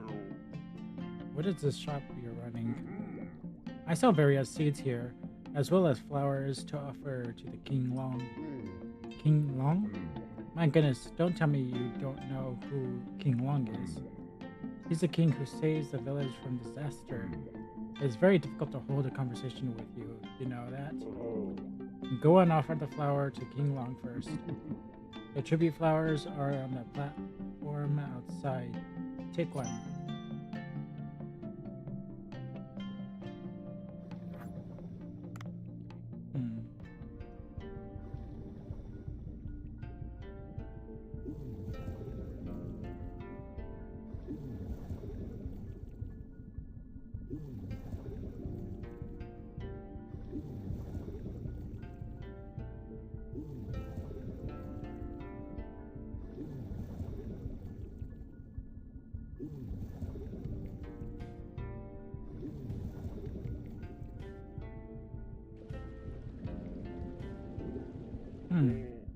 Oh, so this statue is of King Long.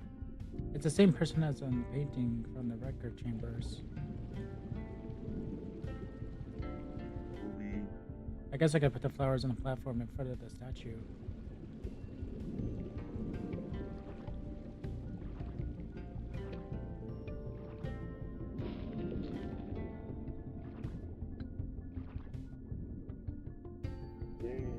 Not done what he asked. I should go back and talk to him.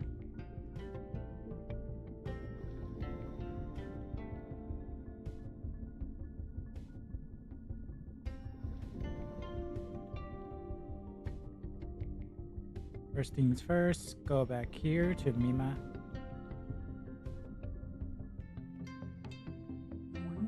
Oh, you deliver them, didn't you? Human don't are not have that. I'll tell you, Elf. If you need something,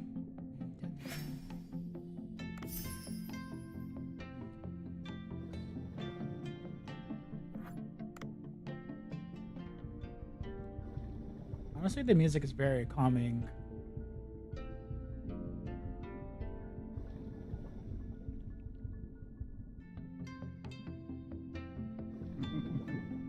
I did it peek a little, and it seems you did okay. Even so, I can't just trust a human who doesn't even know what King Lung has done.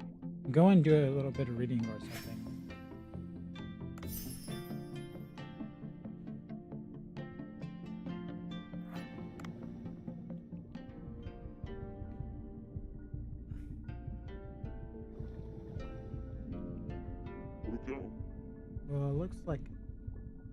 Look like this sign.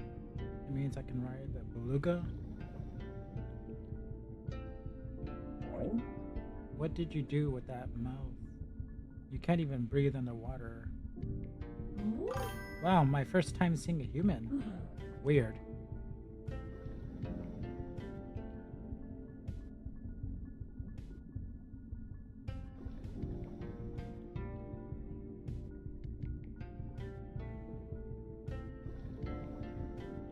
So that's King Long.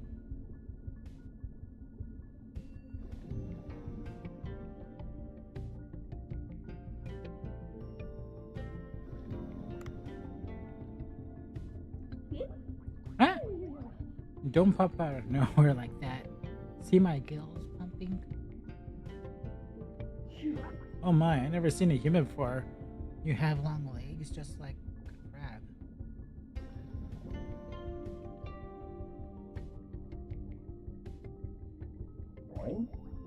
Tenji said you could stay here, right? Well, don't wander around too much. I've lived 200 years, and this is the first time I've seen a human. What are you doing here?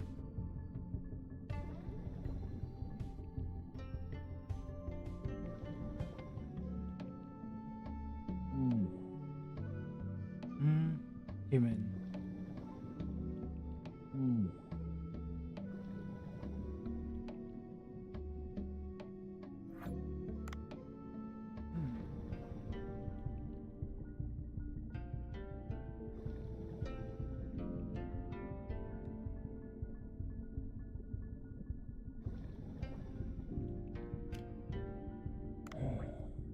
You're getting in the way of my farming.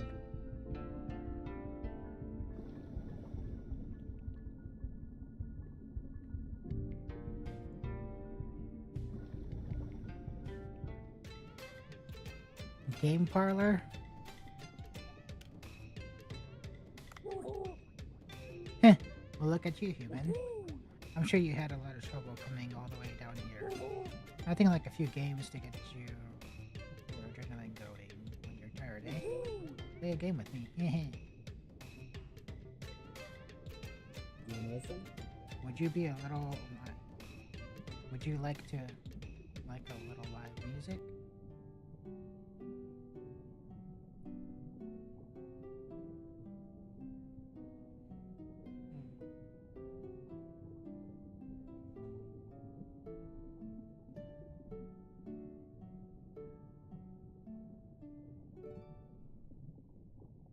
To the design tree. Yeah, I hope you enjoyed it.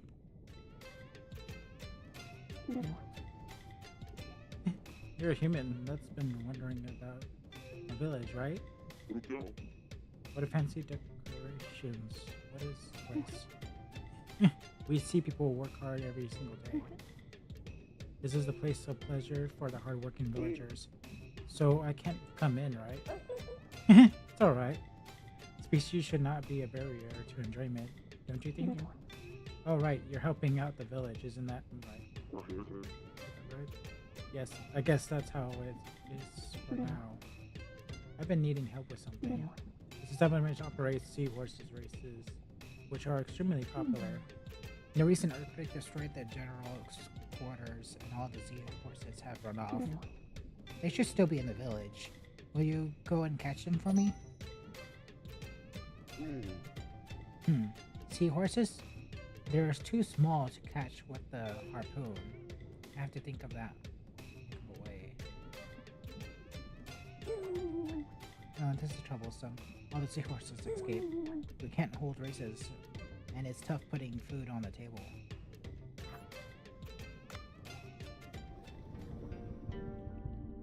So seahorses, I need to catch them.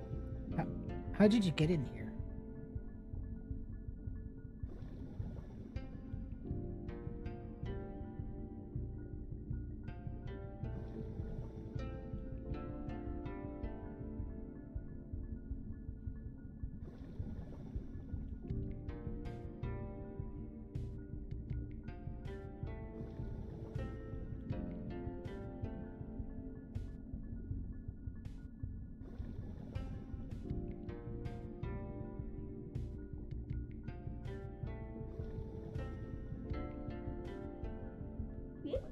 Ah.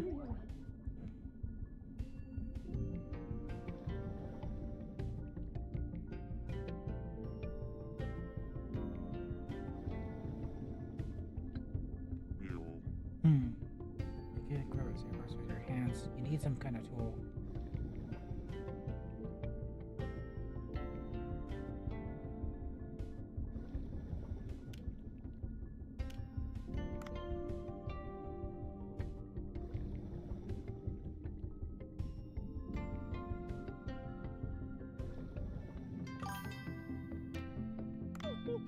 I'm running into you often. I think I might have another request for you soon. Alright.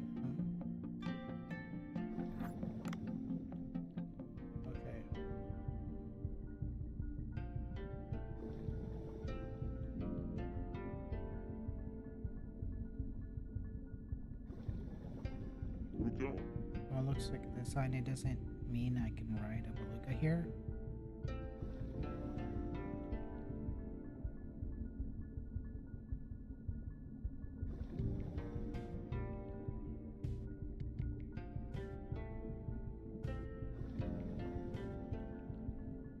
Hmm.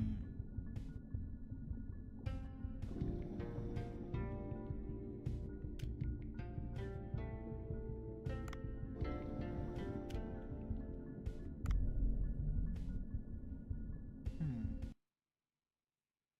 Let me guess, it wasted a portion of the day.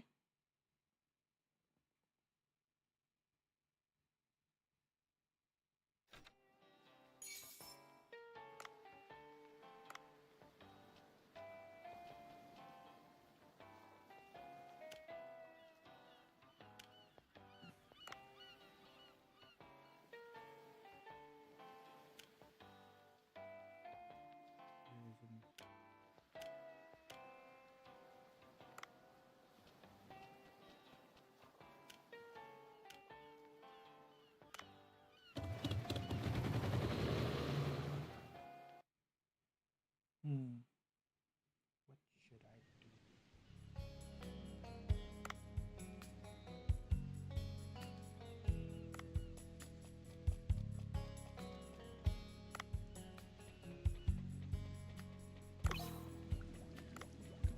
Oh my god.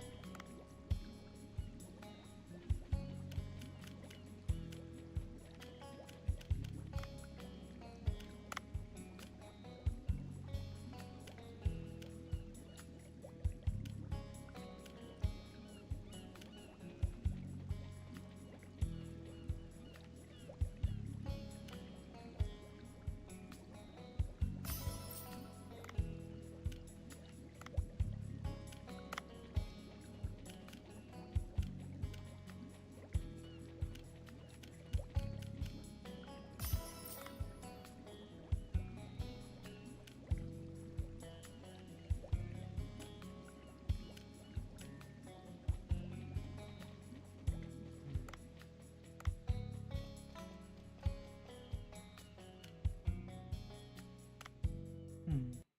Okay.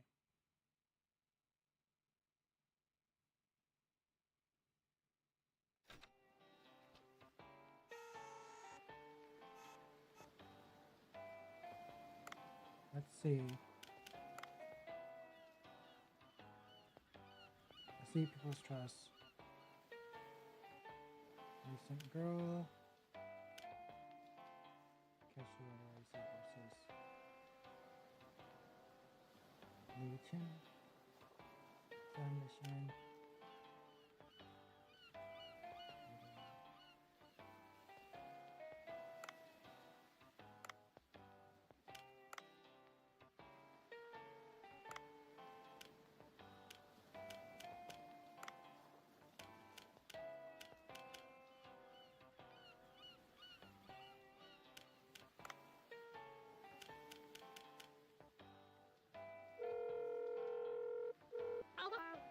Oh, how's it going? Do you know what manta rays feed on? I know what manta rays eat. Oh, really? They feed on plankton at night. Drop something that lures glowing plankton at night and see they come. And you will need 5 kelp to lure plankton. Huh. It's made of kelp? Not necessarily, but they will work too. Just bring me some. Oh, you got it. Now input it this here. Woohoo! Go. Got some echo points. Echo points. Hey, this has nothing to do with the lure. Aw. Don't be disappointed yet. Ta-da! The lure capsule. Oh! Drop this lure and you will lure the plankton in the area. It's made of quality ingredients. Goodbye then. I got the lure now. I must tell Uda about it. Udo. Ah, this must be the lure for the manta rays. My mouth is watering. I'm kidding. Anyways, I need to be prepared to take pictures at night. I'll call you when I'm ready then.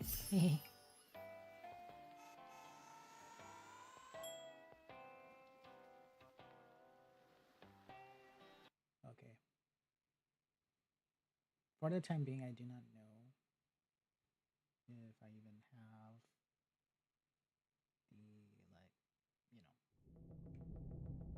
the, the appropriate. I do not have the equipment for the,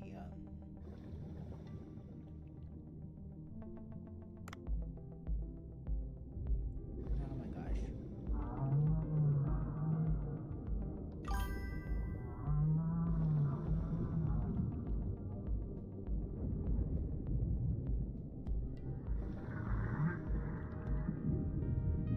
Huh.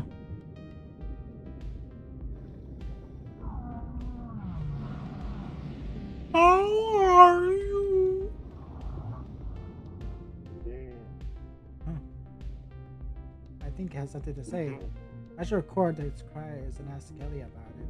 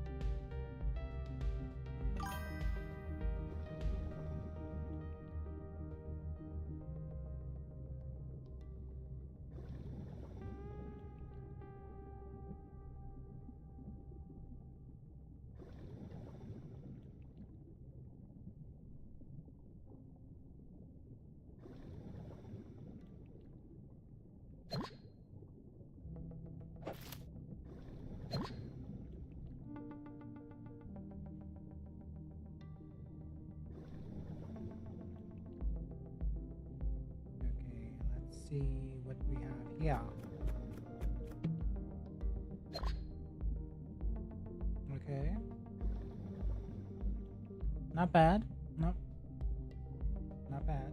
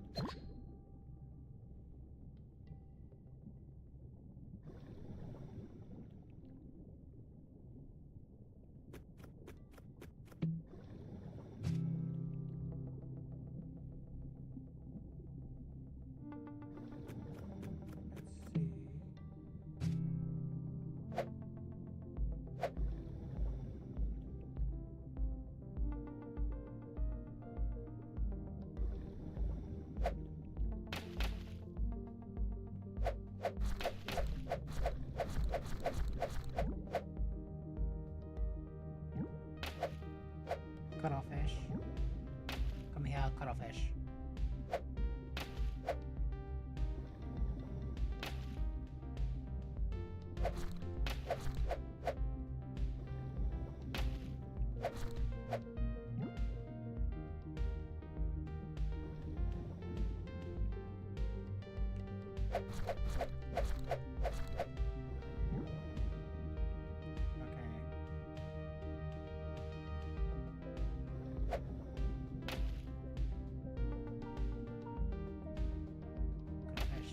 Come here.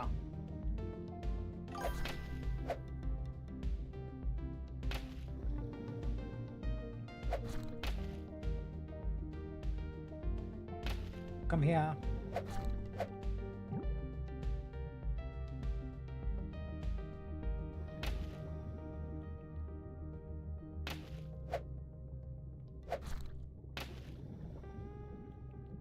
Come over here. I just want to talk to you. I just want to talk.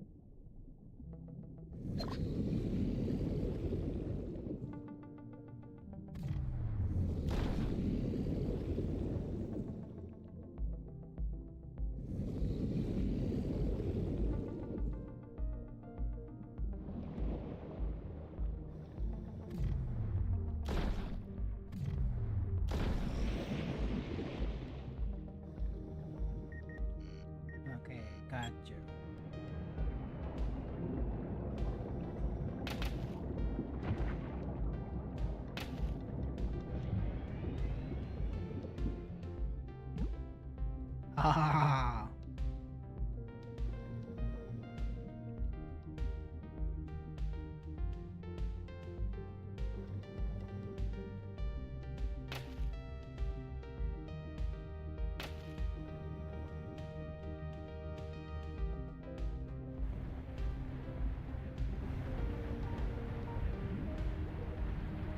Okay, let's see what I got here.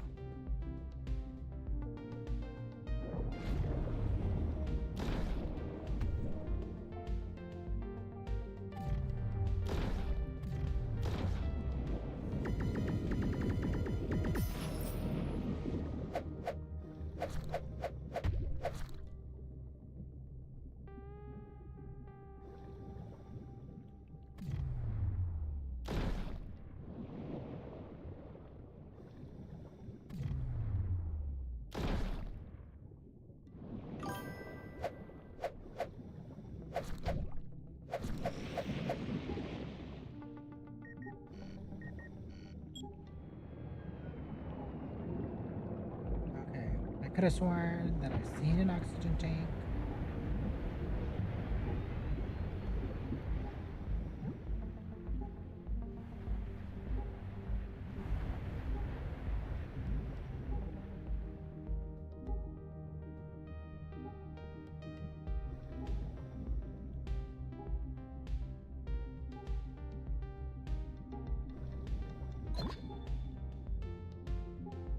Okay, do not panic.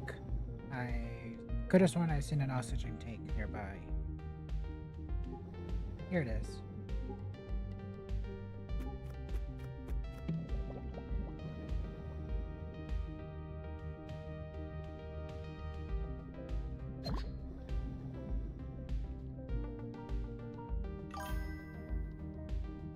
Okay.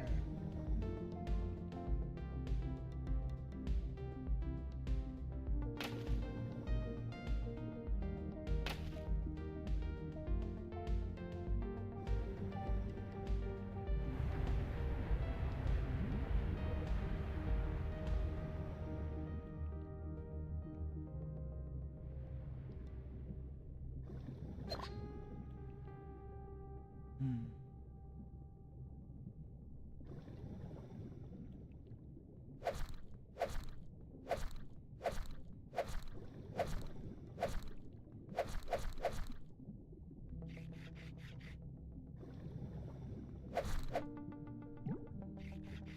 Okay.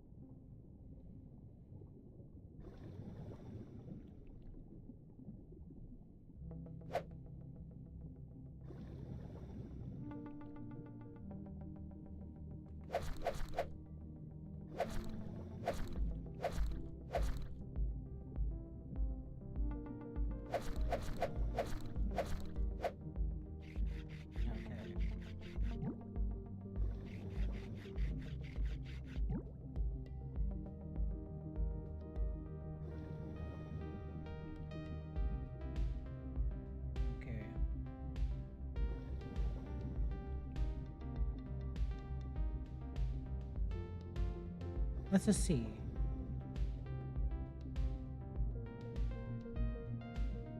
Normally there'll be like a swordfish or like a shark or something that's over here. And honestly, they're more likely to attack me successfully. But let's see.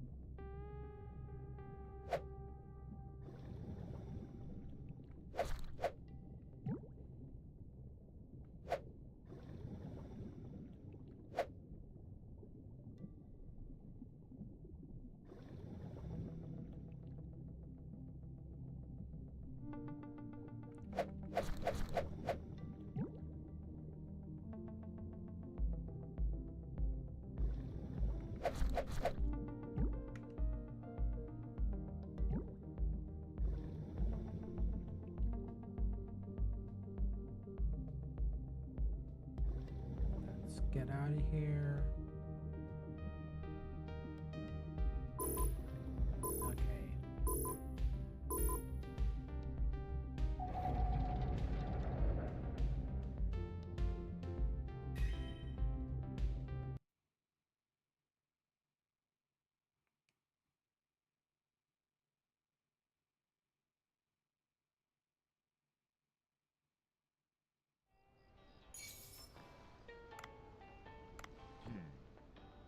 Okay. Well, cry.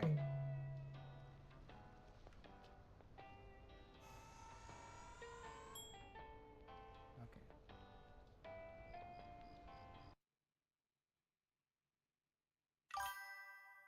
Okay, so I'm gonna try to get the manatee.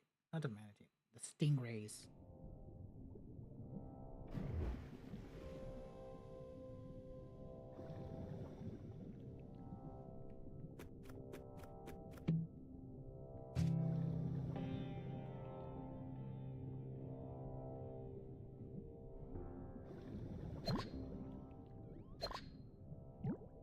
No.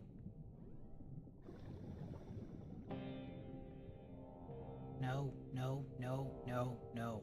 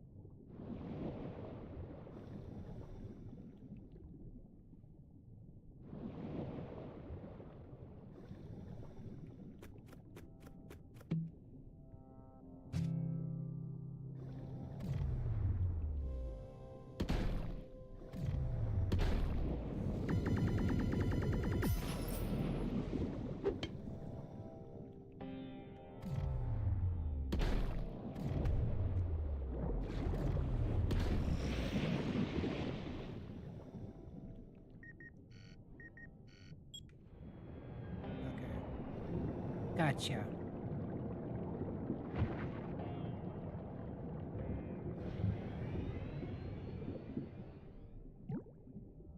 White tip reef shark. No! Get away!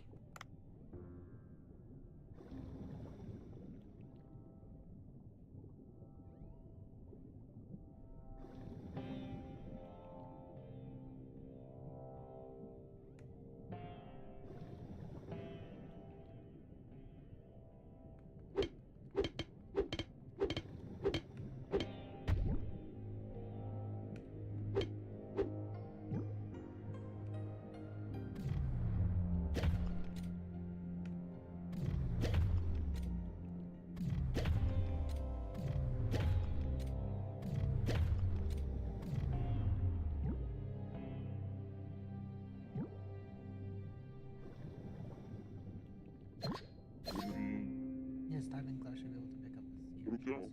Sea urchins just thought of makes me drool.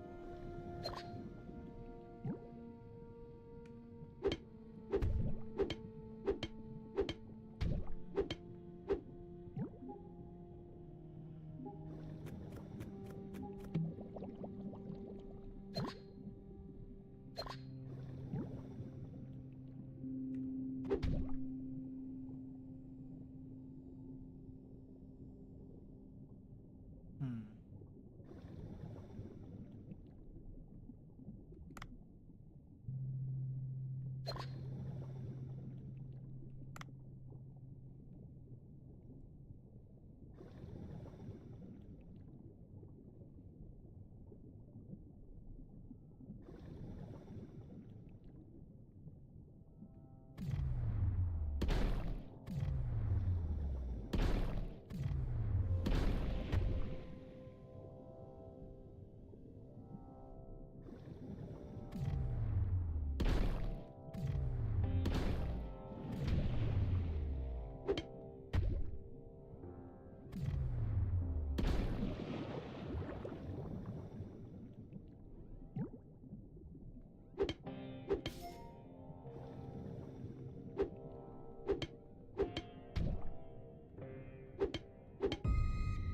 No!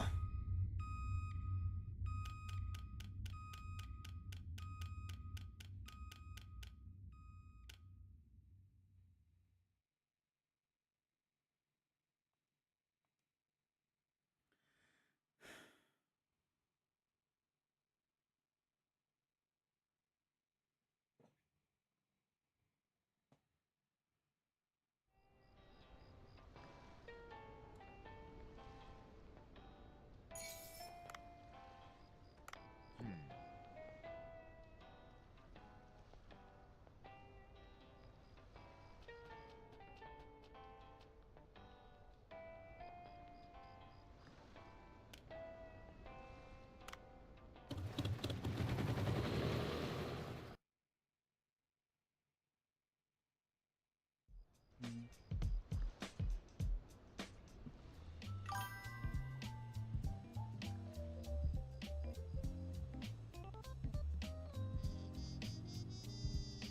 What does he want? What, sea people? It's hard to believe that something I've only heard of in legend is real. If they're good, is there a good beer in the area? I wouldn't mind trying some. I wouldn't think there will be drinks underwater.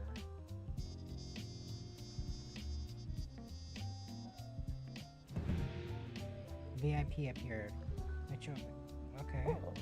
Looks like this is the only place to eat. This is what I don't like about remote areas. Despite the place can possibly make sushi, that will inspire me. I will have to fill my belly with what I can get. What a rude customer. What do you want? Allow me to introduce myself. I'm the movie director, Mako Bang.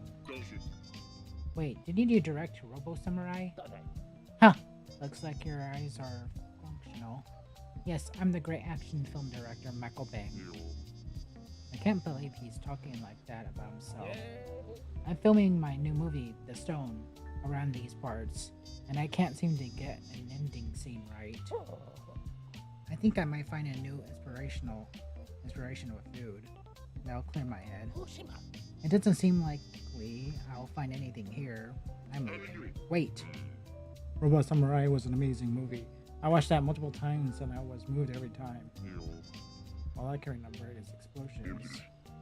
If you can't make another great movie through my food, I'll be willing to cook for you. Oh, so you're a fan. I'm grateful, but can I pull it off? I've got high standards when it comes to sushi. The rice they are used to the parts is terrible, by the way. That's why we use the best rice we can find in this region. Give me 3 days. I'll prepare the food and will make your head all explode with aspirations. Alright, I'll be back in 3 days. Don't disappoint me, chef.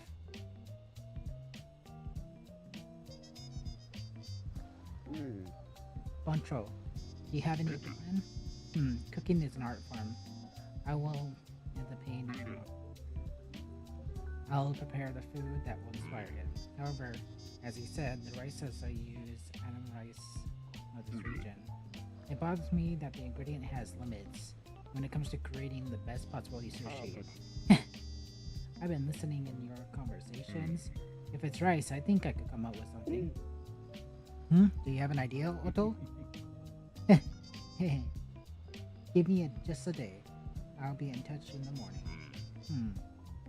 If we can get high quality rice, we'll make sushi with 3 kinds of fish.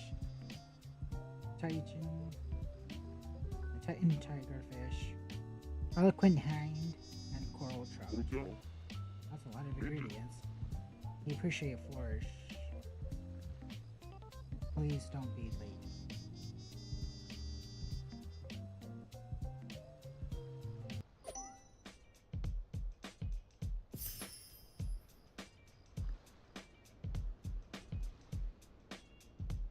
One more shot.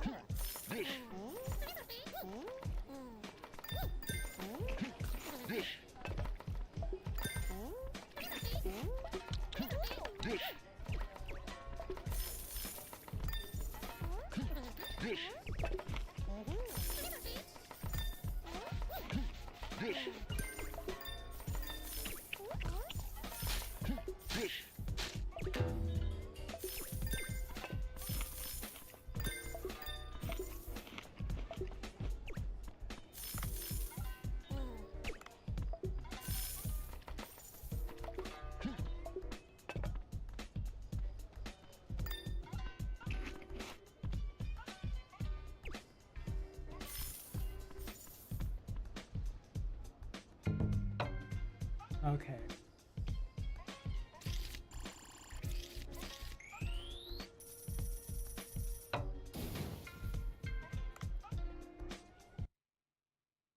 Hmm.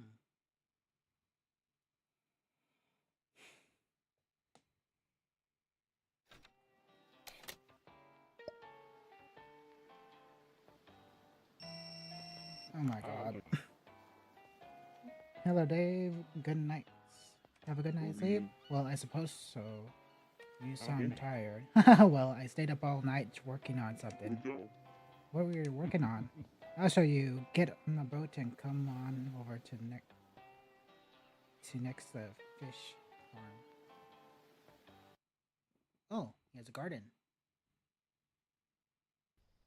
Hey, he did this one night again, did he? Wow, what is this place? I tried some food at the restaurant. The sushi has an amana rice mix in it, doesn't it? Yes. That's the only rice we can manage to find around here. Bancho has got super skills, but you won't meet a very picky movie director standards with that kind of grain. Since you're staying here a bit longer anyway, I thought you might help me grow some white rice. Wow, that's very nice. Thank you. The thing is, I'm not of a farmer. What should I do first? I've seen how busy you are all day. I'll help you a little with growing the rice. It takes about a year in real world to grow rice, but this is a rice gaming farm. But this is no rice farming game, is it? You will see the results in 2 to 3 days.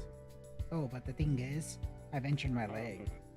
I'll have plunked out the weeds that prevent insects from harming the crops.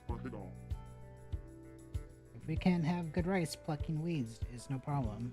Do you think this is the rice paddy right behind the restaurant? That's really great. Haha, thanks. Haha. Glad to see you like it. Oh, for the state of the rice paddy, technology has come a long way, as you can use a mobile app to check on it. The app's called Farm Now. I'll update you on the status every morning through the app. It reminds me, I remember when I used to be a novice farmer. I've gone to farming village in Thailand on a short hot day. Very hot day. I was resting on the shade and the white-haired village chief came over, looked right into my eyes and told me, enough. Now, cool your temper. As it happens, I see some weeds over there. Go pluck them.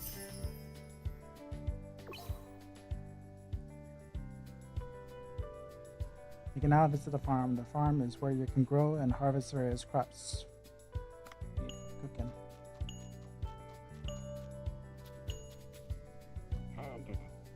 Good. Pluck the weeds out like that, and now do the watering.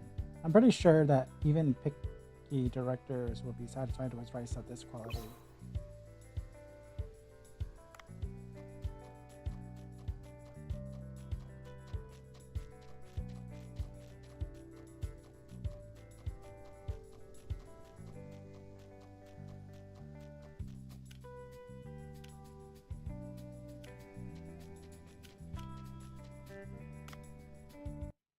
Okay. Once I get to the ocean, I'm gonna call it. Okay.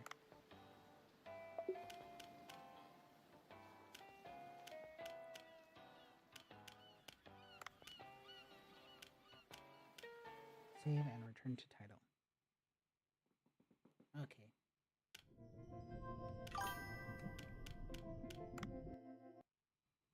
Okay, so we're done with the gaming portion. Wow. Roughly 5 hours. So we'll get into the astrology portion and how to look at transits and interpret those. So just a little explanation as I get this software up and running. So transits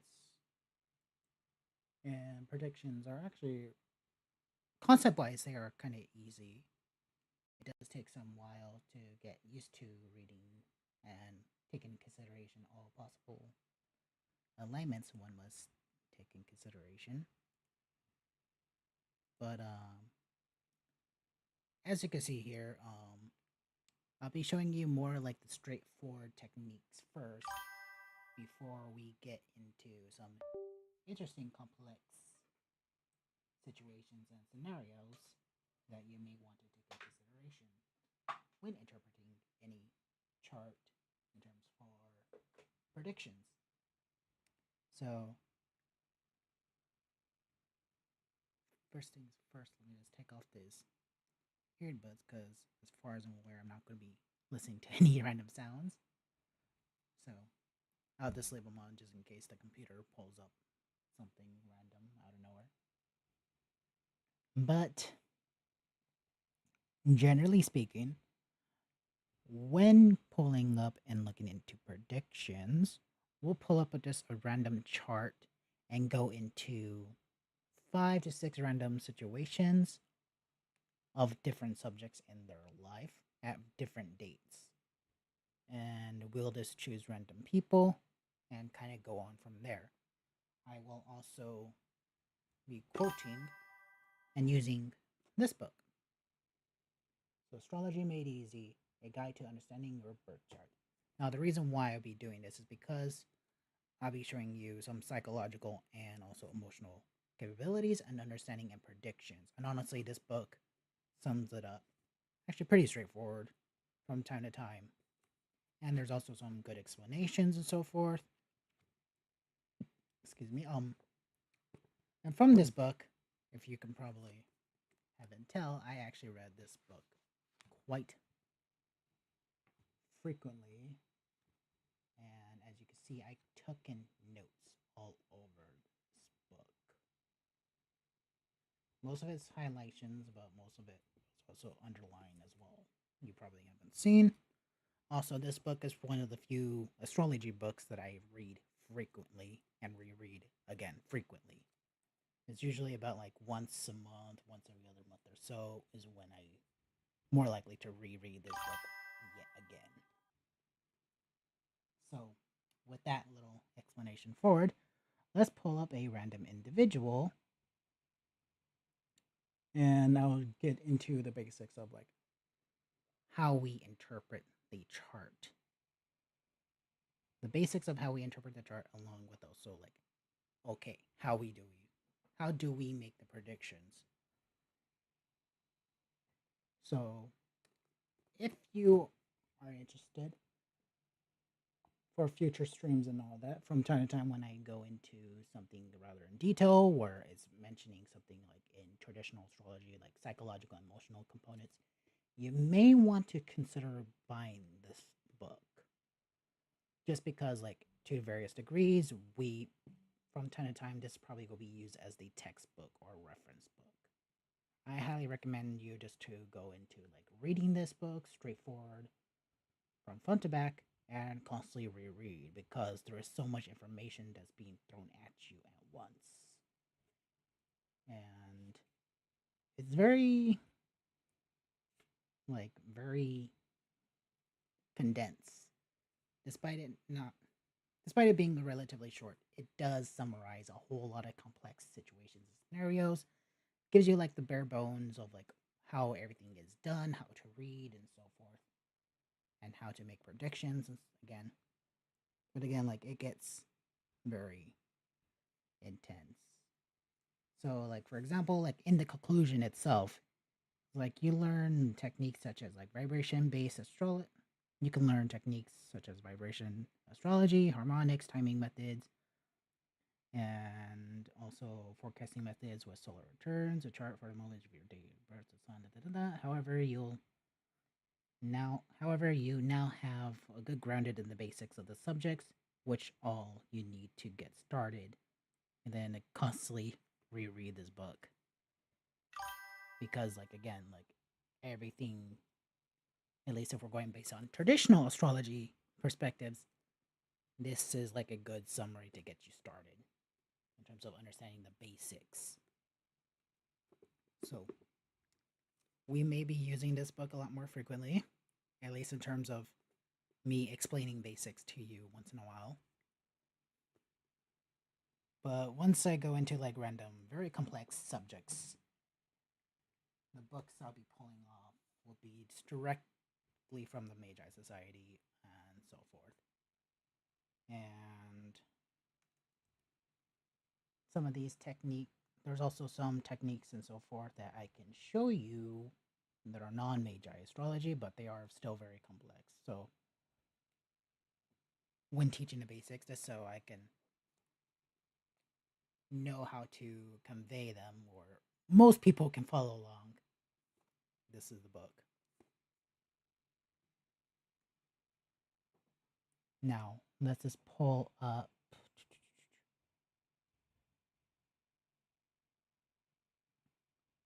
Let's see. Let's pull up.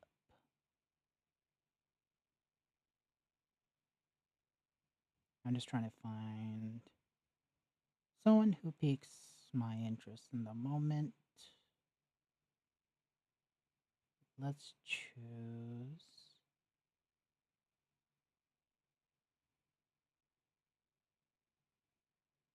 You know what? Ronaldo. So let me just pull up. Okay, let's pull up Ixion, Orcus, Core, Senna, EB313, also known as Eris, Varuna, and let's just pull in Isis, Odin, Phoenix,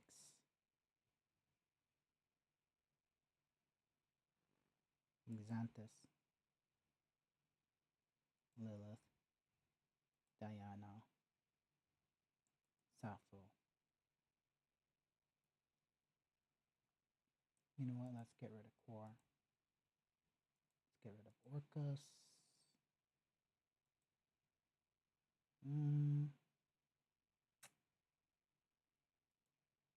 Let's get rid of Phoenix, actually.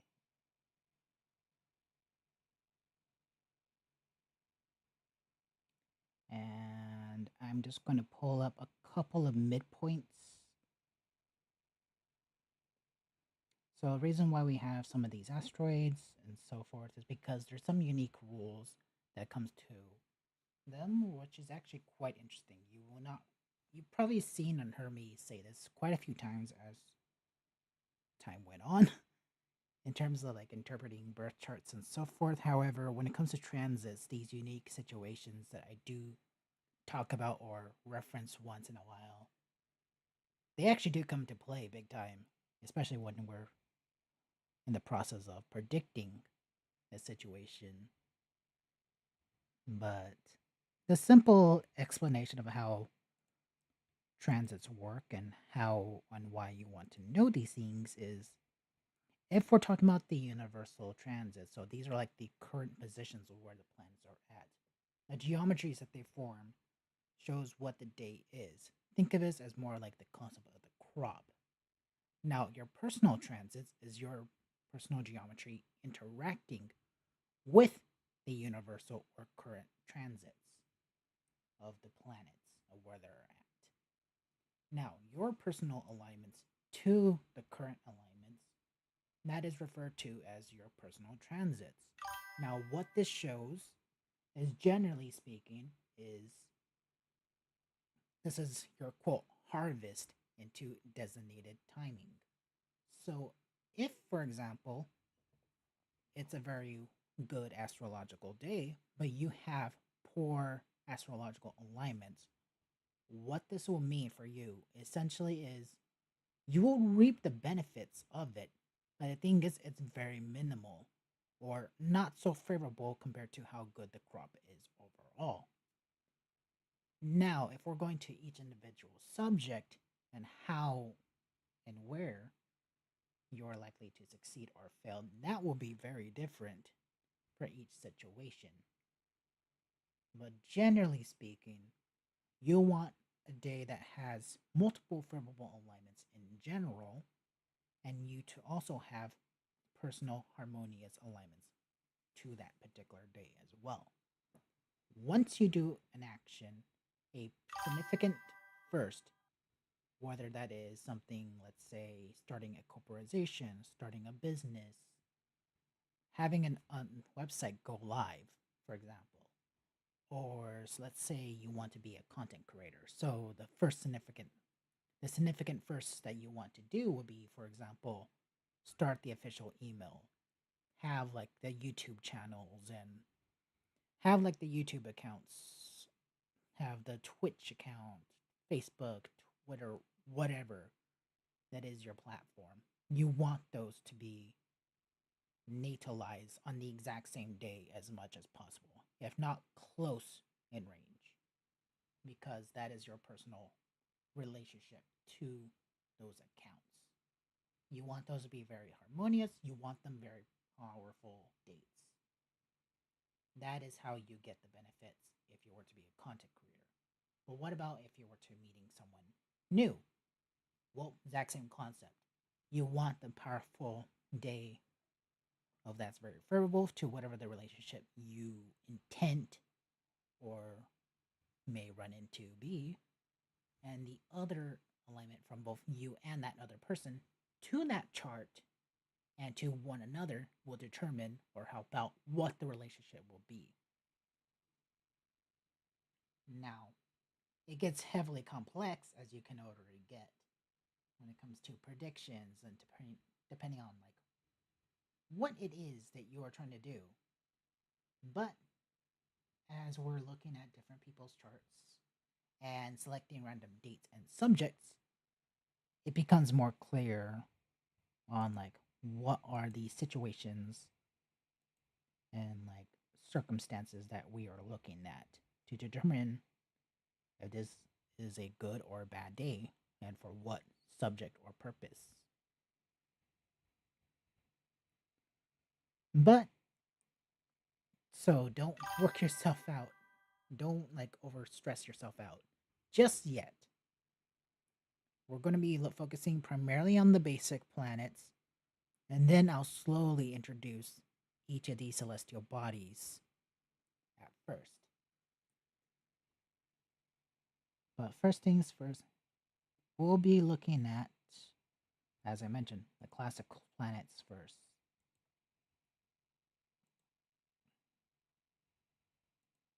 But let's just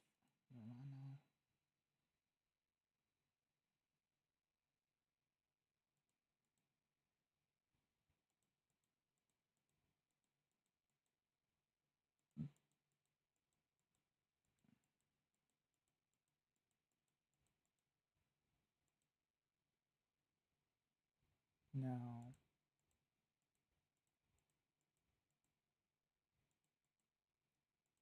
I'm just going to be pulling up. Actually, just cut this out. Take out the moon in both situations. And I'll show you some quick and easy, yet kind of somewhat cool, if you're interested to learn any further, techniques on astrology. Now, there's going to be some basic rules that we'll be pulling up frequently from this book, though. So let me find that out as this loads. So this should be a straightforward explanation on what celestial points or key events you should keep an eye out for into determining how good or worse a typical day is, or in this case, just seeing what the circumstances is. Okay, so I found it. So this simple rule is what everything will be following when we're predicting an event. So whenever there is a planetary synchronization, so a pattern form, as you can see here, for example, with Jupiter, Juno, Chiron, Mercury, Okay, well, we'll just focus on that for now. Let me take these points out now, just to not overwhelm you. Keep in mind, this is a very small fraction of what I typically look at, and this is even more of a small fraction. But again, you're learning the basics, so do not be discouraged or caught off guard about this. But as you can see here, there is some pattern, so let's focus on Vesta, for example. Vesta is interacting with Ceres, Neptune, Chiron, and also Venus. So that so let's say whenever there's a planetary synchronization, we'll focus on that for now. It is usually the focus of the chart. If there is more than one synchronization, which there's quite a few of them actually, then the one that is most exact is the focus. So can we determine this? Well, if we focus on exact, now left click. Now these points show us the exact date when they are to be exact. The negative days is how many days it's moving away from that alignment, but it's still in that alignment, if this makes sense. So we use things known as orbs. Orbs are distance based. Now, the best way to describe what an orb is think of it as a room of air when we're technically counting something as a particular alignment. So let's say a trine. Well, a trine is 120 degrees, and we use an orb of 3 degrees. So technically speaking, on that rule, if it's 123 degrees, it is still considered a trine. But if it's a true trine, it's 120. Now, if we subtract by 3, so there's 117 roughly. Yeah, so like 117.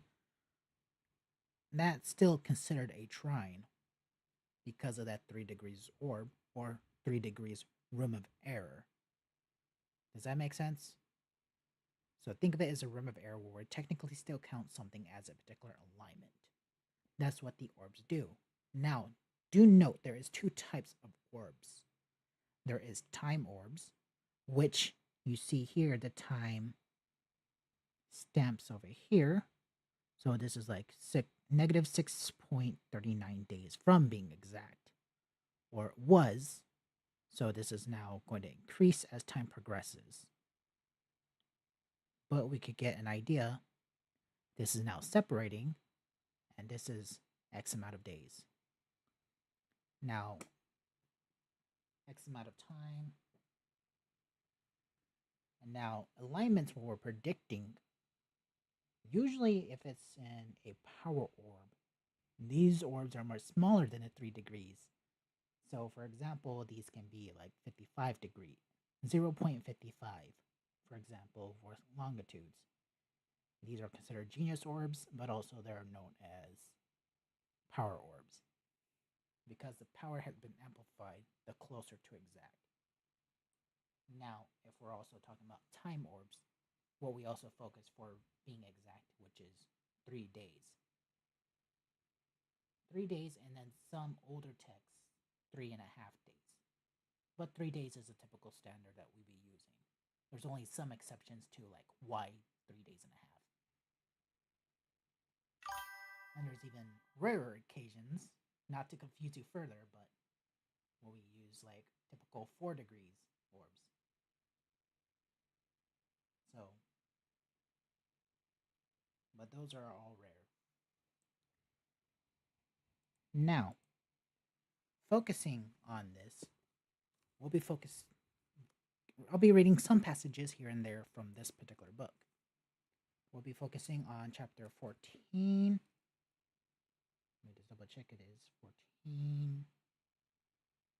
Yeah, 14. So, for example, money.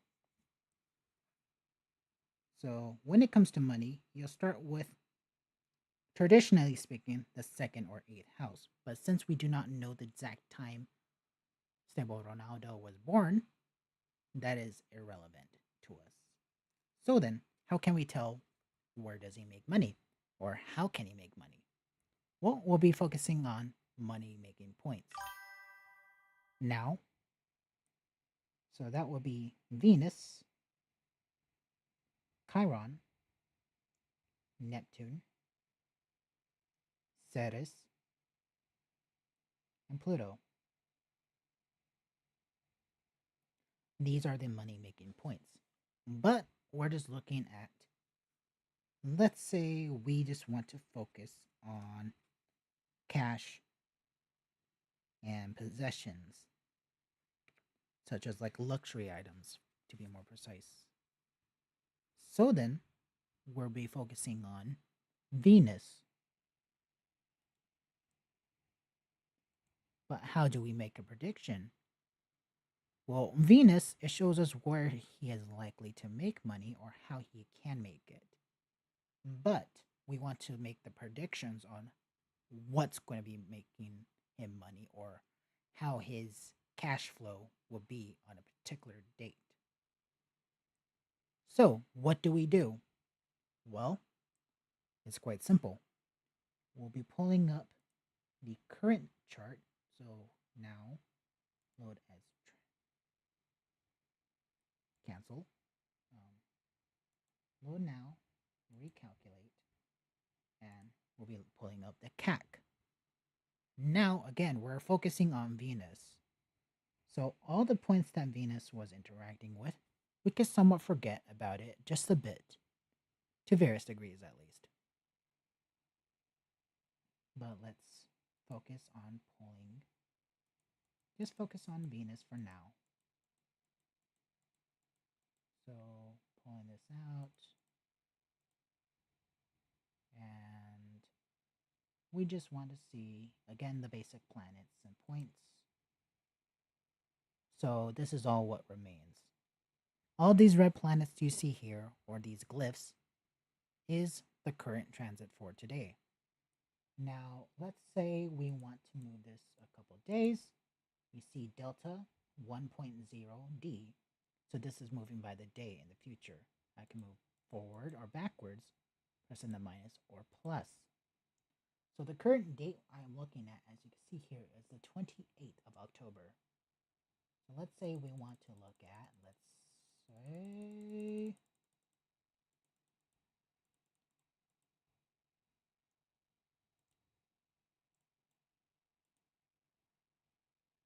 make it November 20th then.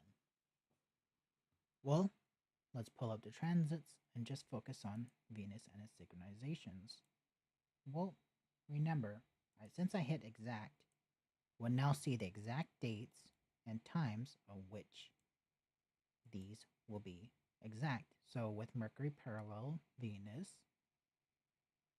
transiting Mercury is interacting with Venus, and it is applying. The distance is 0.91 degrees. The time of it being exact would be 1 day and 1.47 days. The date of that will be November 21st, 2025, and this will occur around the evening. Now, if we were to look at the interpretation, actually, to make this more easier, select financial transits, and we can click on the one here. As you can see here, we see the scores of how powerful the alignment is. Note, this is only the power of the alignment completely, but these are different scores for the process. The more close to exact, the more it hits that actual score total, if that makes sense. So, for example, it's 0.91 degrees. And for the transits, we use, well, for the orbs of the declinations, it's a 1.2 degrees. So this is very close, but not quite there. Now, but In terms of making money, this is a 25. So it is very close from 25, but is not the power of 25. It only reached that power once it hits the exact minute of it being exact, which is at 15:28, the 11th of 21st, 2025. The same can be said for in areas of recognition.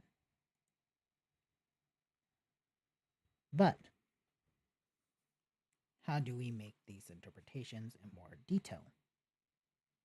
Well, this is where some things actually do come into play. So, the first question we should probably ask is, what is a prediction? Well, as you know, planets move around the sun, and your birth chart is a map of where the planets were when you were born, except for the place you were born. But of course, the planets didn't stop moving around the sun after you were delivered. Rather, they kept on moving, and they are still moving. By the same token, the planets up in the sky, called transiting planets, are all still moving through the imaginary degrees astrologers apply to the zodiac. Now,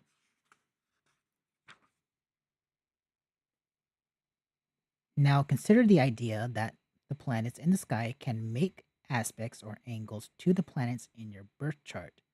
So let's say, in this case, we would be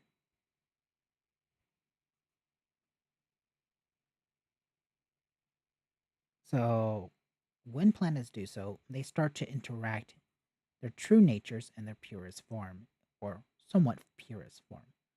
That's the concept of these predictions of what they are doing. They sort of pluck the strings of what your chart is. So as a result, we're seeing different interactions or situations play out. That's sort of what a prediction is we're predicting what strings of your chart is being pulled and how would they manifest when being pulled. That's sort of the general premises of like how they work.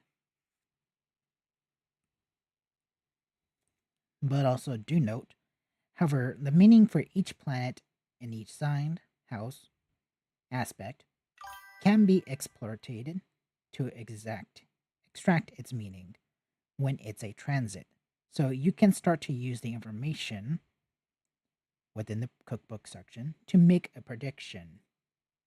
However, when the transiting, for example, whenever the transiting sun, the planet is your birth chart, and the planets transiting is making an angle to your birth chart, all carry the same or extremely similar meanings.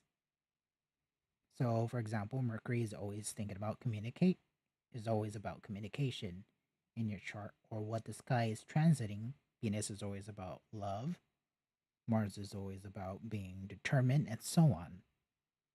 So the interpretations is overall the same. How you would make the prediction, though, or how you would interpret that, though, is somewhat broken down to how do you. Hmm,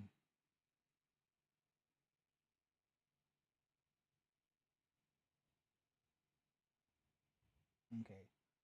Um, how do you sort of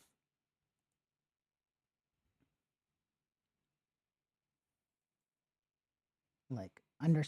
How do you predict what is going to occur? Well, as mentioned, Venus will be pulling out components of love or of money making or the cash flow. As we see here, the separatings do not really result in anything, so because they're already dealt with. Now, Venus is interacting with Venus itself and also Juno. So,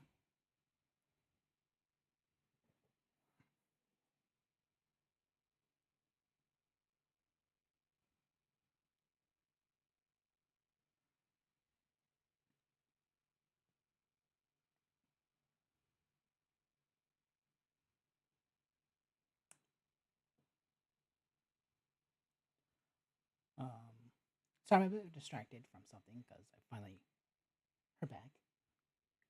Um, I'm just a little distracted a bit, but I should probably continue on. So as we see here, this is the natal. This will be the stagnant points for making money. So making money in what areas? Well, Venus, as I mentioned, it is in relations to love, its partnerships, and also its beauty or making art or love. I think I said that already. But as we can see here, during this day, these alignments will be hitting close to exact or still very much active. So this will be a day in which he is making money, whether it's through relationships, partnerships, any sorts, or he's able to make money in terms of like making art. Venus is interacting with Juno, and this is also a very neutral alignment. So he is able to make money in terms of causing, creating dreams, following dreams, or imagination or creativity is at work. So as a result, he is able to make money through that creative mindset. So this is showing like a day in which Ronaldo will be very creative. So he's able to make money massively, or to some degree at least, in making money in that segment. But when we take this out, it's pretty much non-existent for the time being. So on this day as well, Venus is also interacting with Mercury. So with Mercury, as I mentioned, it's about communication. So like for him to, like in terms of areas where he's making money, he may be very inclined to want to be talking or is in love with the concept of talking or conveying his ideas. So like in areas of like love or money, like this is the time for him to be talking about his relationships. This is the time for him to be talking about like his creative endeavors. This is where he's talking about like how he is making money or how she plan to make money, or money should be very much on the mind. Other areas like Venus is of seduction, so like he's probably thinking of seducing or executing a seduce or something of that nature as well. And that's sort of like how these predictions on that particular date will be going. Now, as I somewhat mentioned, I'll be pulling up some of the psychological components of the alignments. So, Venus is in Virgo.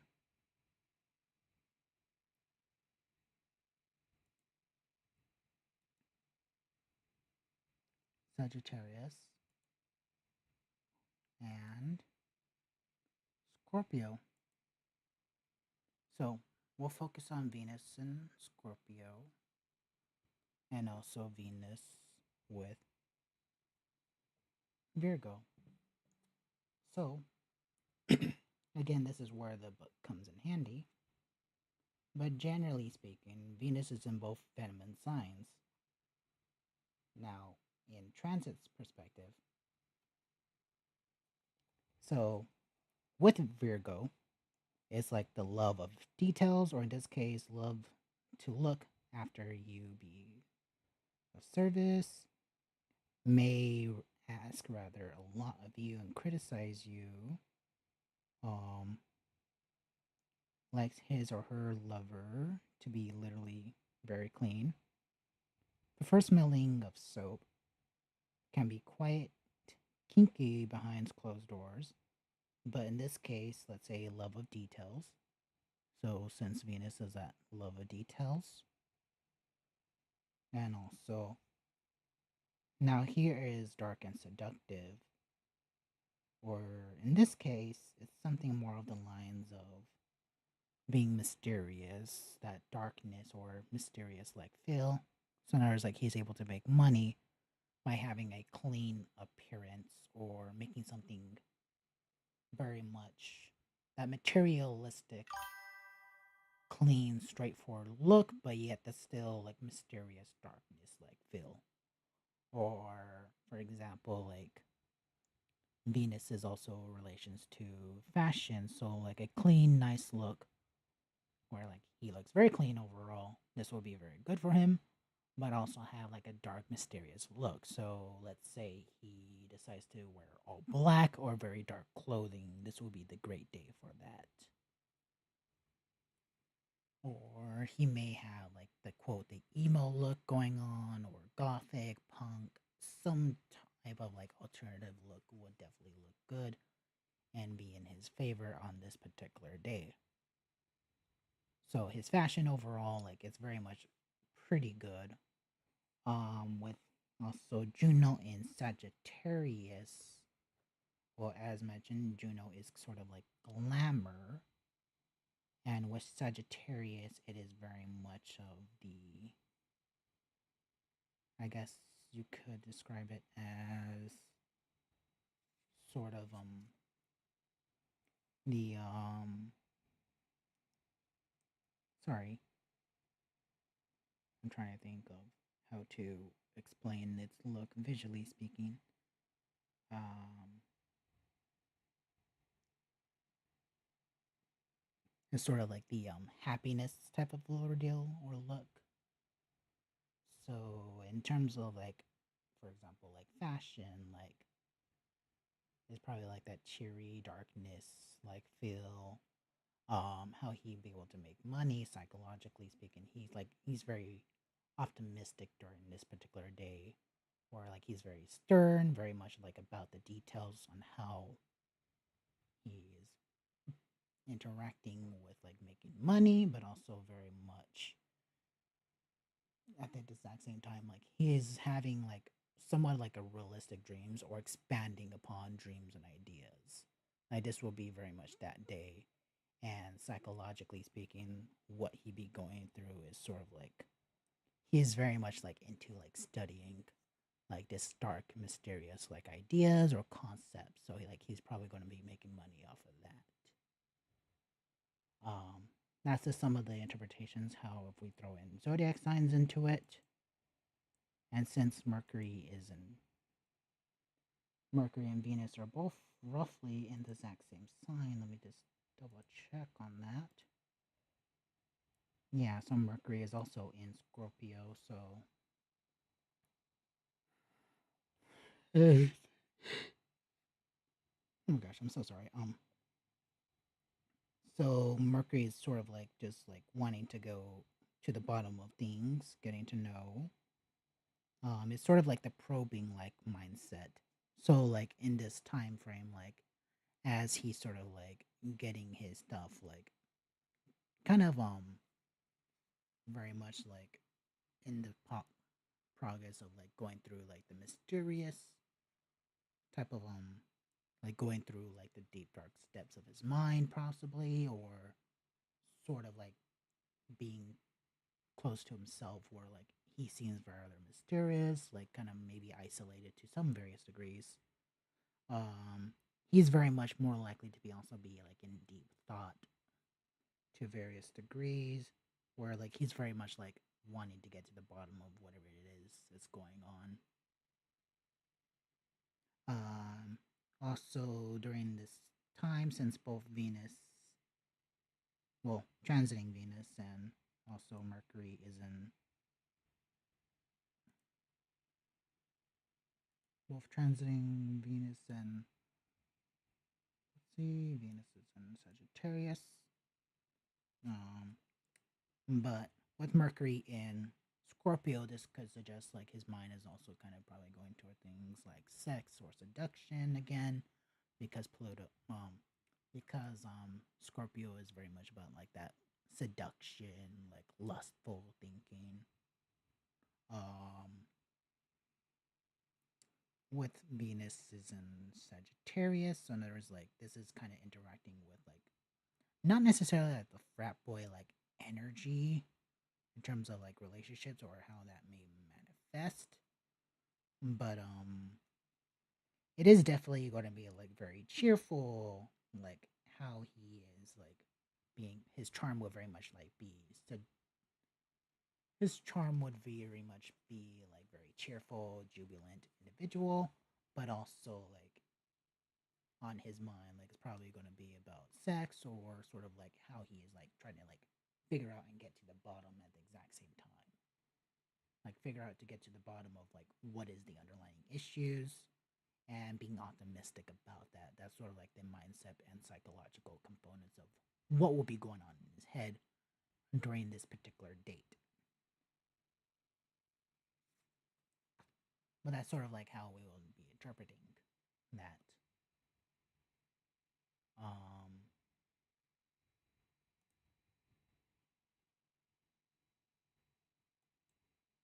so let's look at another subject. Actually, I just want to take some screenshots real quick. Um, just so if you want to reference the particular chart or something, we have that online and ready to go for you.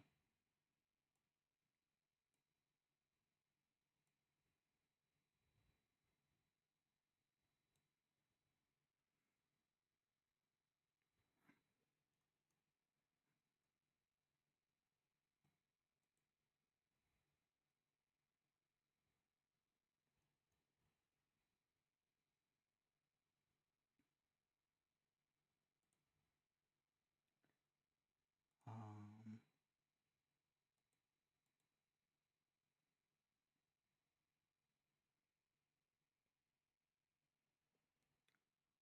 sorry, my mind is a little bit all over the place right now due to the response I received. I'm debating whether or not if you should respond today or send it later today.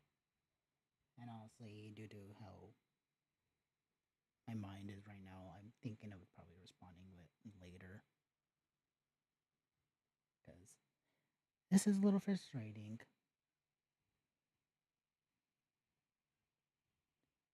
Um, I won't go into it in great detail, but for me personally, this is like a little frustrating. Um, General concept, if you are just a little curious, I was having some tech issues and I sent an email to the company of the software that I had in question, and we were going back and forth a bit because like they wanted to get everything in detail, like what was going on. I sent them the files and stuff like that, and another issue popped up immediately after. So I responded in the exact same email chain, and the issue sort of resolved itself. The latest version of it, but the previous one was not resolved really, or at least as a result. And I haven't heard anything from them for like almost a month or so. So I decided to reach out, and they thought it was completely resolved, so they didn't go forward with it. Unfortunately,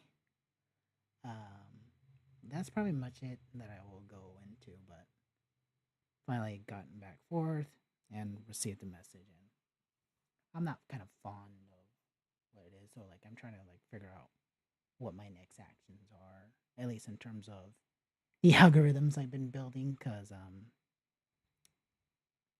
there's a limitation. As like I'm trying to figure out if I can override it, and I was asking about that,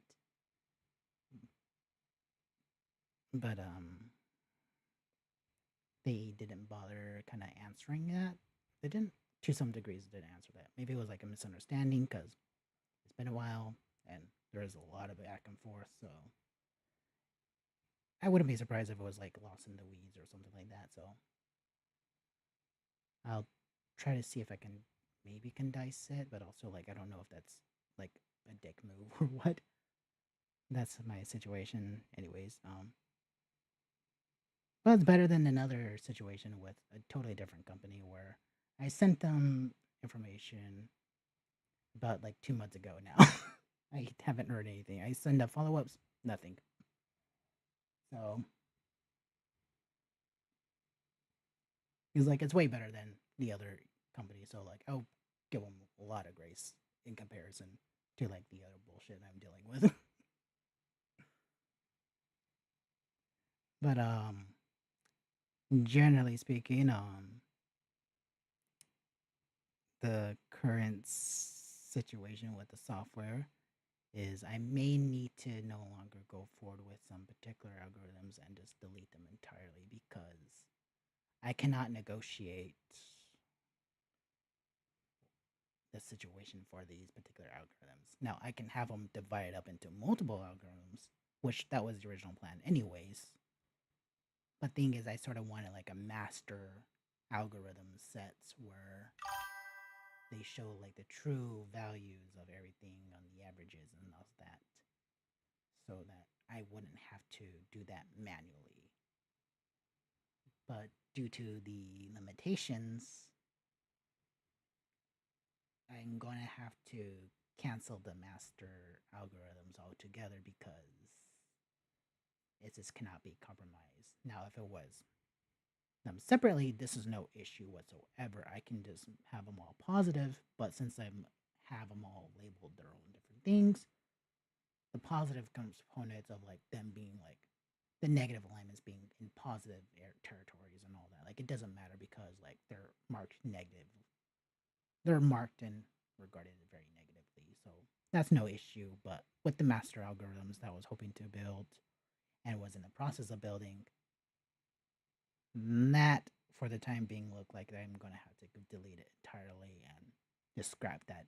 So it's a bit disappointing in that perspective, just a bit, but also kind of glad, kind of glad because I do intend to upgrade these algorithms over so often with more celestial bodies and points, and honestly, I probably would got lost in the weeds, really lost at some point.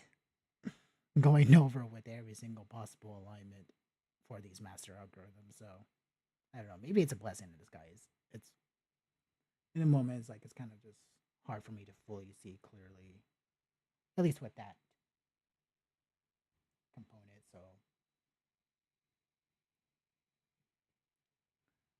So I'm just like, for the time being, like I mentioned, like I'm like debating whether or not I should like follow up immediately or just like calm down a bit, rethink, replan, and reschedule everything and see how that goes.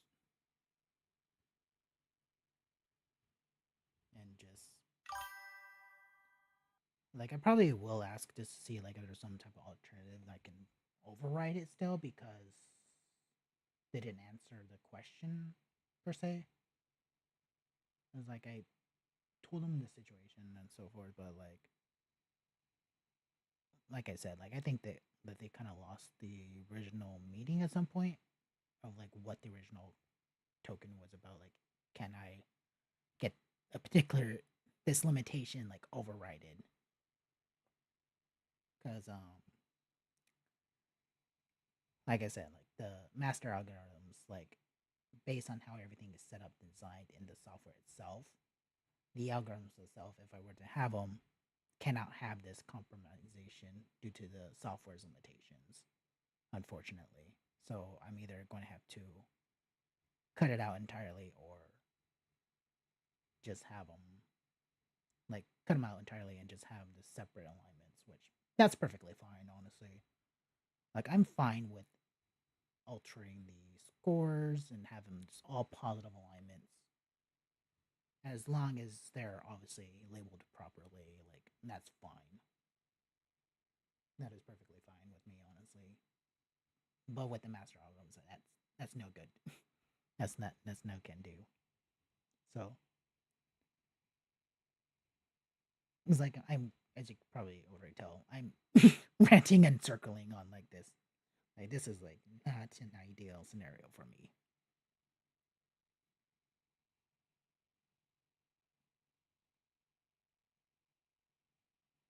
Anyways, but I do have alternative software and tech, so like it's not a complete loss at the end of the day. So like that's the only like silver lining I'm glad about.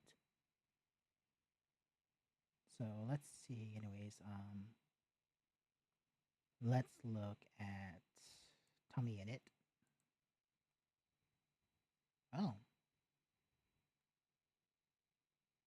okay. Well, next time, I guess. Why? Because I want to change the subject in terms of what we're looking at in the chart.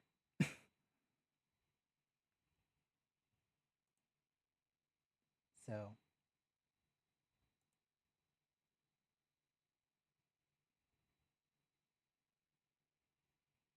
now Saturn.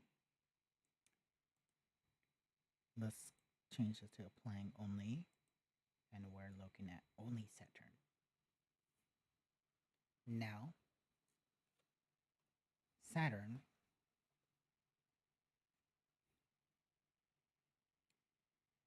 so in terms of making a prediction, Saturn is in the birth chart is sort of like the lessons. It is of chaos, what you have in control of what you may lose control of. So when Saturn is in harmful alignments, natal Saturn, and they are red, that is areas of where you're losing control. Whether it is green alignments to your natal Saturn when compared to transits, those are areas where you do have control or you have some type of mastery, or it's a great time for you to practice said subjects or areas.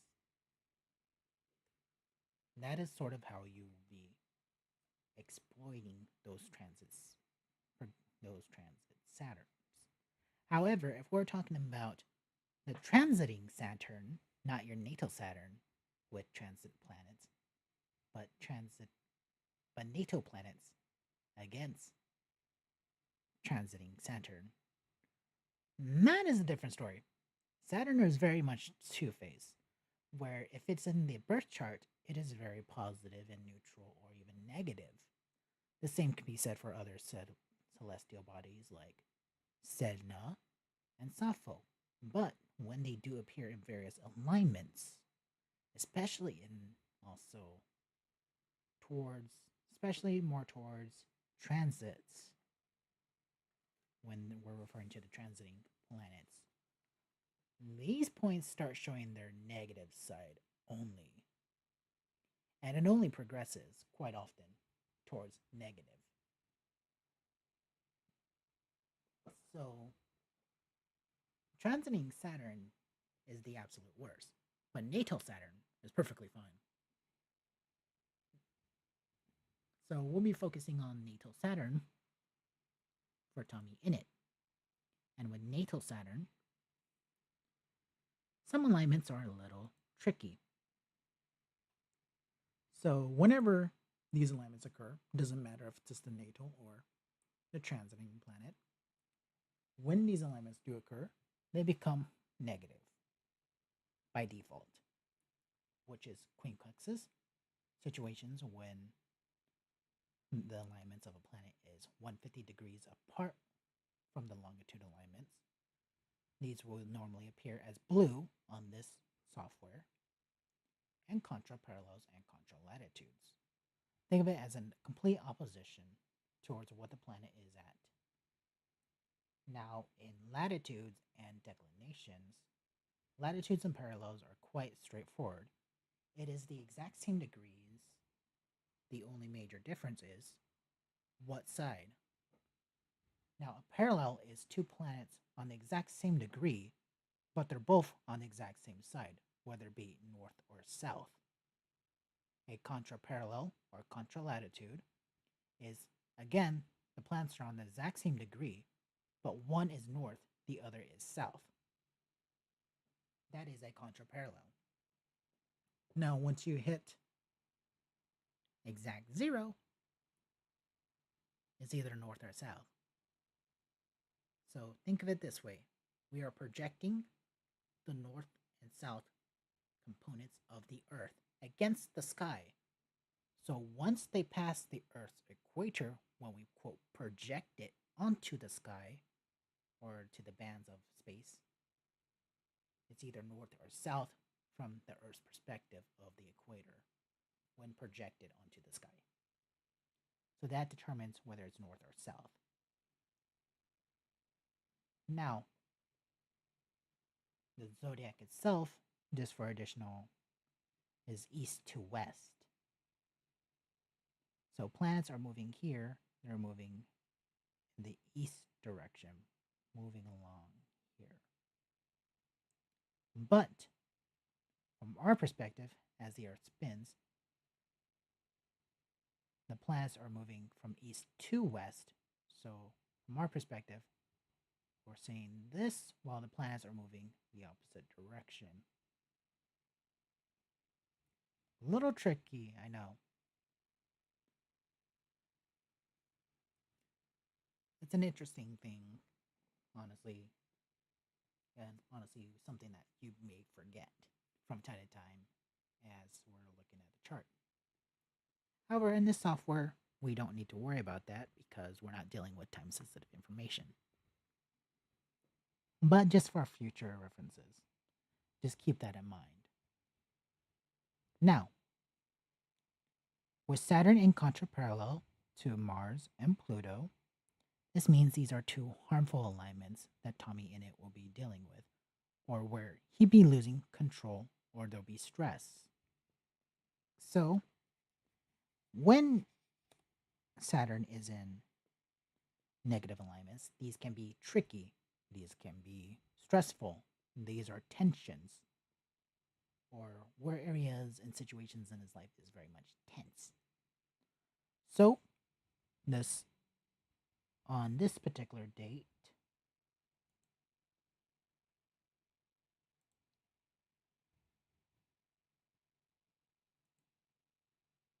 so let's just move this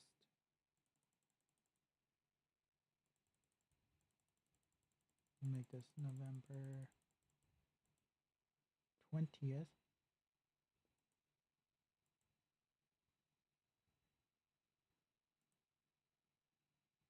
Yeah, so at November 20th, what we expect what Tommy will be dealing with is immense stress or tensions in relations to Mars and Pluto. Now, do note Saturn is also the celestial body or point of problems or the crystallization of problems and issues. If you do not have anything negative, especially going on in these particular areas, whatever planets are triggering, you really don't have much to worry about. But it's still best to keep in mind because these manifestations can be thousands upon thousands of different things. For example, let's say we're talking about his medical health, for example. Well, Mars is symbolic of energy. It is also his typical will or determination. In this case, it also symbolizes of his blood or the red blood cells, the red and white blood cells, and things of that nature. With Pluto, it's more associations to the sex organs and the groin areas as well. So what we could see here is probably during this time frame, like he may have some type of like issues or his sex drive or something may not be fully up to compete during said time frames. What this could suggest, at least if we're talking about medical terminology, like that's probably what he'd be dealing with, not necessarily early onset erectile dysfunction, but like his performance, especially in terms of bedroom, may not be top tier. So he'll definitely need to be cautious of that in some ways. But if we're also going again about more of like blood, this also could suggest that he may be sort of like having issues in terms of regenerating like red blood cells. So he may have like an iron deficiency or something during this time frame because Pluto does represent regenerations of sorts. It's sort of like rebirth as well. So like the recreation of like red blood cells is also another potential issue of what could occur for him on this particular date. Again, if we're talking about like medical astrology, like predictive medical astrology, that's what this is in terms of segment right now. But that's sort of just like some of the things of like what it can be if we're looking at different perspectives of astrology. Now, for example, let's say we're looking at this at forensics. Well, in this case, like Pluto is very much of like a rebirth, not necessarily of death, but it could be a symbolic of something like quote dying. And also like Mars is something of very violent nature. So like we could see like tensions, like whatever he has in control, like is very likely he's probably going to like burst out in terms of like his anger will be bringing up some type of quote death, hypothetically speaking, or destruction of something of that drastic nature. So that is like the forensic perspective of like if we were looking at this like as a forensic chart, that was how it be interpreted. Or let's say we're looking at this as just a typical like psychological perspective. Well, Saturn, in that case, Saturn is very much depression, especially with this being like a negative perspective. So like with Mars, it's the determination, the will. Saturn's like he's most likely not very optimistic about his determination or will, like, or he may feel like his energy towards this thing is like at an all-time low, and he's very much like beating himself up because like he's not getting X, Y, and Z done, or he may feel like he's just so far behind in some form of way. And with Pluto, it's also again that determination. Both Pluto and also Mars has something to do with determination or the drive, the competitive like nature. So like psychologically speaking, what this could suggest as well as a prediction is on this particular date, he is also very likely to also be sort of not just like bringing himself down, but also like he's very much doubting his own capabilities to compete in some form of way. So those are just like some of the different perspectives and how like these symbolisms can be pulling up to like the countless situations for Tommy in it on this particular date of November 20th. But as you can get an idea already, like there's so many different ways of how a typical chart and prediction can be looked at depending on the circumstances.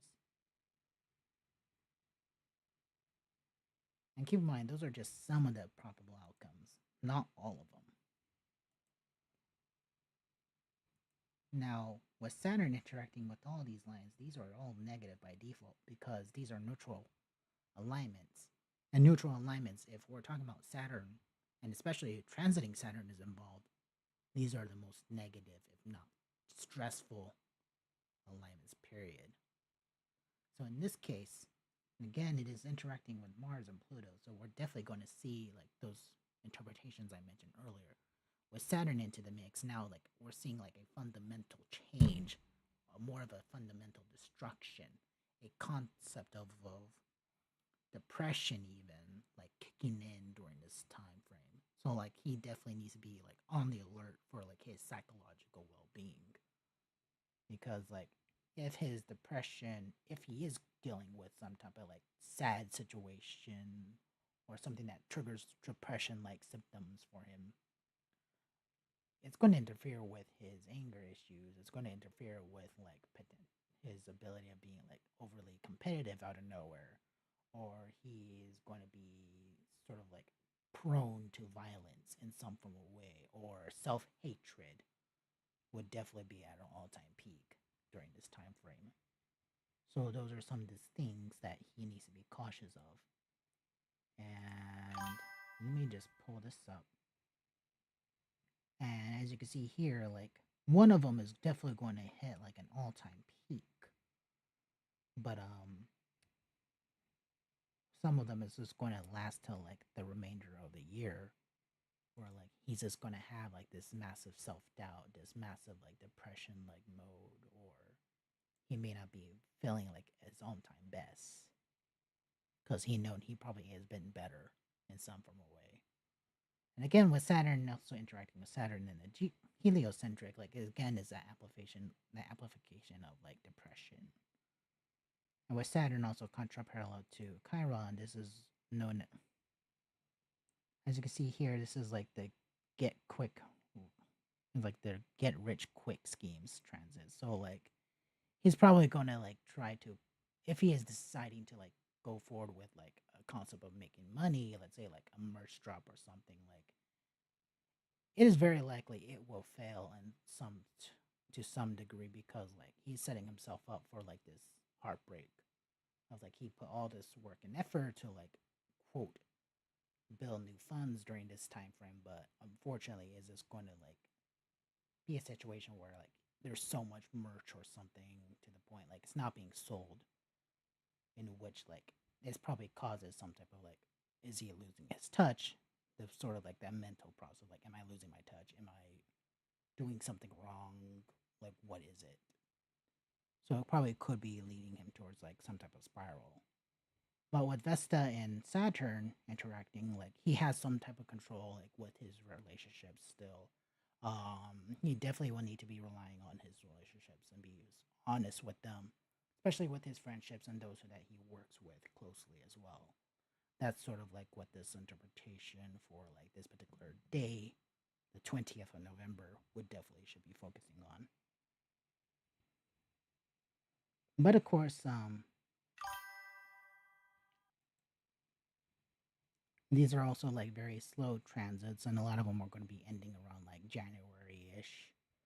So, January, December. So, if he were to be like doing anything of that nature, like he needs to make sure that he is in this situation of like he's not going to let himself get tricked by his own like worry judgment. He should probably rely on others to like as a second opinion of sorts to determine whether or not something is actually a good idea, and also make sure that he works on his anger or anything that can trigger like a competitive like state, because he probably will be pushing it too far to a type of extreme where it will backfire on him, where he probably may be seen as a jackass, or he just says something that unfortunately doesn't really word it out well for himself. So like he just comes off very rude. But those are just some of the like transits.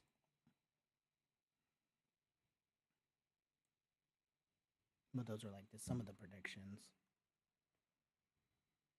that can occur from his chart alone.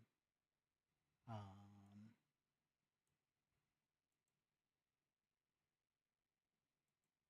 let's pull up another chart. Let's pull up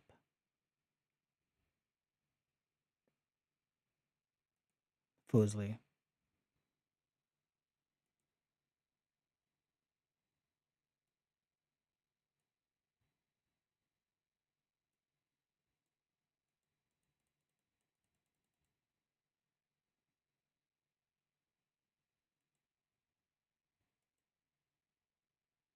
So let's pull up Jupiter for her. Now with Jupiter, it is the symbol of good luck. It is the horn of plenty. It's so many things. The horn of plenty, good luck. It's abundance, blessings, sort of like super success overall, enhanced talents, and so much more. But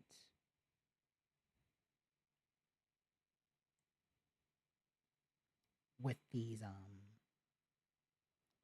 alignments overall, Again, if we were to just focus on the applying, and the reason why we're even focusing on applying in general, if I haven't said this already, is when aspects are separating, they have already reached their peak. So their influence almost dies immediately. And if it does manifest, which it does on the occasions, it's usually in a 10% range of it likely to occur. Well, 90% of the time, it's more likely to manifest in some form of way when it is applying, and especially when it gets closer to being exact. That's sort of like why like we have like these small alignments of like 3-degree orbs, and also like we're focusing primarily on applying and then in comparison to when it's separating. Now, with Jupiter interacting with Neptune, so with Neptune, it is like of creative abilities, it's more of the talents perspectives. Venus is of creating the art. Neptune is more the skill itself of the art. Venus is of short term cash flow. Neptune is more the long term perspective of that cash flow. So, like the long term trends and so forth. Venus is of short term relationships and love, while Neptune is the long term relationships of love. Venus is more of like the attraction affiliations with love, the flirtation, especially that will just die out and fade. Neptune is more of like true love. So those are like some of the two difference, like the differences. Like whatever Venus is, Neptune is definitely it. The major difference is Venus is more the short term perspective of it, while Neptune is the long term aspects of it. So let's say if we want to go into something somewhat unrelated to Fuseli's chart, let's say we want to predict the stock market. For example, we want to look at we're doing, let's say, daily trades. We are more likely to be looking at Venus in terms of like the short term trade trends. Well, Neptune will be like the long term trades trends. And since I'm talking about the stock market in the moment, well, if we're looking at, say, what's going on in the stock market, we want to look at Pluto. And we would also want to take into consideration of Chiron, because Chiron is more like the economy itself.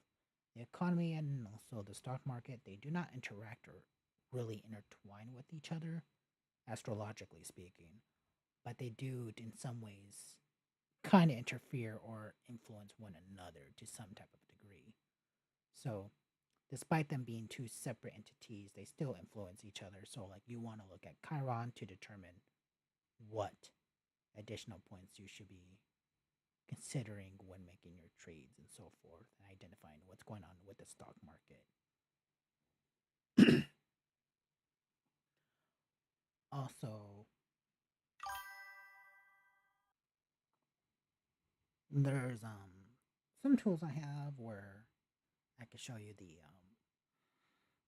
stock market itself in terms of like what kind of like predictions we should expect for like the markets right now, but I will not be going over that in terms of like showing you those techniques, because we need to get you kind of like on basic standards of like how to predict things. So if you can follow along, we'll do more exercises like in future streams of just focusing on that, of just like understanding what these transits are, how to predict them, what situations or circumstances, how do you change those interpretations so that they're related to whatever it is that you are trying to predict. Once you get that online, like get that ready for yourself, um, we can then slowly introduce concepts like how to predict the market changes, how to predict when a stock is going to reach its peak before it reaches a new fall, or predicting monthly trends, how to predict yearly astrological trends of any random stock, whether you want to predict the general universal trends that are most likely going to affect an X amount of some companies or all stocks in some form or way, or you want to predict something for a very specific, very specific company, let's say like Apple or Tesla, for example, in the market, what they'll do. So like the list goes on of like different things you can do in terms of predictions and how good you are with predictions is kind of based on many different factors. But if I do show you the stock market prediction techniques, just know by default I'm going to have to teach you Fibonacci and even some techniques of WD Gone. And for those of you that probably never heard of WD Gone, in short terms of who he was, is he was a stock trader that was actually very famous because not only was he good at predicting and making a profit in the markets, how he was making these predictions was actually based on both astrology, astronomy, geometry, and also ancient mathematics. With a combination of all these different techniques and schools of thoughts, he managed to derive very complex techniques and methods that, according to some like institutions, when they have put him to the test, brought up roughly like an 85% accuracy rating of like this all these techniques being used simultaneously to the T, where like you can predict the market very accurately. Well, will I show you all his techniques and so forth? No, because I'm not very well informed with all of it. I'm informed with some, but not all. So I do have my limitations, so I won't be acting like the quote go to individual for that. If anything, I do highly recommend you to go to someone like Olga, which Olga Morales, what's her name? But I will put her name. She's based in Australia. Anyways, but she's definitely like the individual that you would want to go to in terms like if you're interested in learning about Gon. Like she's one of the very good teachers on that subject. Anyways,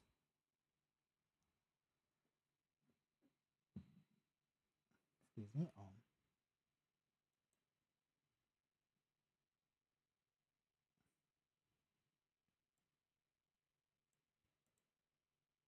Now with Jupiter squaring Neptune,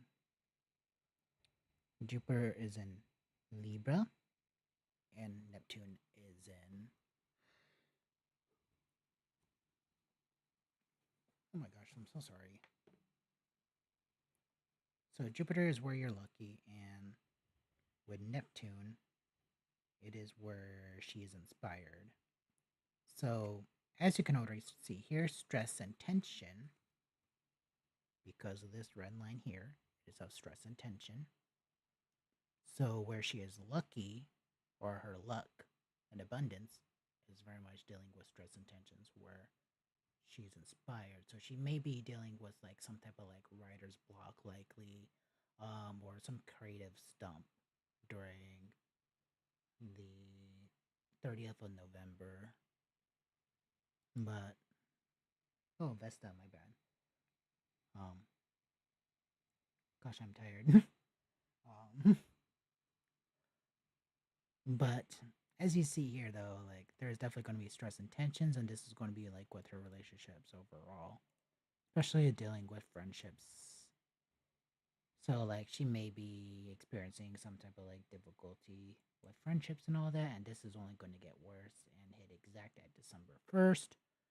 So if there's some controversies with Foosley, we're more likely going to see an issue in relationships to like how she networks with others. It's likely with like an issue with friendships of some from away, some from away. but with like where she's inspired overall, like we see a very good benefit of that. It's possible that probably there was like a friendship that's going on, but it's actually very harmful for her. So like this probably would be the best time or situation where we're likely to see her like cut them off finally on whoever that is, whether it's publicly or unknown. This is probably like the time for her to like make the decision to like let that individual go, especially if they're causing her harm. Um, what we also would be seeing here is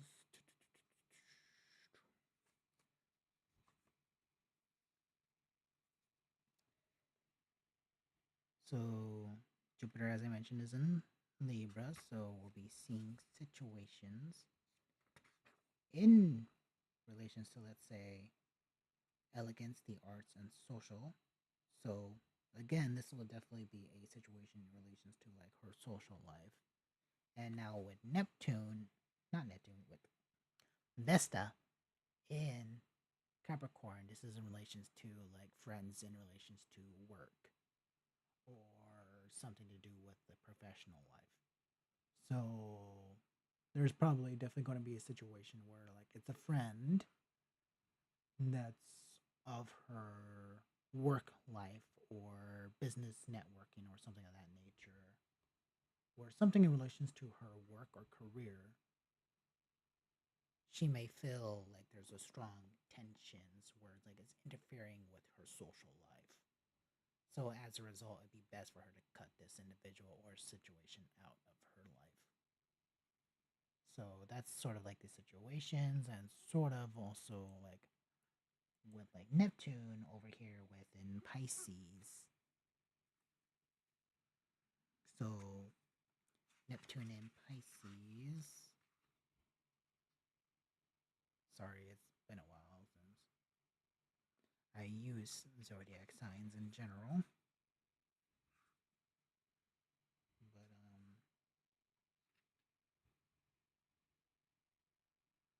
yeah, so it's like a spiritual awakening, or like no boundaries of sorts, immersed in dreams, romantic to a fault.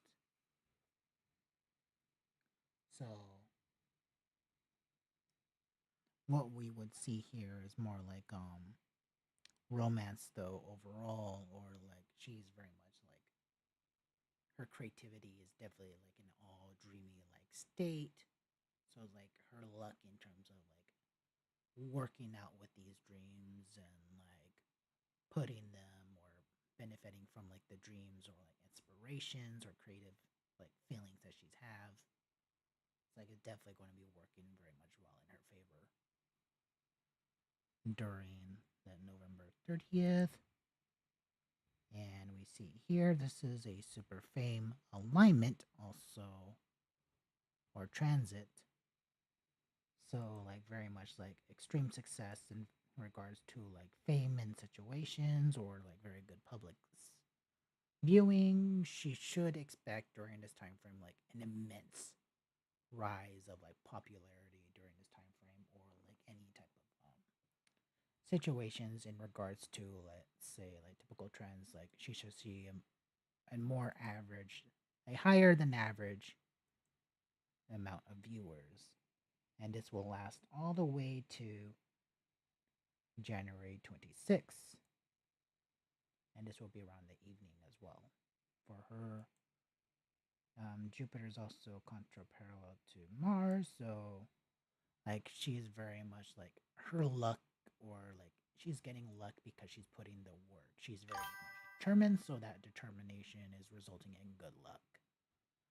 Also, that good luck is coming from sources of high end technology, and that technology is in relations to, and that is in relations to Taurus. So, as a result, what we should be expecting her to be dealing with is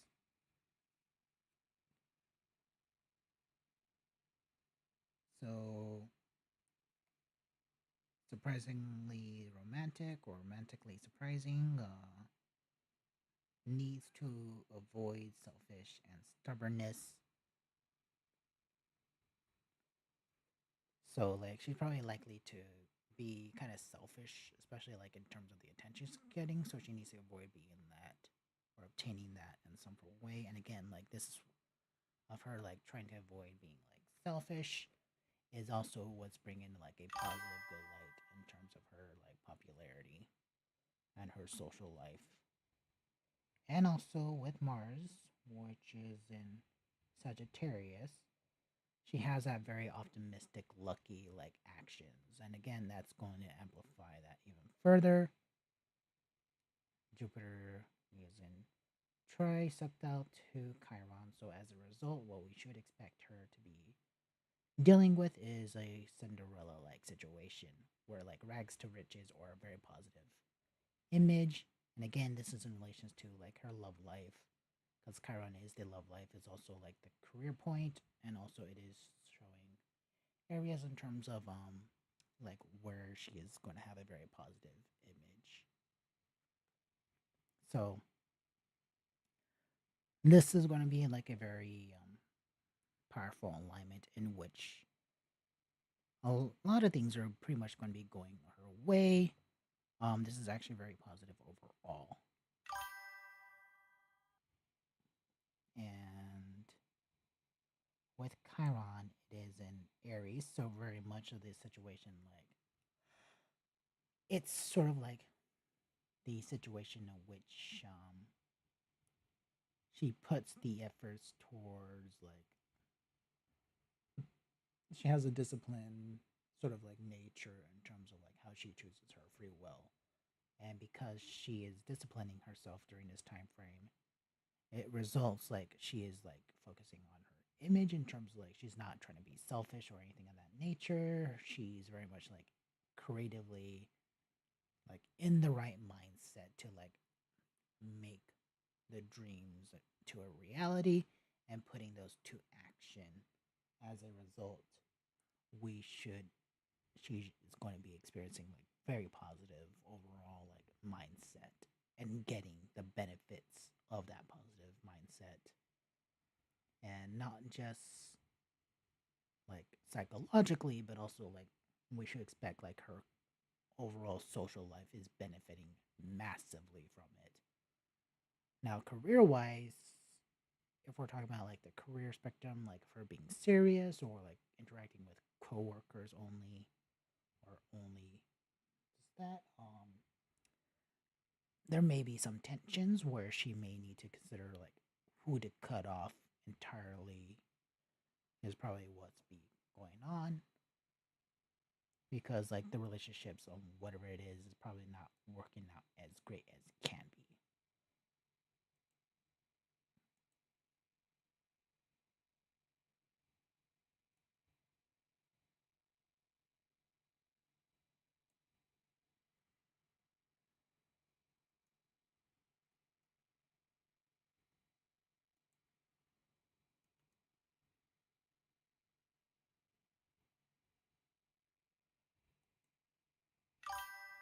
Um, we'll do one more chart for a reading, and then I'll call it a day. But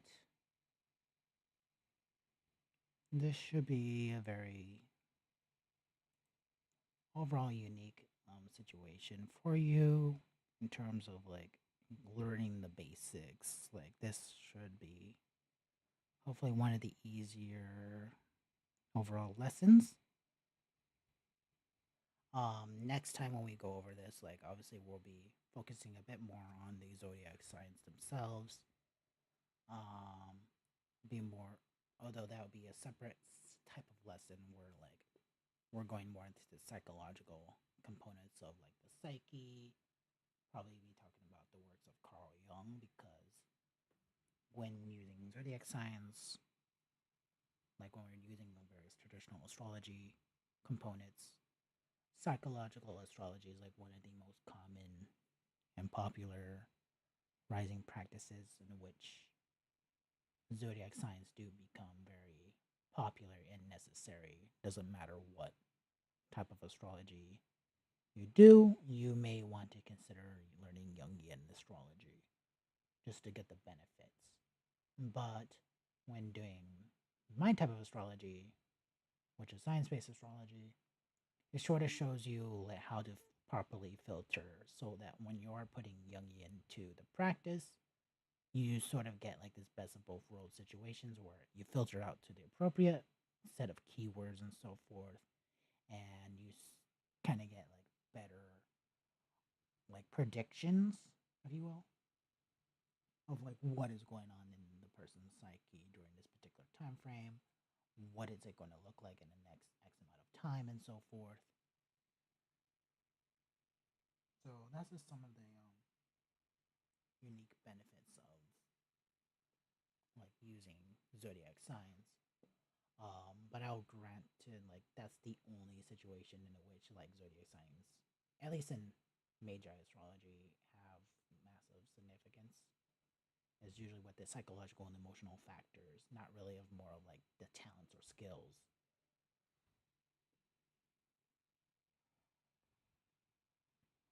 So let's look at QT.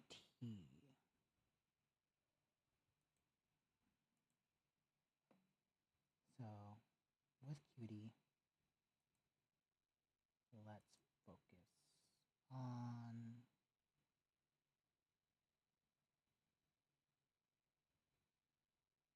Vesta.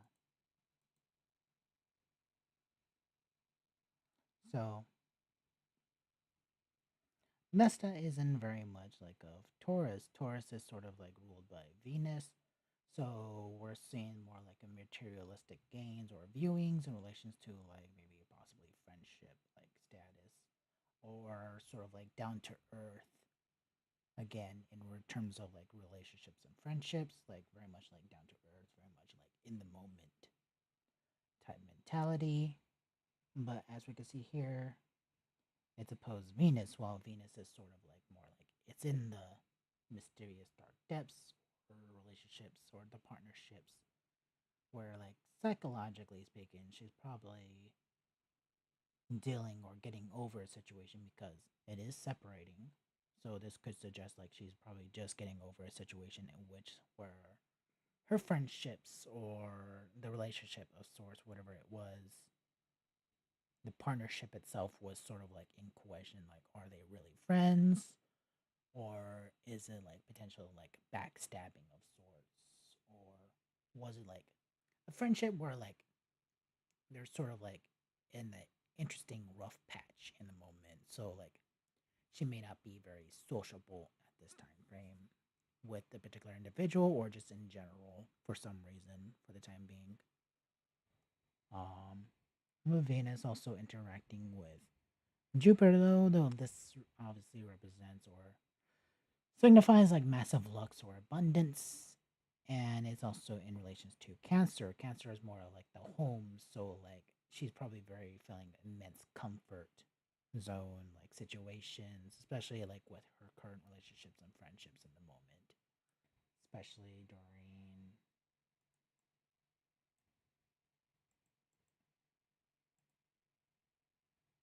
yeah like November 30th.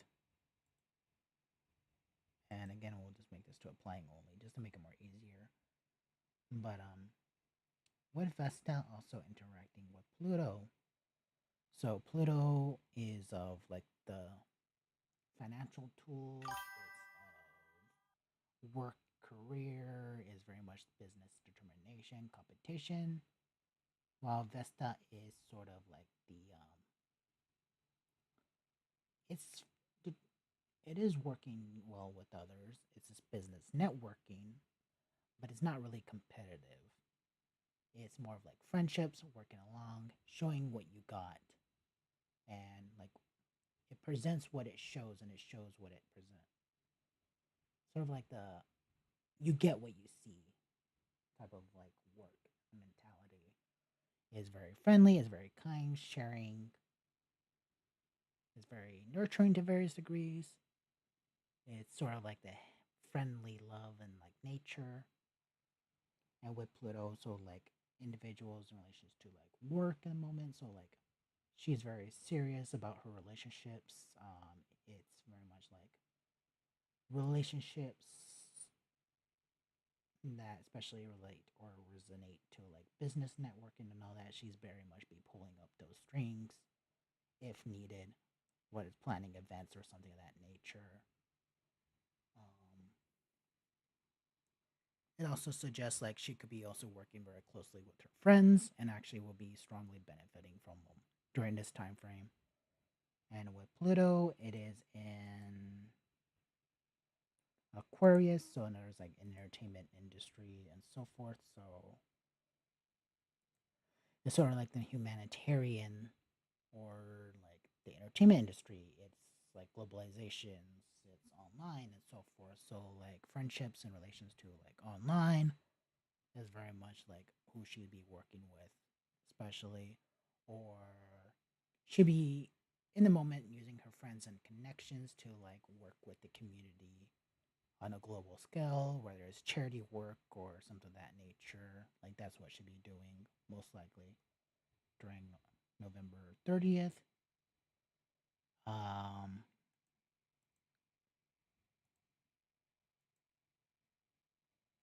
let's see. And Jupiter also is like of charity work as well or good deeds. So it is very likely, like, if she is planning to do, like, say, a charity stream, like, this is definitely the great time for her to do so. Um, Vesta is interacting with Juno and Mars, so, like, Juno and Mars, they're both, like, sexual planets, but also, like, again, Juno is also, like, creativity, and also Mars is, like, the will, determination, and action.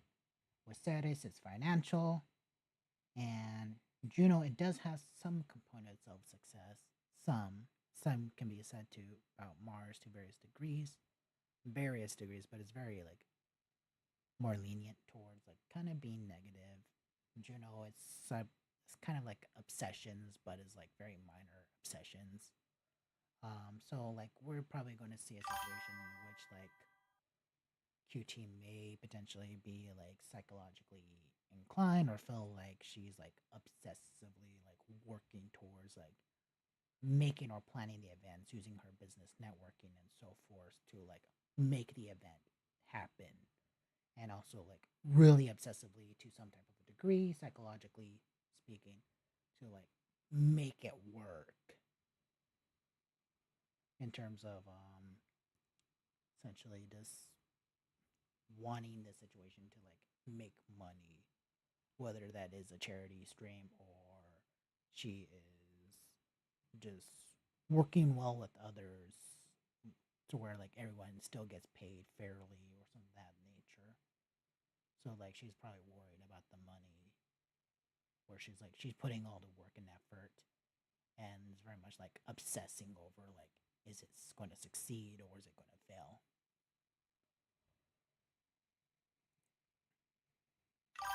But that's just some of the many interpretations that can occur again. And with Vesta, it's in Taurus, so like we're seeing like that materialistic wealth.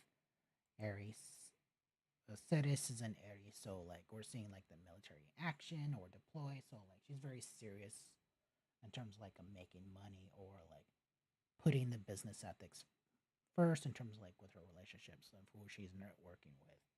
And of course with Juno, it's in Sagittarius, so like we're seeing like optimistic like dreams or fantasies or like she's obsessed about the work but thing is she's very optimistic about it succeeding and she may be like prone to potentially like dozing off in terms of like daydreaming like oh like when this succeeds I'm doing X Y and Z or this is going to go like this and that somewhat not possibly like negative but if she allows it to fully take over that's an issue obviously but hopefully that's not the reality that will play out. And also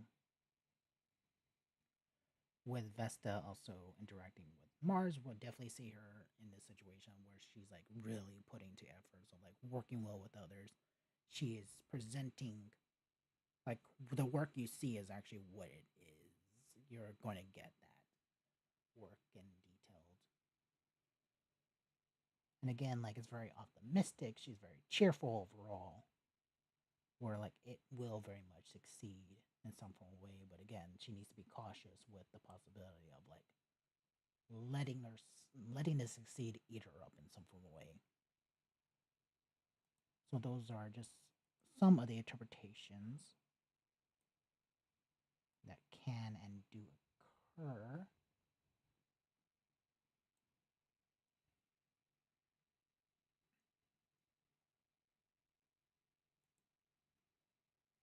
So